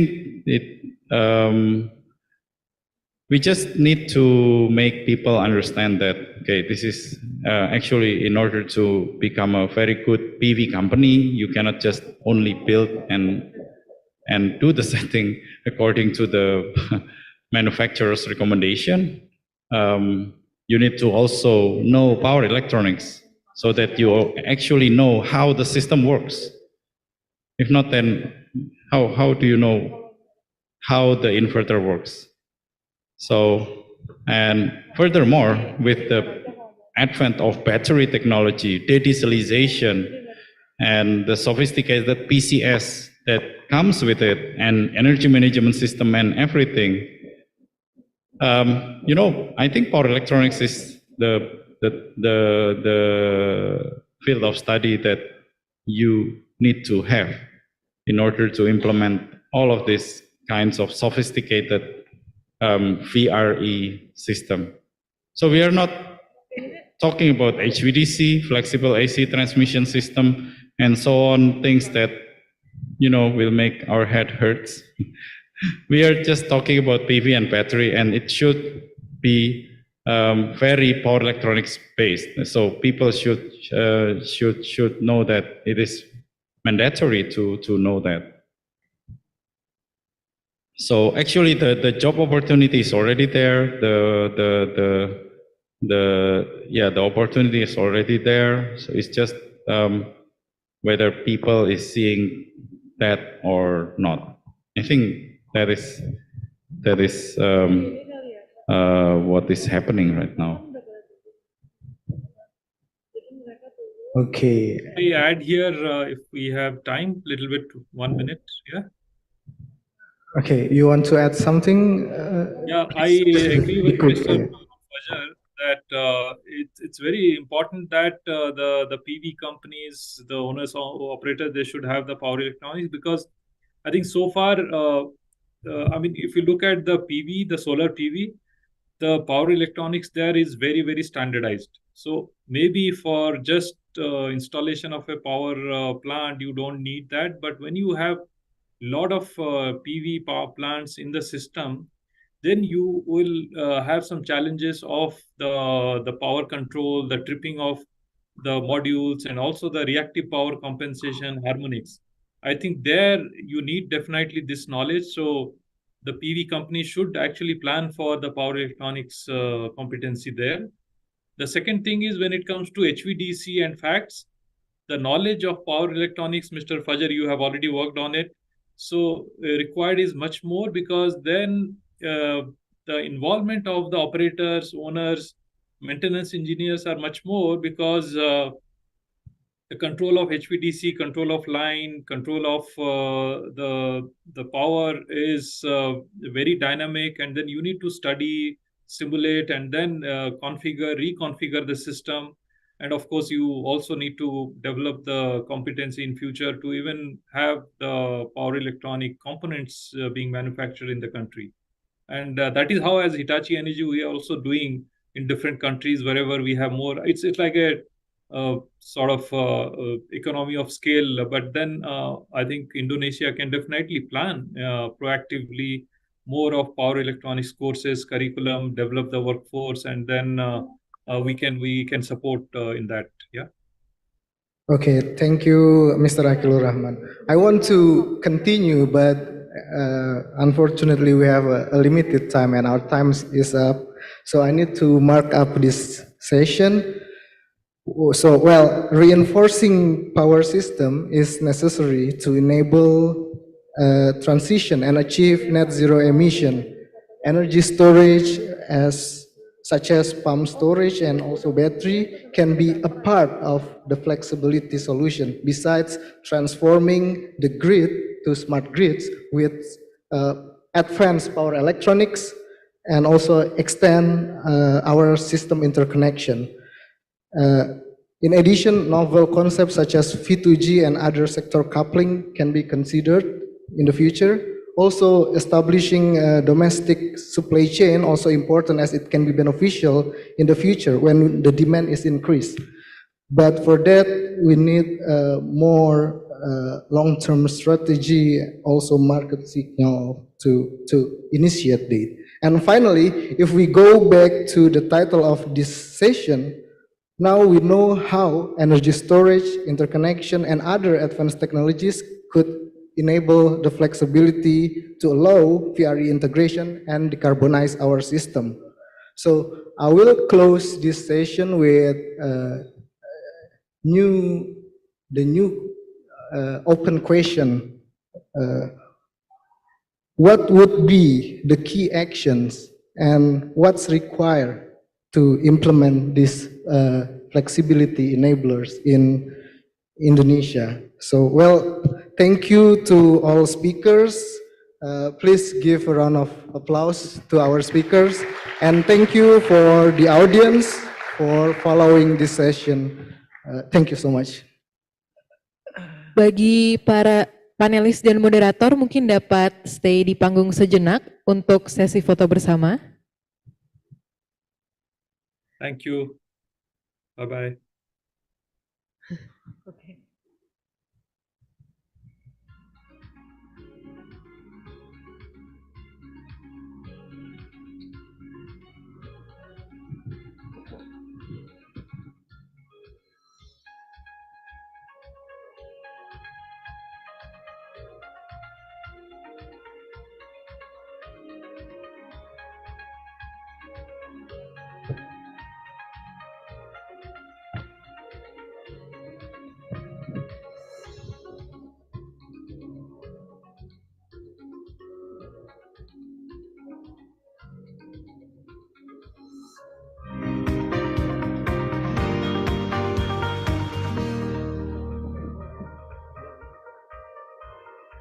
Boleh kita beri tepuk tangan yang meriah sekali lagi. Give another round of applause for the panelists and moderator for this workshop session.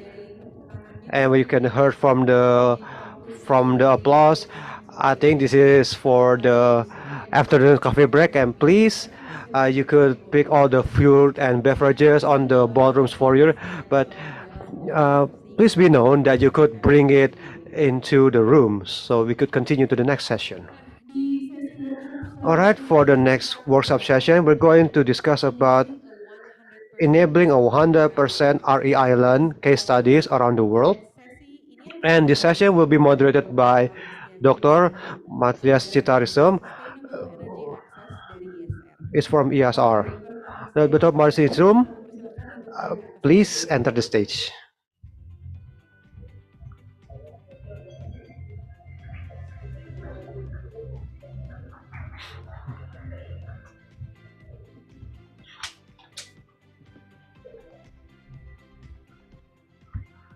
Kenapa?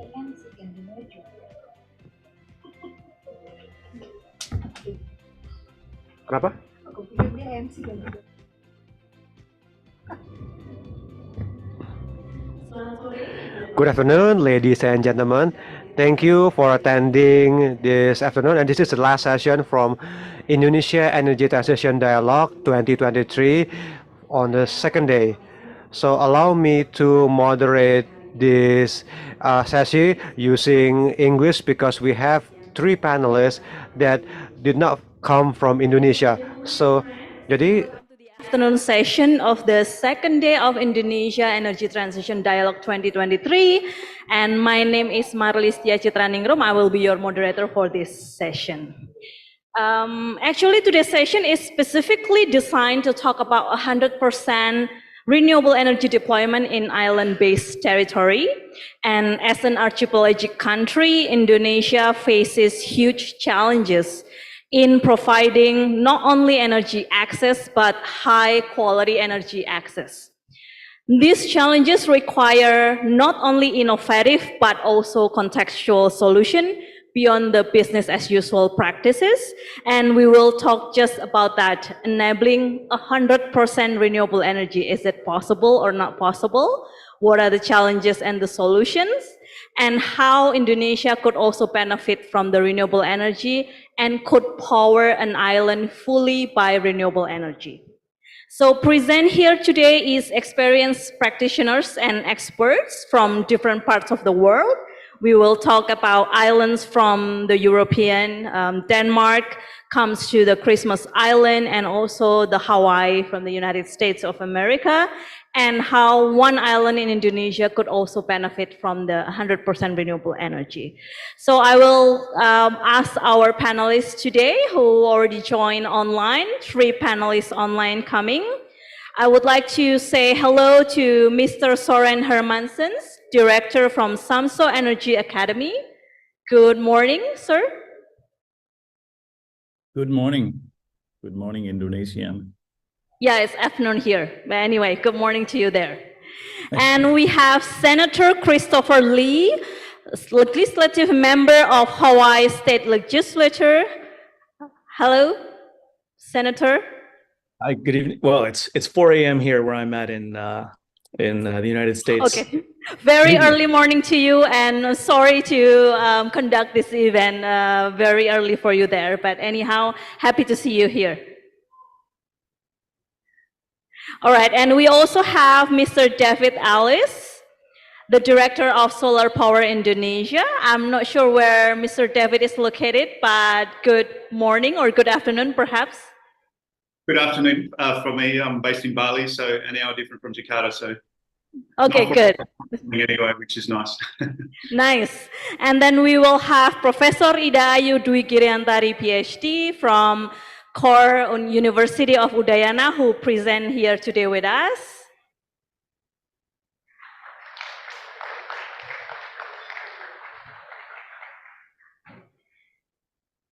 Oke, selamat sore Prof. Dayu. Silakan Prof. Right, so we have panelists from around the globe, so we will hear more about how island-based renewable energy could be implemented in different parts of the world, and I will allow our speakers today to give 10 to 12 minutes presentation on the case of different islands globally, and then I will allow for a Q&A from the audience, not only those who are present here in the room, but also from the online audience. I will start and give the stage first to Mr. Soren Hermansen from Samso Energy Academy. He will present the case of Samso Island in Denmark. The stage and the screen is yours. Thank you very much. I'd like to share my screen and do my presentation from here. Do you see me clearly now? Is my screen ready? Okay, great. Yeah, we can see your screen clearly. Okay, good. So I'm from the Danish island Samsø, and hang on. I think I need to go back because it is not the correct one. I'm from the Danish island Samsø, and I'm here to talk about my energy island, which is we've been working on this for really many years to be the 100% renewable energy island of Samsø of Denmark in Europe. I have a little problem with my sharing, but hang on, here it is. We won a competition in 1997 to be the Danish renewable energy island and prove that it was possible to change to 100% green energy. We were depending on fossil fuel import, like many of Indonesian islands, and we were suffering from raising prices and also dependency on fluctuating markets. And Denmark is widely known in the world for wind power, and I think it was also like an industry movement that we actually used the oil crisis in the 70s to boost and encourage the industry to start producing green tech, both in science and also in industry. So we pledged to give up fossil fuels and change to 100% renewable energy. We use Samsø Energy Island. We use about 23,000 megawatt electricity, 80,000 on transportation and tourism, 75,000 megawatt hours on heat consumption. So a total of 178,000 megawatt hours per year, shared by approximately 4,000 people on this island. So this was the challenge. How do we change this consumption to renewable energy? Just to give you a brief background, Samsø is an old historical area. We had the Vikings in the old days in 700 after Christ. The Vikings, they roamed and run. This is a copy of a Viking boat, the transportation means of those days. We have been using windmills 300-400 years. These are very old mills that melt the grain and produce the flour and food for animals and people over time. Today, modern Samsø is also tourism. We have big festivals and meetings and tourist destinations. We are a yacht harbor destination for many ships from Europe, from Germany and Netherlands and Norway and other places. So tourism plays a significant role here. We're also a farming community, and farmland is widespread. Almost 80% of the land is farmland, and 10-12% is nature. And we produce a lot of vegetables. We sell, export quite a lot. And now we also export quite a lot of energy from wind power and other sources. So you can see that the landscape is shared by farming and energy in the system. We have intensive... Sorry, sir. We didn't see your screen here. Could you share your screen, or do you have a technical issue that we can help? I don't have a technical issue. I see my screen. Okay, but we cannot see your screen on the Zoom. Can I ask the committee to help Soren presenting the screen? So I think you have yet to share your screen on the Zoom room. If you could. I've been sharing my screen since I started. Right. Now we can see it. You can see it? Please continue. Yeah, sorry. Okay. So this is the shared land. The main economy today is 45% farming and 55% tourism. Tourism play a very important role for this also. So what we did was we put up a lot of wind power. We have 11 megawatt onshore wind turbines to cover the effect that I talked about before. We have 4 district heating. We are living in a cold area, so we need space heating. So we have 4 district heating, where we, instead of oil, which we used in the old days, we are using straw and wood chips that we can produce ourselves. And we use quite a significant amount, almost 20% of the energy we use is from solar. You might think that in the cold north, we don't have so much solar, but we do actually have a lot of solar.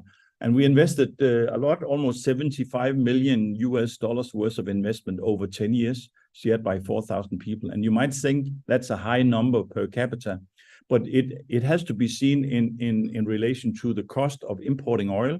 And when we stopped importing oil, the shared cost here is paying for the interest rent of the bank loans we had to do to be able to invest in this. So this was like changing from import economy to a more circular economy. So Samsø is a beautiful place also. We have a very fine nature we need to take care of. And still we put up wind turbines, which is one of the big discussions also. How can we live both protecting nature and have industrial installations like wind power and wind turbines in the landscape. This is one of the issues we're discussing all the time, and is creating a lot of debates still in Denmark, but it is also like a very natural thing to do because they are producing kind of sometimes 100% of all electricity in Denmark.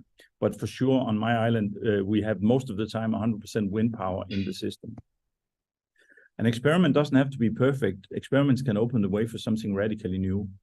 In the beginning, and I think that is the same in Indonesia, local people were quite conservative and hesitating in the transition because they didn't really know what was coming, and they maybe felt that it was complicated and expensive and not something we could do. So we had to kind of capacity build and educate people so they knew what was coming. So they were also able to service and run the system and maintain and take care of the system. So it created a lot of jobs as we were doing the transition, which helped a lot in the understanding of why it was there. So this is Samsø seen from Google. It's kind of a long island with two little communities, one in the south and one in the north. And we consider ourselves as one municipality with one mayor, but we also like several little communities that kind of live independently in the daily routine. So we live in the center of Denmark. You can see this is a circle around all of Denmark, and you have Copenhagen to the capital to the right, and Samsø is the center of Denmark. They knew that in the Viking period, but they don't really know it so much now because the capital is more or less the center.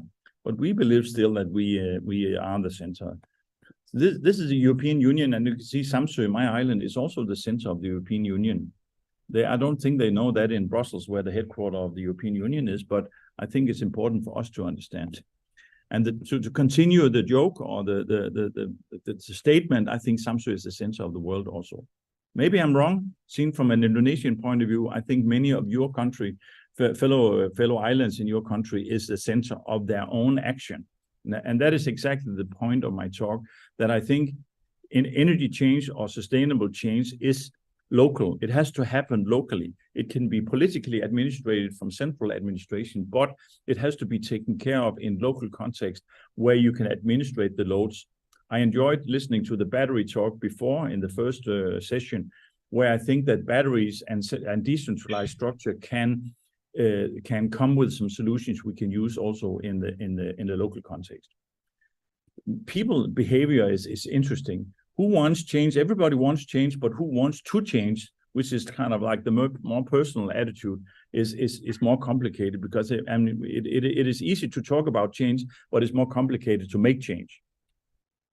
So what we do sometimes in the project, we present the purpose of the plan. I mean, 100% renewable energy is fine, 100% sustainable production is very good, but why should we do it?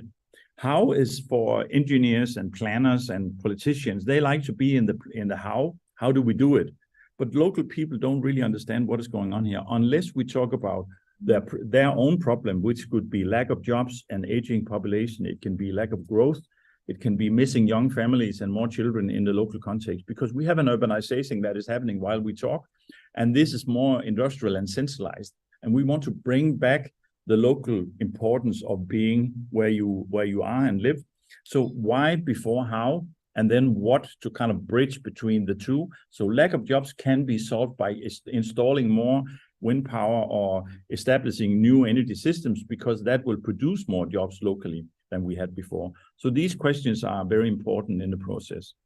And to create the basis of a good life in the rural area, I think that is also important. We can make young people move from the urban area back to the rural area and start producing healthy food, and green energy is one of the targets of what we do here, apart from this also.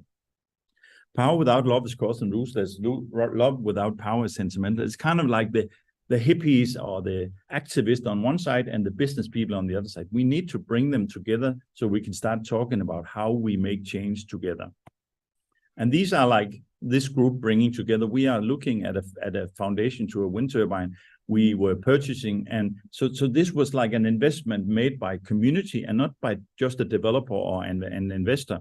This is a community effort to do this, and we have a lot of things owned in a cooperative way where people are engaged and they have a common ownership of what is happening here, which means that the profit from the production will stay in the community and help the community thrive and grow. And we've done a lot. I mean, it's not just talk. We've done a lot of technology development. A lot of it is wind power. And of course, offshore wind turbine is one big endeavor, and it was very complicated. And we had to do a lot of what you call investigation before we actually dared to do it, because it was also risky because we never tried it before. So there was a lot of openings here for new technology, new business potential, and also new what you call it areas of interest.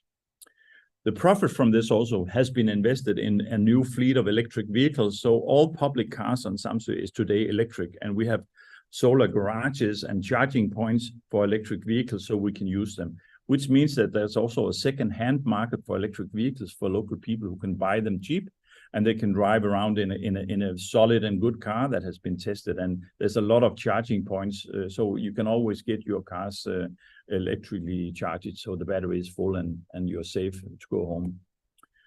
The next endeavor is ferries. So this is a new ferry. It's been running now for 5 years. It's a hybrid electric ferry running on gas. And we just ordered another new ferry, which is about 180 cars and 700 passengers. Quite big ferry that is going to be fully electric, and it's going to be using about 3 megawatt hours per tour. So that's a lot of energy we need to charge in just 25 minutes, and that means that we need to upgrade our grid so we are able to do this. So the infrastructure transportation is also part of what we do here. So the wind power and the solar will feed into the transport sector, and we can use the electricity to transport the heavy transportation. A strong, sustainable and robust community must share locality, activity and mentality. Well, locality is here, activity is what we do, but mentality is maybe more interesting because there's a lot of resistance in change. So therefore we work a lot with mental ownership, or the mental feeling of ownership. And that is much easier if you inform and involve people in the process.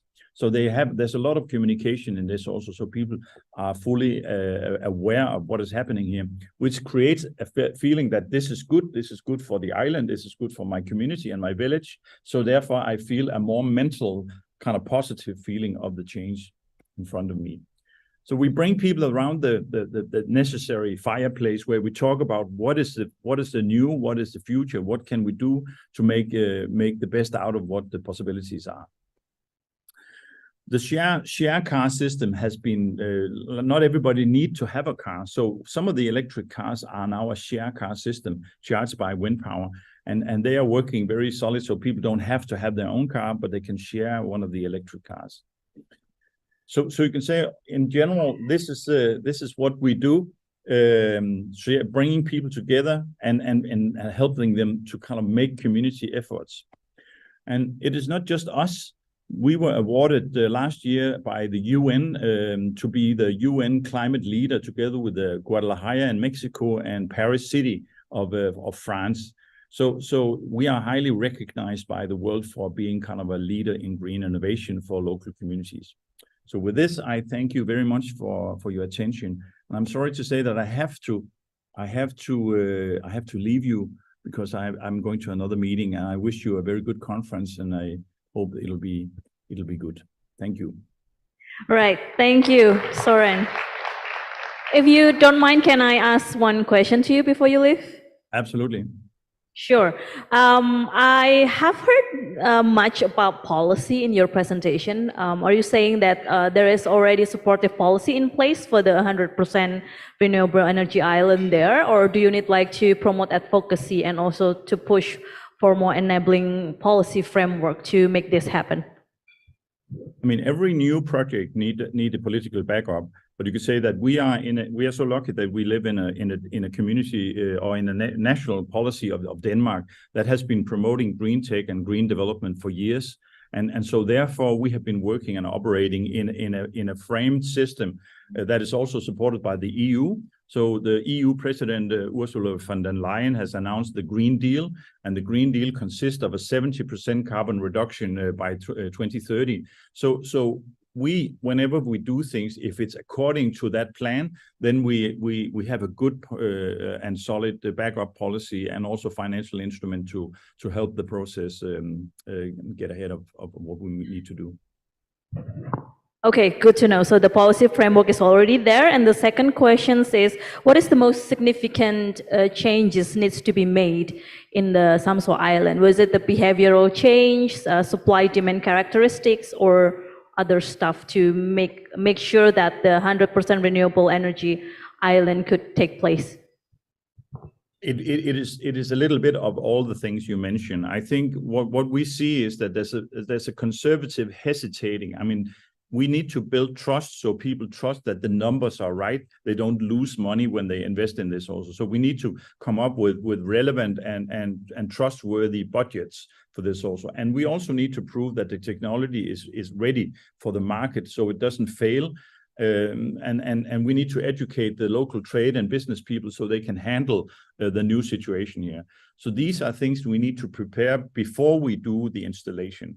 And I think that is kind of the stepstones towards a successful implementation of green technology. A national and a regional policy that is helping the process and framing the legislation, and then locally a capacity building and education program that makes people ready to handle the installation. All right, thank you very much for sharing your story with the Samso Island, and thank you for joining our session today. If you want to leave now, then you can leave. Thank you very much. I wish you luck, and thank you so much. All right, and for the second presentation, we have our esteemed senator from Hawaii, Senator Chris Lee, legislative member of Hawaii State Legislature, who will talk about how renewable energy island could be implemented in Hawaii. And I guess we also like to hear from the policymakers' perspective on how to make this happen. Senator Lee, the stage and screen is yours. Oh, thank you very much for having me. Normally I'd have a slide deck, but I've been on the road traveling for the last couple of weeks, so I have nothing that I'd normally have with me. That said, in Hawaii, we're about 1.4 million people spread across 8 islands, and each island is its own separate electric grid with its own resource mix, and so each is very different from the other. And they range in size from about 20 megawatts on a really small island up to 1.4 gigawatts. On Oahu, where there's about 1 million people where I'm from. So each grid has its own set of challenges. But traditionally, most of them almost entirely have relied upon imported low sulfur fuel oil and coal. And that's very similar to other islands around the world, very similar to Indonesia in many places. And it's been very costly for us. It creates issues with energy security because we're relying on global markets that are out of our control. And certainly there's a lot of impacts from climate change that are affecting a lot of our energy grid and everything else that we're doing. So in about 2015, we changed the law. And it was a law that I worked on and passed that requires the state to move to 100% clean energy by the year 2045. And when we're having this discussion about should we do this, by what year, what are the details going to be, there was a lot of pushback, which is similar to what it sounds like I'm hearing from some of the other panelists, where our utility and some of our energy stakeholders said, this is technically impossible to do. All the bankers and the folks in the finance industry said, you'll never be able to afford this. It'll be far too costly. And everybody else in the political world said, oh, this is just impossible. You'll never get this done politically. And because of that, no one had ever really done a real analysis. And we thought it was a good idea. So we sort of forced it through anyway and said, we're going to figure this out. So we passed the law, and the law said you have to be mandated 100% renewable energy by 2045. And so it forced our utilities and our think tanks and everybody else in the energy space to get together and figure out how to actually achieve this. And what was so revealing is that after actually doing the analysis and doing just a little bit of due diligence to try and figure it out, which had never been done before, it turns out our utilities came up with a plan the next year that said, actually, not only is it possible to be 100% renewable by 2045, but we can actually do this, we think, by 2040. And at a cost savings of over $1 billion compared to the status quo of importing fossil fuel over and over again every year. So that was very, that was game changing. And the way that they were planning to do it was looking at a lot of utility scale solar, big solar farms, a lot of wind. We have some wind onshore on one of our islands, on several of our islands actually. And on one island where we have a volcano, we have geothermal. So for the most part, it's very different. One island also has a little bit of hydropower. And the one thing that's pretty true across all the different island grids, though, is that distributed rooftop solar and batteries is by far the single largest source of power generation. And right now we're at a point where about a little over 1 in 3 single family homes, we're probably getting to about half the homes in the state here in the next few years, has solar panels and now, of course, batteries. And so overall, the result of this was not only are we moving toward renewable energy much faster than anyone thought possible, but taking our old fossil fuel plants offline has meant that we actually have a better balanced grid in many ways. It's much more resilient. It's much easier to prevent blackouts. The variable generation, which comes from different areas, is much more resilient when you have power lines that go down, or a fossil fuel, like one large centralized power plant that trips offline. And we've had many instances where we've been able to discharge from batteries and add power from solar that was being curtailed in some places to stabilize the grid in the case where fossil fuel generators have been going down. So overall, it's been much more resilient, and that's been able to reduce some of the costs by aggregating all of that power so that we're not building extra power plants, but rather we're relying on this decentralized network of relatively cheap infrastructure. And part of the way we're able to move so fast, so quickly on some of this is we have some rebates and tax credits we've helped homeowners with. We've helped project developers reduce their costs. We also have our utility, which is realizing that it's cheaper to pay people to put solar and batteries on their homes and use that power for the overall grid than it is to build a new power plant. So there are programs in place that will pay the upfront costs of installing solar and batteries and things like that. And then we also have government programs which will pay the upfront costs for low-income residents to be able to immediately put solar and batteries on their homes, and that gets paid back over time through their electric bills, which are cheaper than they were before even. So it's sort of a win-win no matter how you look at it. But the single biggest thing that started to change things in the last few years, which has really started to accelerate things, is from a policy perspective, we changed the utility business model so that we're aligning the utilities' financial incentives to do what we want them to do to move to renewable energy.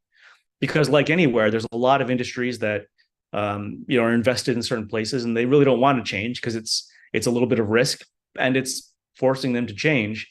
And that's always hard when you're in an industry that hasn't really changed in 100 years of its existence. So now our utilities, instead of earning money by building infrastructure and selling electricity, now earn money more by achieving their performance metrics. We call it performance-based regulation. And so the faster they move to renewable energy, the more money they make. The more they interconnect third-party renewables from other companies who are putting solar panels on people's houses, the more money they earn. The better customer service they have, the more money they earn. So it's all of these things now that mean utilities now have a financial incentive more than anything else to be the leaders and to try and drive the change that we want to see moving toward more renewables. And a few years after we passed our 100% clean energy law, in 2018, we followed that up and passed another law that said our entire economy is going to be carbon negative by 2045. And we had such success with our renewable energy progress that when we passed that law, we had our utilities, our Chamber of Commerce, labor organizations, and parties, Republican and Democrat, which are two major parties in the United States, all together backing this so that when the bill was signed into law, everybody was there. And so now we have this alignment that was never thought possible before because it's so obvious that this is just the best way to go. It's more resilient, it's cheaper, it creates jobs. And ultimately, that's provided a template. Hawaii was the first state in the United States to move to 100% clean energy.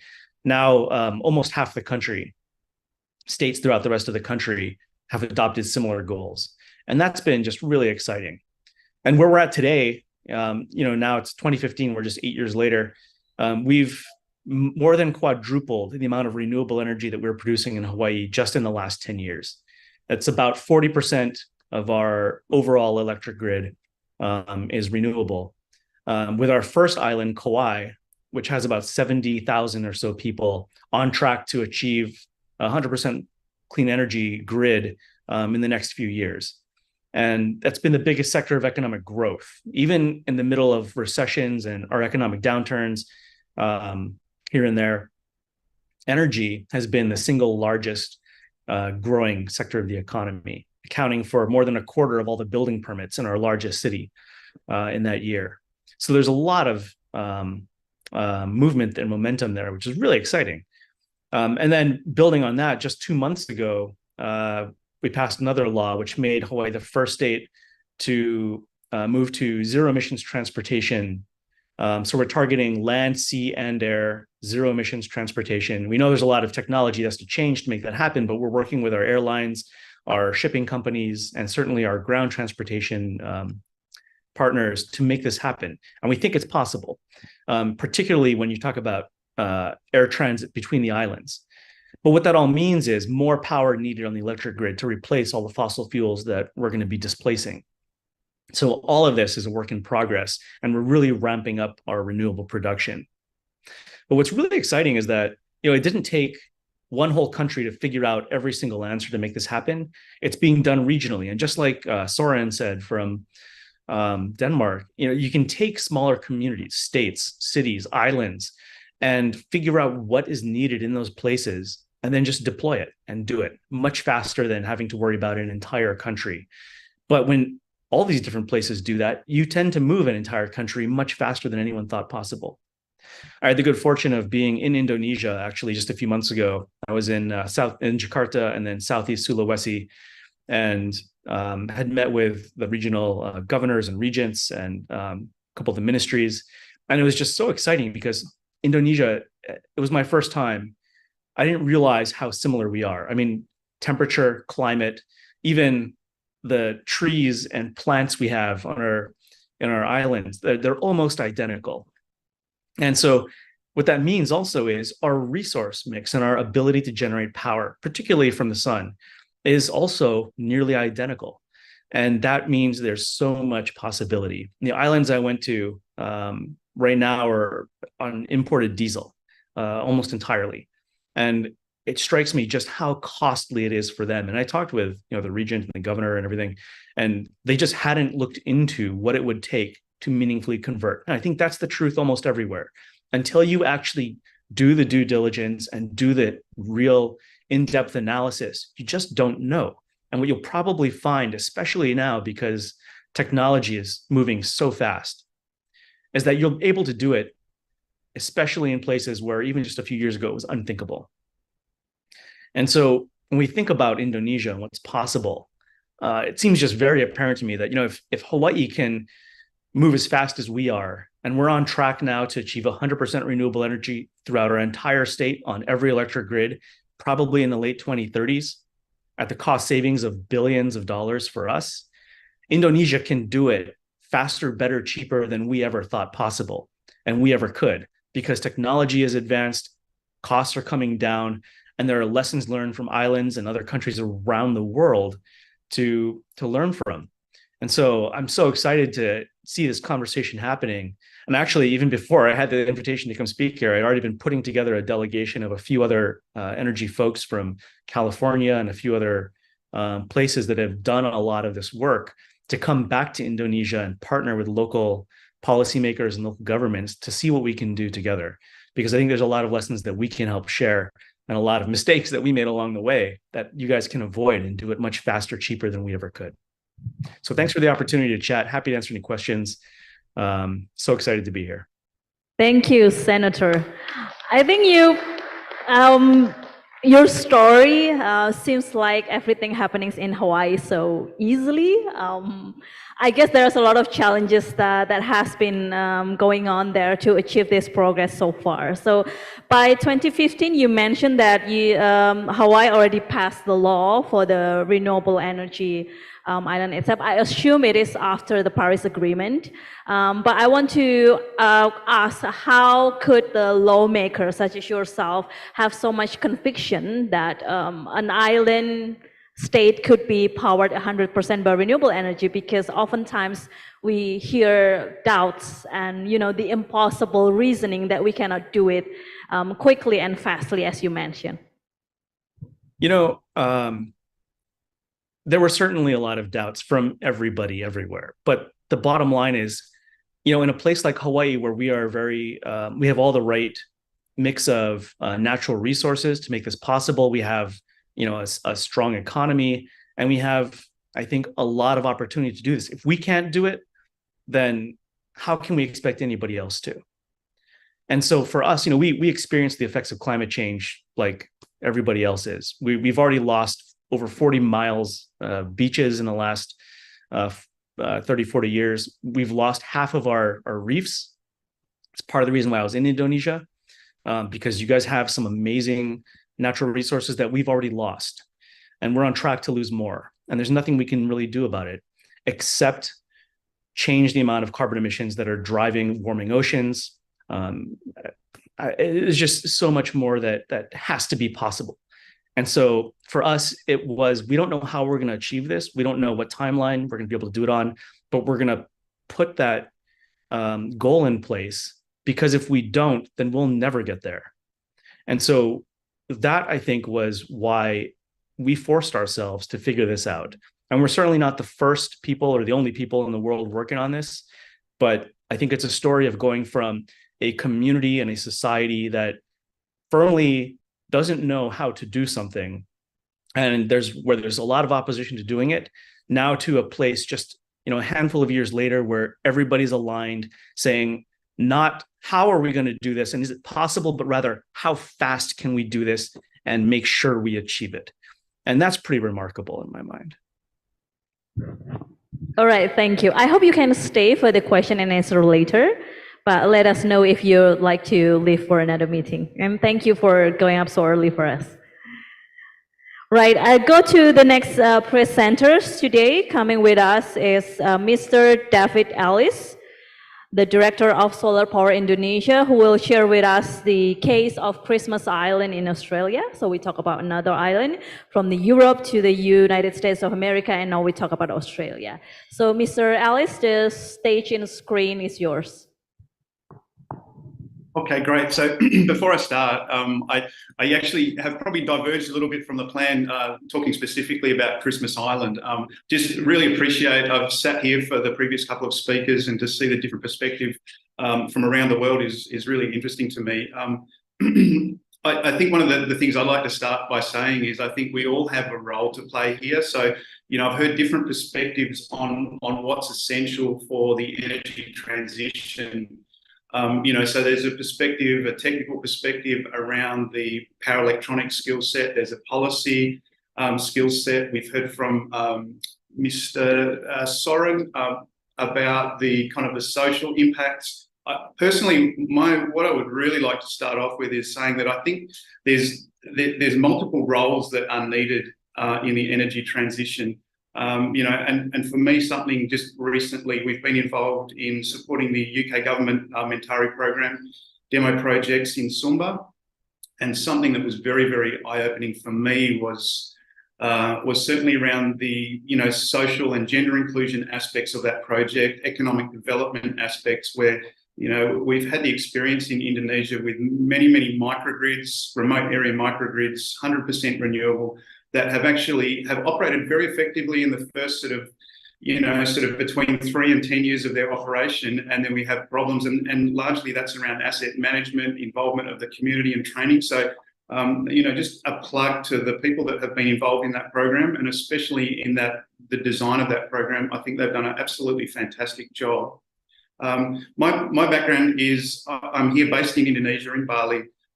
Beautiful part of Indonesia. I tend to think of it as the center of the universe, and it's certainly kind of geographically roughly in the middle of Indonesia.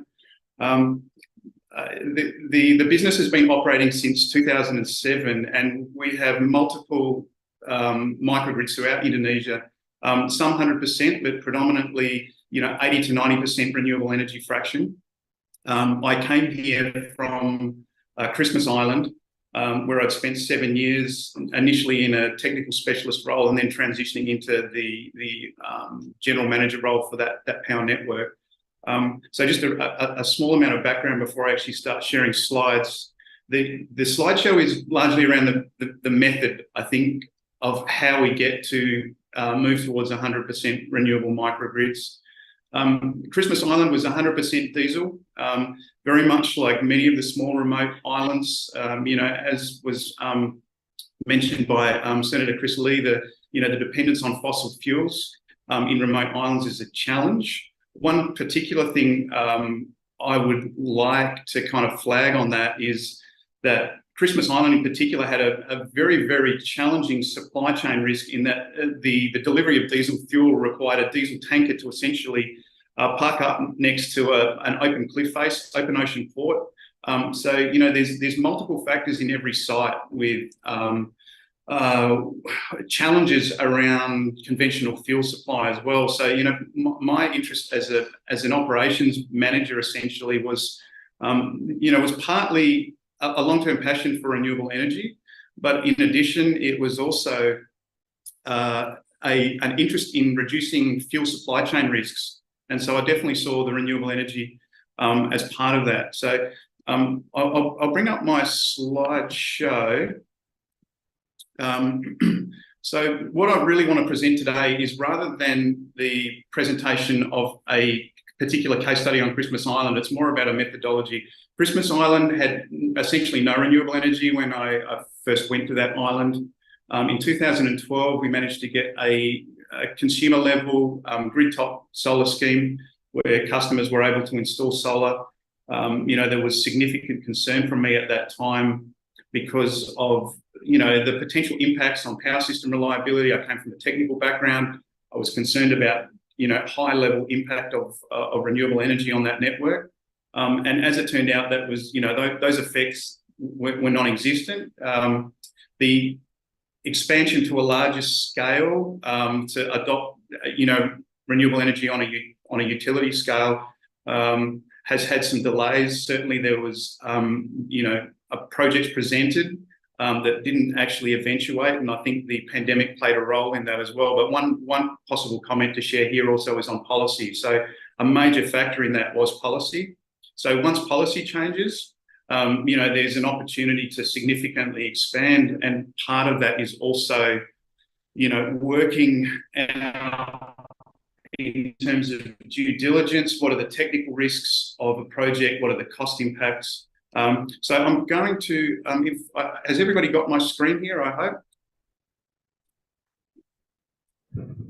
Yes, we can see your slide. Okay, now we're on the second page, correct? Yeah, sure. So basically, just as an overview, we're an EPC. Essentially our EPC model is the engineering, procurement, construction phase, and then we're looking at operation and maintenance, and that's something that's quite often overlooking in small power systems. But I guess where I wanted to do is just kind of map out our framework, our methodology. So this is unashamedly more of a pragmatic approach to how we look at retrofit of, say, diesel, existing diesel assets. Really at the very, very beginning, at the concept stage, it's essential to have some terms of reference, because there's different priorities when we're looking at hybridization, at increasing renewable energy mix. Different sites have different challenges. Generally with remote communities where you're looking at diesel, it's largely in relation to high diesel costs and ongoing maintenance costs. Some sites with older generation assets may have reliability issues. So really what this is about then is saying, okay, let's get a framework. What are our targets? What are our aims for our hybridization, our transition, our energy transition in those sites?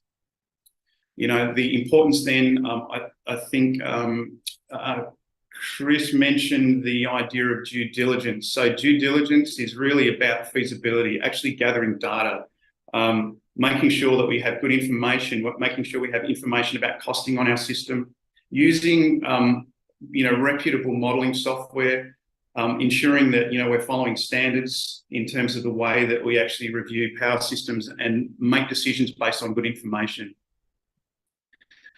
Concept design, again, we need to know what our existing assets are, what our existing topologies are, how do we integrate renewables with existing assets. So it's not enough to just say, well, okay, there's all these different renewable energy sources, but we need to start with some concept of how we're going to integrate those technologies.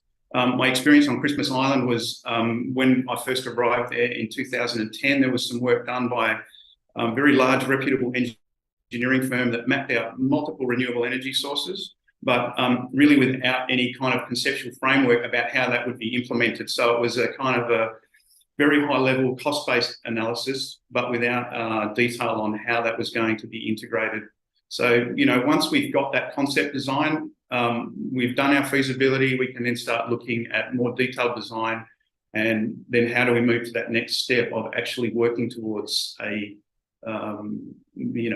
power system design that is going to work effectively. And typically then we're looking at, elements of cost, of reliability, and also, what are the real measures that we're going to use to look at the impacts of that renewable energy in our system. So, percentage of renewable energy, emissions based on, impact reduction on existing conventional generation assets. So that's kind of an overview of the methodology that we would follow through. We use Homer Pro. So originally developed in the United States, National Renewable Energy Laboratories. It was privatized, now taken over by UL Solutions. It really is the benchmark in microgrid modeling.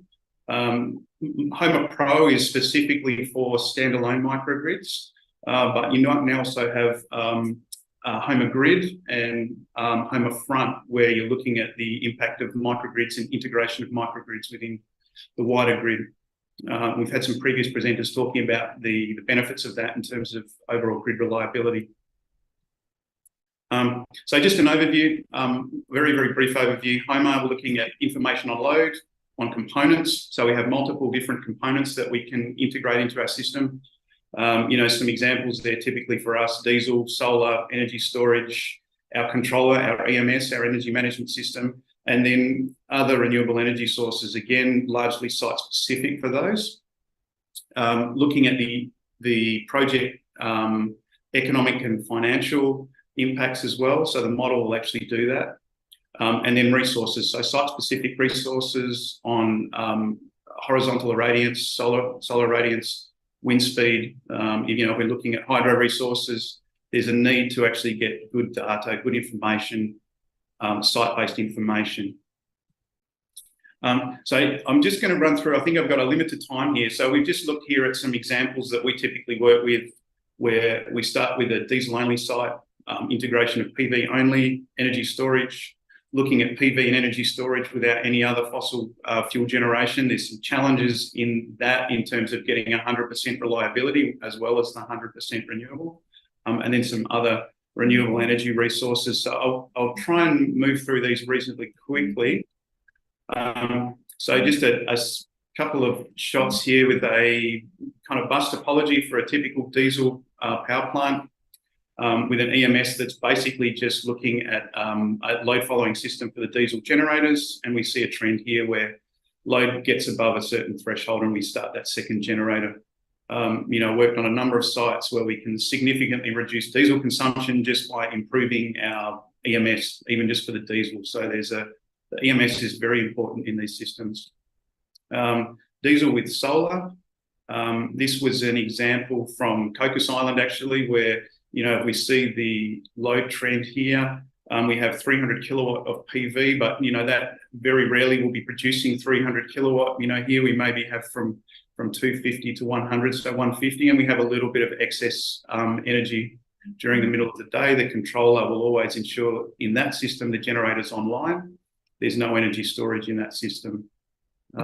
When we start looking at adding storage, we get the opportunity then to completely shut the diesel generator off in the daytime. We have some excess energy here. We have some of this excess energy here is being stored in our battery, and some of this energy here is excess. Obviously we're trying to minimize excess energy. The model will actually look at that and optimize to ensure that we've got an optimal configuration. Possibly one point just to look at here is, when we're looking at these power systems, we're looking at a model. So, we will put in our model, we'll put PV solar, but we need to consider, okay, there's multiple factors there. There's issues around land. It's the full cost of that system. It's not just the solar panels, it's the framing, it's the cost of the land, the lease of the land, the civil works. So we need to be really careful when we're doing our due diligence with this type of modelling and making sure that we've got an accurate representation of what those real on-the-ground costs are. So an example with solar and storage, and here was one from, actually specifically from Christmas Island, where we were looking at biomass as well. And again, all of these models were based on a transition. So I think the point to make about modelling software and planning for energy transition is you're never done. It's not like we get a point, we go, right, we get all the inputs in our model and we go, bang, we're done. We've come up with the optimal solution, because every element of that model changes, loads change, opportunities for different technologies change, costs of the technologies change over time. So what was really interesting here, and maybe Chris will appreciate this, that the biomass that we were looking at is leucaena, widely grown in Hawaii, I believe, as a cattle fodder. Christmas Island's about 65% national park, but there's large areas of, kind of abandoned mining areas that actually have leucaena. And we actually, with one of the, some of the modelling work we've done was looking at resources, and it actually became a very, very viable energy source where, previously in my mind, it was a bit, you get focused on kind of wind and solar, that's the accessible technology. But my point here is I think that it's good to look at. All right, David, could you wrap it up in 2 minutes? Yeah, sure, no worries. Sorry. It's just about at the end. I've actually got a case study here from Indonesia, but I realised right from the start I'm going to run out of time. So anyway, the other point here is just to make the note that one of the things is looking at configurations, we get different costs of energy. So depending on what we're looking at in terms of our configuration, we're going to have a different target. Generally, we're looking at lowest cost of energy. So you can see here there's some optimal configurations that we've highlighted here in terms of the energy mix. Okay, so next one here. Optimization strategy is just a real quick summary on this one. Again, typically looking at costs, reliability and sustainability, but even within that, what are we targeting? Are we targeting CapEx? Are we looking at lowest cost? Are we talking about minimizing our fuel costs? Are we talking about, the optimal balance between cost and reliability? A common one that I use is that levelized cost of energy. What's the kind of most bang for my buck, I guess, as an initial investment? How do I get the maximum renewable energy for the minimum cost as an upfront investment? So, and then obviously sustainability, that's the main kind of underlying driver for all of this. Okay, so very brief overview on optimization. I don't think I really have a lot of time to go into this, but there's different elements to optimize. So when we start looking at multiple generation technologies, then we have to kind of look at a strategy to how we actually approach that. Here's just one really quick example where I mentioned cost of energy versus renewable fraction. So this is from some optimization trends in HOMA. So we start to look at, there's very, very clear patterns in terms of each one of those dots as a simulation, if you like. And, there's clearly some low cost solutions down here at around, maybe 38 cents with a very, very high renewable penetration. And that's typically what we would see in many of our sites. 80 to 90% renewable energy fraction is about optimal. To get to the 100%, that's a significant challenge. And I think that comes from some creativity on the demand side as well. I think that's probably a good place to leave it. I won't have time for the case study in Indonesia. But needless to say, we have done multiple sites in Indonesia, and it's definitely achievable. the push to get from 90% renewable energy to 100% is challenging in terms of renewable capacities that need to be installed. And I actually believe I sat in on a presentation from one of our previous presenters, Fajr, on exactly that point, the significant additional cost to make that transition. So, I think it's definitely possible. And, I think it just comes from some smart, creative people looking at innovative strategies that mix both renewable generation and demand side management on that as well. So I think I'll wrap that up there. Thanks very much for everybody for the opportunity to speak, and look forward to any questions. Thank you, David. I guess that answered a lot of technical questions that I previously have on how to make optimization of renewable energy versus cost, and also to make sure that the grid and reliability remains intact for a 100% renewable energy island. And I guess I'll let our audience put a lot of questions for you later. For now, I will ask Professor Ida Ayu Giriantari, PhD, Head of Center for Community Renewable Energy from Udayana University, to present our initiative on Nusa Penida 100% renewable energy. If you haven't known, Nusa Penida is located in the south of Bali Island, and we'll hear more on how this small island could be powered 100% by renewable energy. Prof. Dayu, please, the stage is yours. Thank you, Mbak Citra. Good afternoon, everyone. I just slide to our presentation here. Yes, we have done a study on how to fueling 100% renewable energy for Nusa Penida Island. So I'm Ida Ayu. I'm from Core Udayana University. Okay, I think I can skip this. Mbak Citra already mentioned where the Nusa Penida is.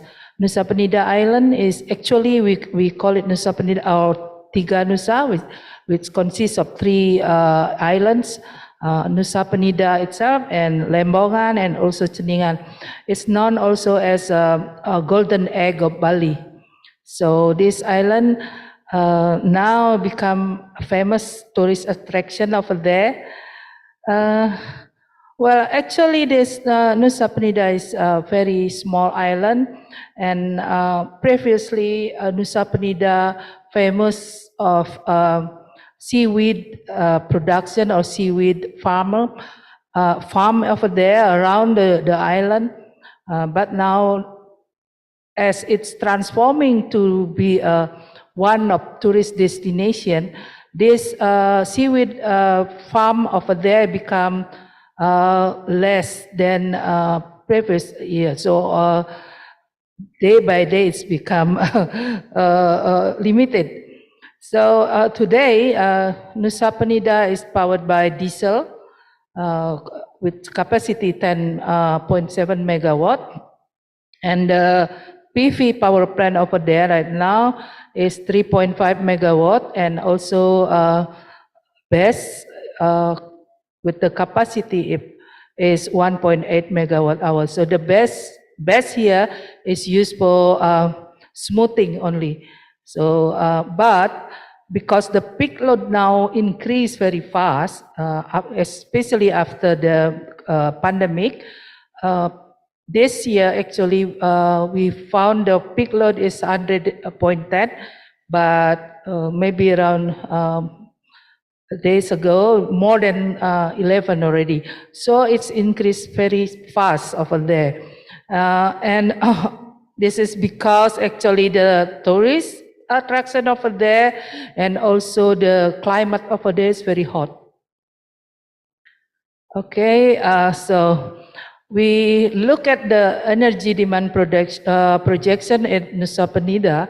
So if we look from the number of the customer, PLN customer over there, it's increased around 3.5 megawatt, 3.5% every year.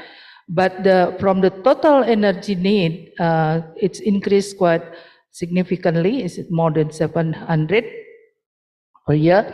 So for the next 2045, we found that the total energy need over there is around 334 gigawatt hour. Okay, but because we want to fueling the Nusa Penida by 100% renewable energy, so we have to find out what actually the local potential, local energy potential over there. So first, I think is for everywhere in Indonesia is solar, and then we look also the potential of seaweed biodiesel over there. So we want to increase again the production of the seaweed and make this more possible. Last time, because the farmer over there feel like they don't have much benefit from farming the seaweed rather than doing the tourist attraction over there, so they changed to become a driver or something like that, that related to the tourist industry over there. And also we have look at the potential of Jatropa biodiesel over there, that were around 20 years ago it's already introduced in this island also. And also we look at the waste potential over there.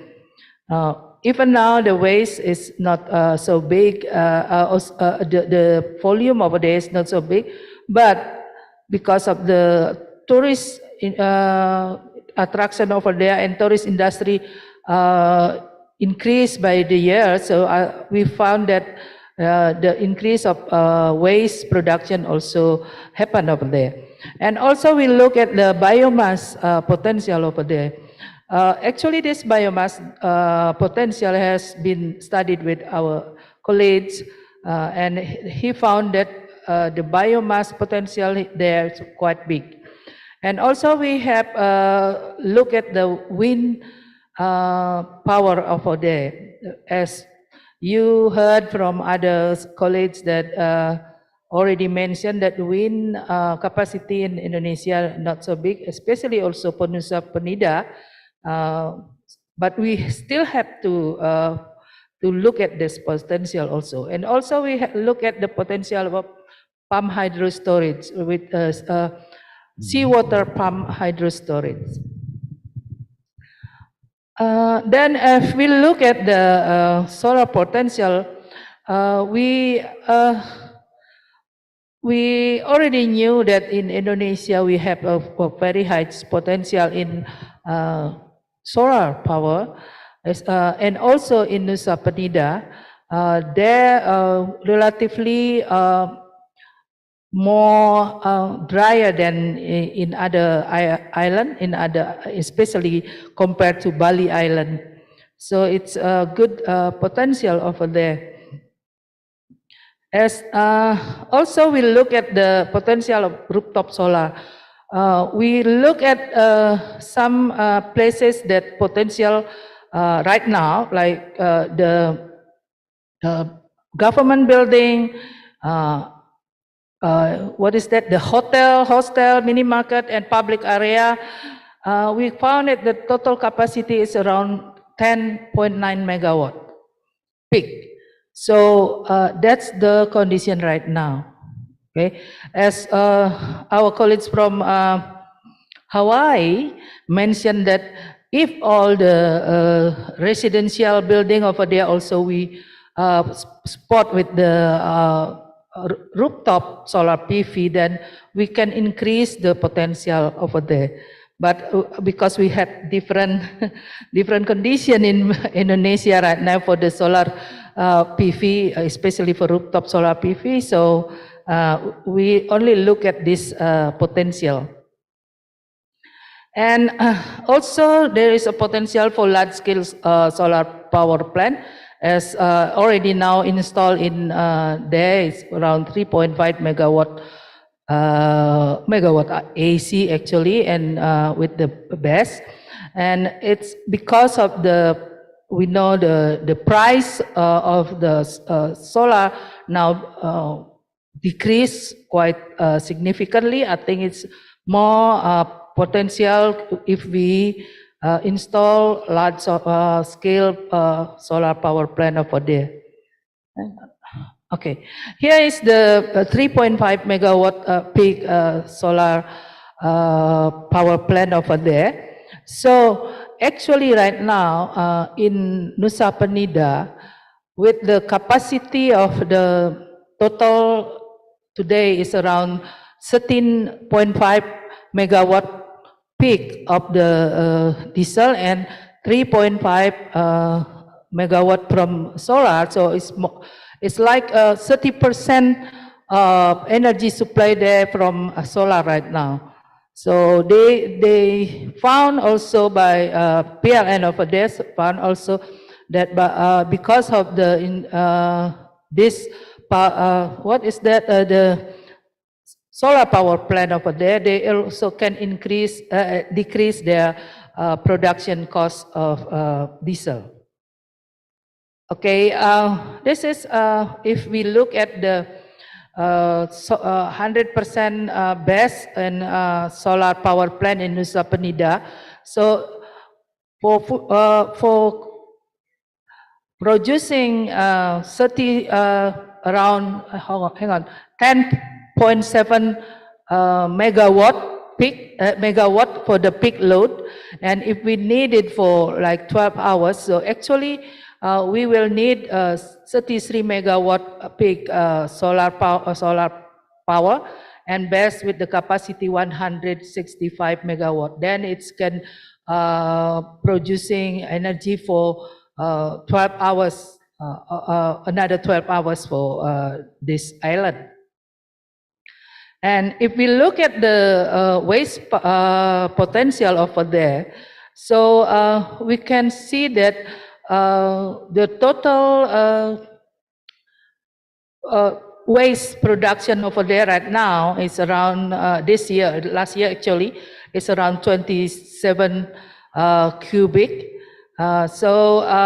Because this also, because if we build a waste power plant, we should consider the feedstock sustainability, right?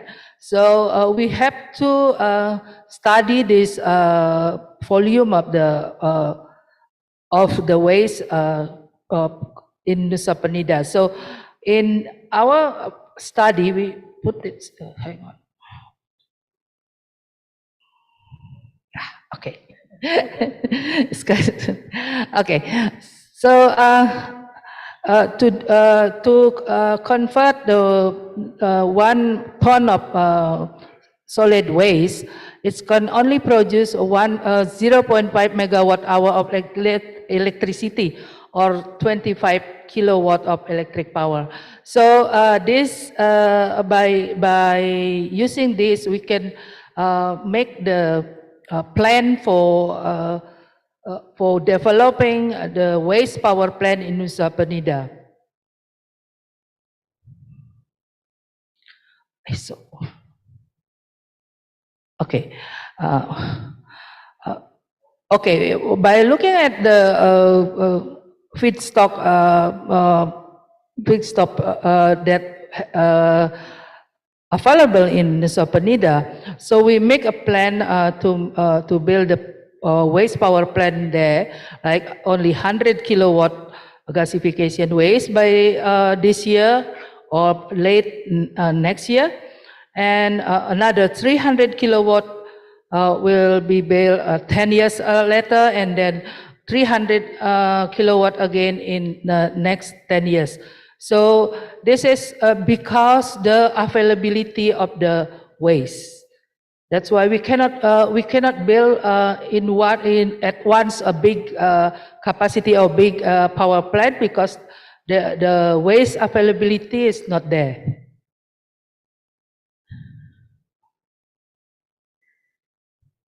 Okay, okay. We also look at the hang on. We also look at the Jatrofa biofuel. So actually, the Jatrofa plant over there is very good because the the soil there is not so good for other plant. Then jatropha has been introduced around 20 years ago, and it's good and has good production. But again, that time the community there is quite disappointed because after they're producing jatropha, there is no demand. Then they frustrated. Then they also stop for planting jatropha over there. And we look at the diesel plant jatropha. So if we use jatropha, we also producing biodiesel. And actually, we also plan to use it for the diesel, the existing diesel over there. And the seaweed is a very good potential over there because this area actually known as the seaweed farm previously, and there is about they have a potential very high over there actually, and we plan to make the biodiesel from seaweed in 2030 about 1.5 megawatt, and also the next 2041 is around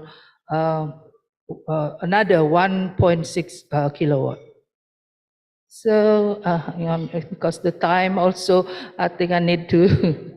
Okay, this is the wind power, as we know that because the wind over there from our study is not so big. So, and also has been deployed over there, and we found it's not so good. But for the small wind turbine, it will be available over there and good. But we should put it in different places. I mean, scattered in other places. Okay, palm hydrostorage also available over there. It has a potential because in certain place of the island they have a very stiff geographic. Then, but again, this steep geographic will also give us a good place for the tourists that now become a tourist attraction. Okay, this is the potential of the biomass. So we found that biomass over there is available about 195,000 tons. So it's enough for if we build over there 5 megawatt power plant, then the biomass, the existing biomass available for 3 years. It means that we have time to plant a new biomass feedstock. Okay, hang on. I think I missed that. Okay, so after we found what the potential over there, we make the generation plan up to 2045 for Nusa Penida. So we start by technology that easily implement, and also that cost what is that, like cost effective right now. Sorry about that. So first we will install today we have the 3.5 megawatt, so it's about 20, it's about 7.7 megawatt hour, a gigawatt hour that we produce from PV power plant existing. And next year, by next 2 years, like we plan to have another 5 megawatt peak PV power plant that will give us around 11 gigawatt hour per year. And also we will plan to by 2025 also we start deploying another renewable energy power plant. So in this generation plan, we found that by 2030, actually, we can deploy 100% renewable energy in Nusa Penida. If you see here PLTD Kutampi, it's mean the diesel power plant of that the existing power plant there. It's still over there until 2045, but the fuel we use is biodiesel, so it's become clean.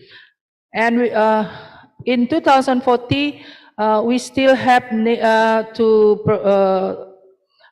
get another 112 gigawatt hour energy supply. It can be from PV power plant, around 100 megawatt peak with the BESS, and also the second option is the biodiesel power plant, and the capacity will be only 20 megawatt. So this is the Can energy we mix. wrap this up, Sorry. Professor? Yeah. Okay. Okay, this is the energy mix, and then I think it's enough. Okay. This is the distribution network, which is need to be develop more modern network. Okay. I think that's all. All right, thank you, Professor Dayu, for explaining the plan for 100% Nusa Penida renewable energy. I guess this is quite an ambitious initiative that we want to achieve Bali net zero emission by 2045, and also to make Nusa Penida 100% renewable energy by 2030. So please mark your calendar, and we'll go back in 2030 to make sure that this happens in Indonesia. Right, I'm not going to take up time for myself, so I will let the audience to ask questions for our speakers here. We have Senator Lee from Hawaii, David Alice from Solar Power Indonesia, and also Professor Dayu from University of Udayana. So if you like to ask questions, please raise your hand and mention your name and to whom the question is addressed. Or we have something, question from the online audience, if any. All right, please, sir. Could the committee help to give the microphone to the gentleman in the front?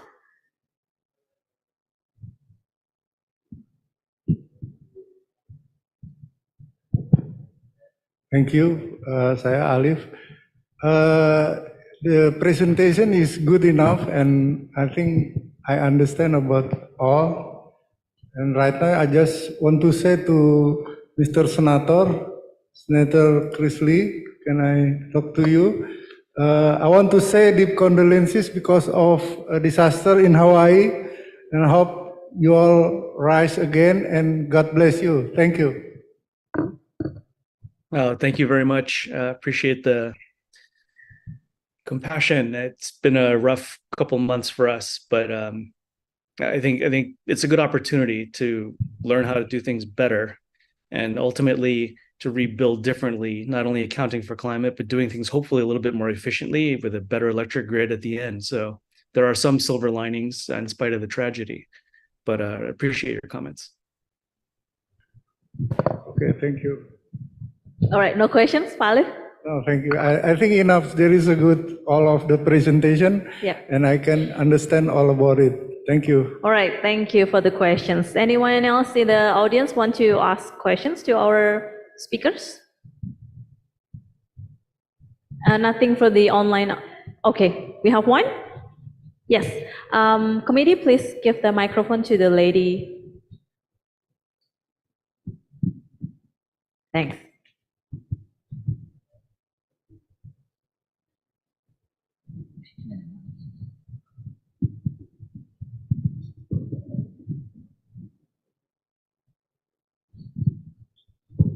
Yeah, thanks so much for all of the presenters. My name is Lakshmi. I was just wondering, also from the Indonesian case as well, you mentioned a lot about the potential, and I remember, David, you also mentioned about some of your experiences from the microgrid experience in Indonesia so far. How has been the engagement with the communities across these projects, and typically do they have stake in the project, or is the O&M part managed along with the communities? And have there also been any experiences, challenges with regard to the socioeconomic aspects of these microgrids, and how if they also triggered new income generation activities? So I was just missing some of those aspects from your presentations. Thank you. All right, could I clarify the questions? So it is more about the socioeconomic impacts and also financing of the microgrid as well? Not so much on the financing, but how did these projects engage with the communities? If the communities also had stake in the project, if they also handled part of the O&M aspects, if that part was transferred from the IPC to the communities as well. All right. Thank you. This is a very good question. It applies to all of the speakers. So I will reiterate the questions first. How do you explain about the socioeconomic impacts of the microgrid, or in a general sense, is the 100% renewable energy implemented in the island or the region where you are right now? And also how the inclusivity of these projects transferred or being engaged, the community inclusively engaged for the O&M, but probably also in the whole operation and also management of the microgrid itself. Maybe I'll start with David first. I think you're still muted, David. Or there's some technical... Thanks. Okay. Yeah, no, it was muted. Look, thanks very much for the question. Very interesting. Our background is primarily as owner's engineer in most of the community-based projects we've been involved in. We do a large number of private business-to-business, I guess, resort-based projects, so surf dive, eco-type resorts. The community-based project work we've done has generally been, our involvement has been in an owner's engineering capacity. And I think I started my presentation discussing some of those challenges in terms of the roles, different roles that are needed in the energy transition. My personal feeling is that that's something that I personally recognise that we've probably largely overlooked, and it's absolutely essential. So the Mentari program in particular focused on addressing a number of those issues, and a number of key innovations that were looked at were around ensuring that the renewable energy that in the case of an unelectrified community, that the energy is actually being used in a productive way, so that actually supports and serves the development of local economies. From my perspective, I'm coming more from an asset management, operation and maintenance perspective, where I can see that that's absolutely essential to ensure that the assets are maintained on an ongoing basis. So, our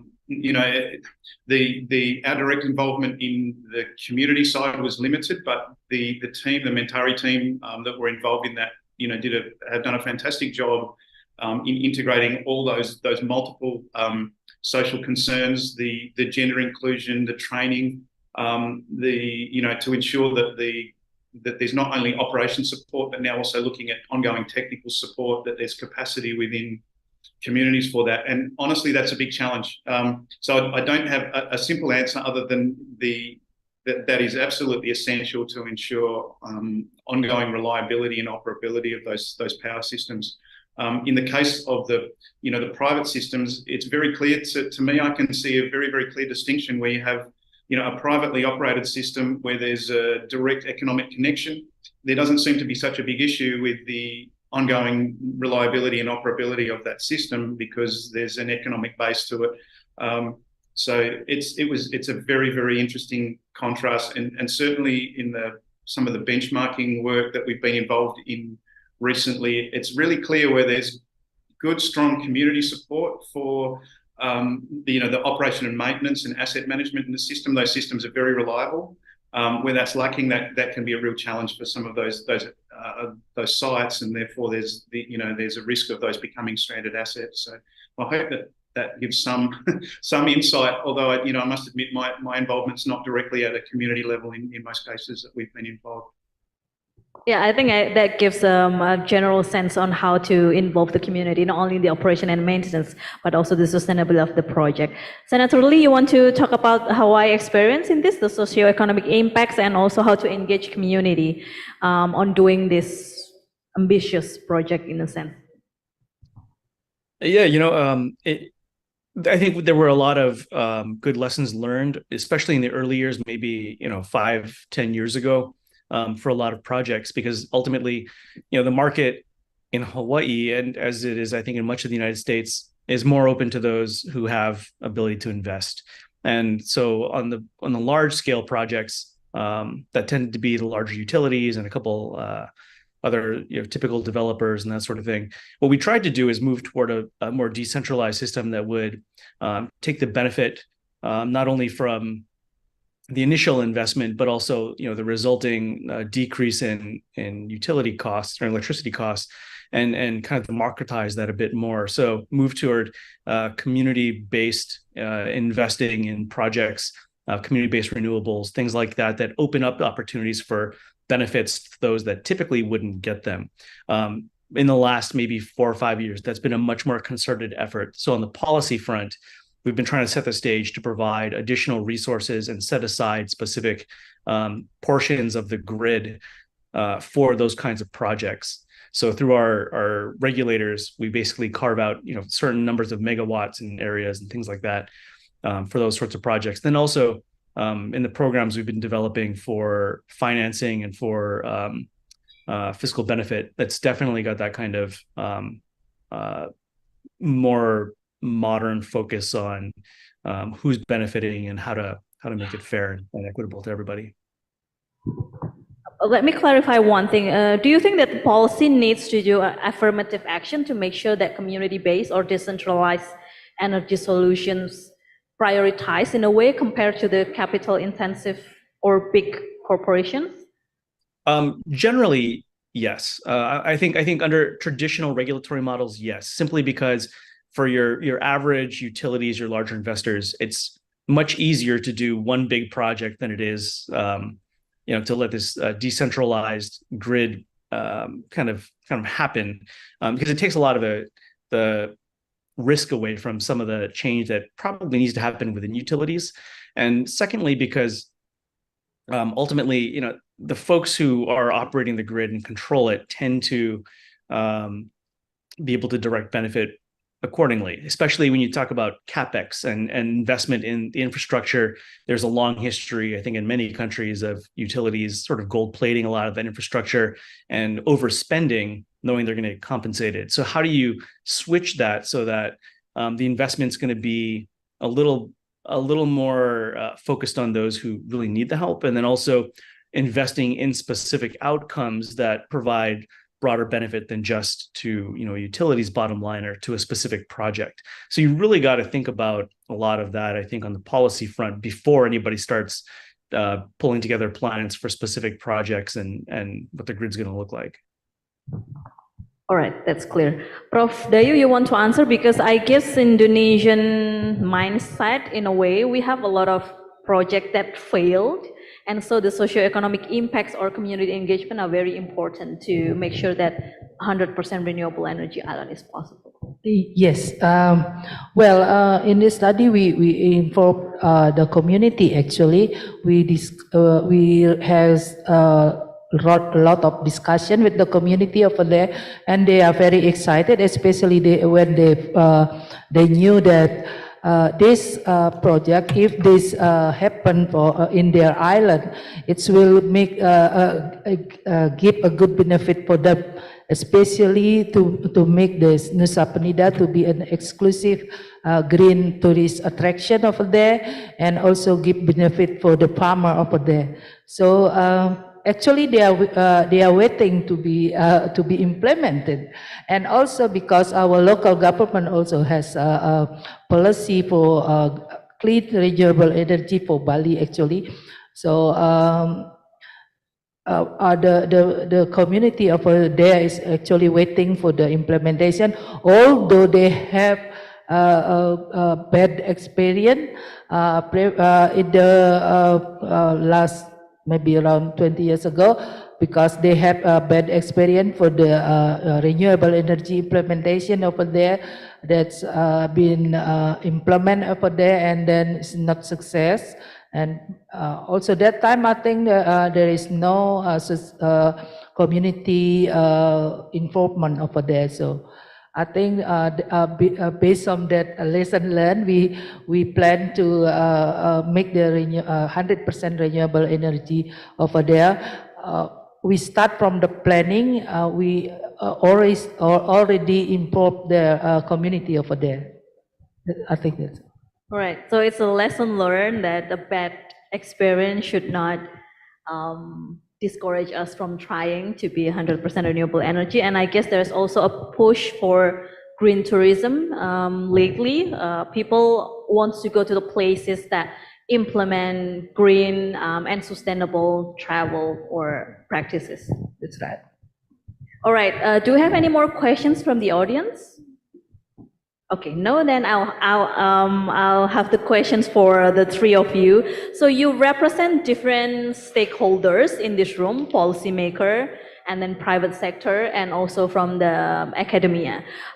Which stakeholders would you like to talk and convince first about your idea for 100% renewable energy island, and why? I think we can start from Professor Dayu first.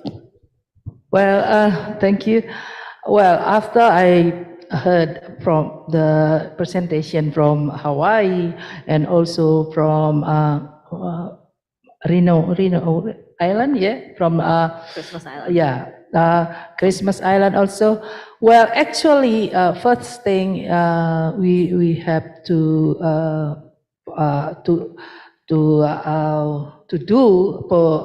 realizing or to implementing 100% renewable energy in the island is the policies is there, and also as how to convince the government and the community that 100% renewable is possible and also get benefit for them. So I think that's what I want to say. Thank you. Okay, policymaker or government first. Senator Lee, who would you like to talk first about this and convince them that it is possible? I'd love to chat with, I mean, you know, I'm biased. I'd love to chat with some of the policymakers there. My limited experience when I was in Indonesia, chatting with some of the leaders of the various islands and states, this wasn't something that was something that they had spent time thinking about or put a lot of effort into trying to figure out. So I think there's just a very basic conversation that probably should be had about what is possible. And I think opening eyes to these sorts of projects moving along in other places around the world, like some of the other presenters had talked about in their home states, because I think once you realize that this is already happening somewhere, it's not a question of is it possible. It's already being proven in a lot of places. It's a question of how do you set the stage to replicate that and do it, you know, differently, that's place appropriate for certain islands in Indonesia. And I think that simple conversation, you know, it kind of blew my mind that folks just hadn't talked about that in some of the places that I went to. So I'd love to be able to engage there. Right, we'd like you here as well. David, would you like to talk to first? Yeah, so probably based on my Christmas Island experience, I would say the policy level support, but very closely followed by the power utilities. And I think in Indonesia at the moment, and we've been doing some work with PLN on hybridization with the diesel replacement program, I think really strongly feel that there's a need for some demonstration cases within Indonesia to demonstrate that it's possible. And certainly that it's possible to implement and it's possible to do it in a way that is actually, you know, saves money, improves reliability, you know, has an immediate impact on renewable energy, but also allows scaling. So I think there's a need for both of those things, both the, you know, the policy level support, and there's at a high level in Indonesia, there's some really, really good policy level support for renewable energy projects. And I think for me now, it's like we really need to start moving into that implementation phase. And the best way to give the power utility peace of mind is to actually do it in a way where, you know, you do it as a demonstration case. I think Nusa Penida is a fantastic idea. and can really help get traction on demonstrating that that's possible, and then that allows to scale and encourages that uptake in multiple different sites. So very strongly feel that in Indonesia right now, there's a strong need for implementation. Right. So yeah, I guess to sum up this session is that having seen the proof happening elsewhere in the world that 100% renewable energy, especially on island-based territory, is possible, and there are a lot of technology that can be utilized to make this true, Indonesia in a way lack confidence on how to implement this, not only on the level of the policymaker, but also the utilities itself. There are a lot of doubts about grid reliability, on how we finance this initiative as well. And I guess I would like to thank David and also Senator Lee and Soren for explaining that this is already happening elsewhere with great success and a combination of technology and involvement of stakeholders. And we hope that this conversation will keep going in Indonesia.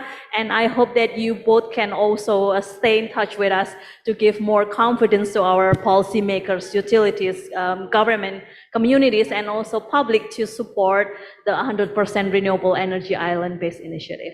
I'd like you to all to give a round of applause to our esteemed speakers today. And before we close the session, I guess we'd like to have a photo op with Senator Lee, David, and also Prof. Dayu here on the stage.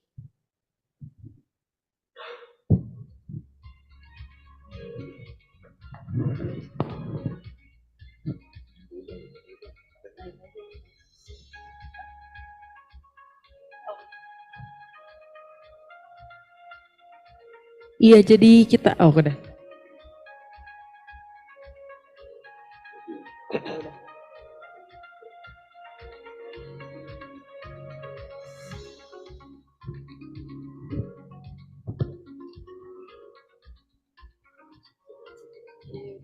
Terima kasih sama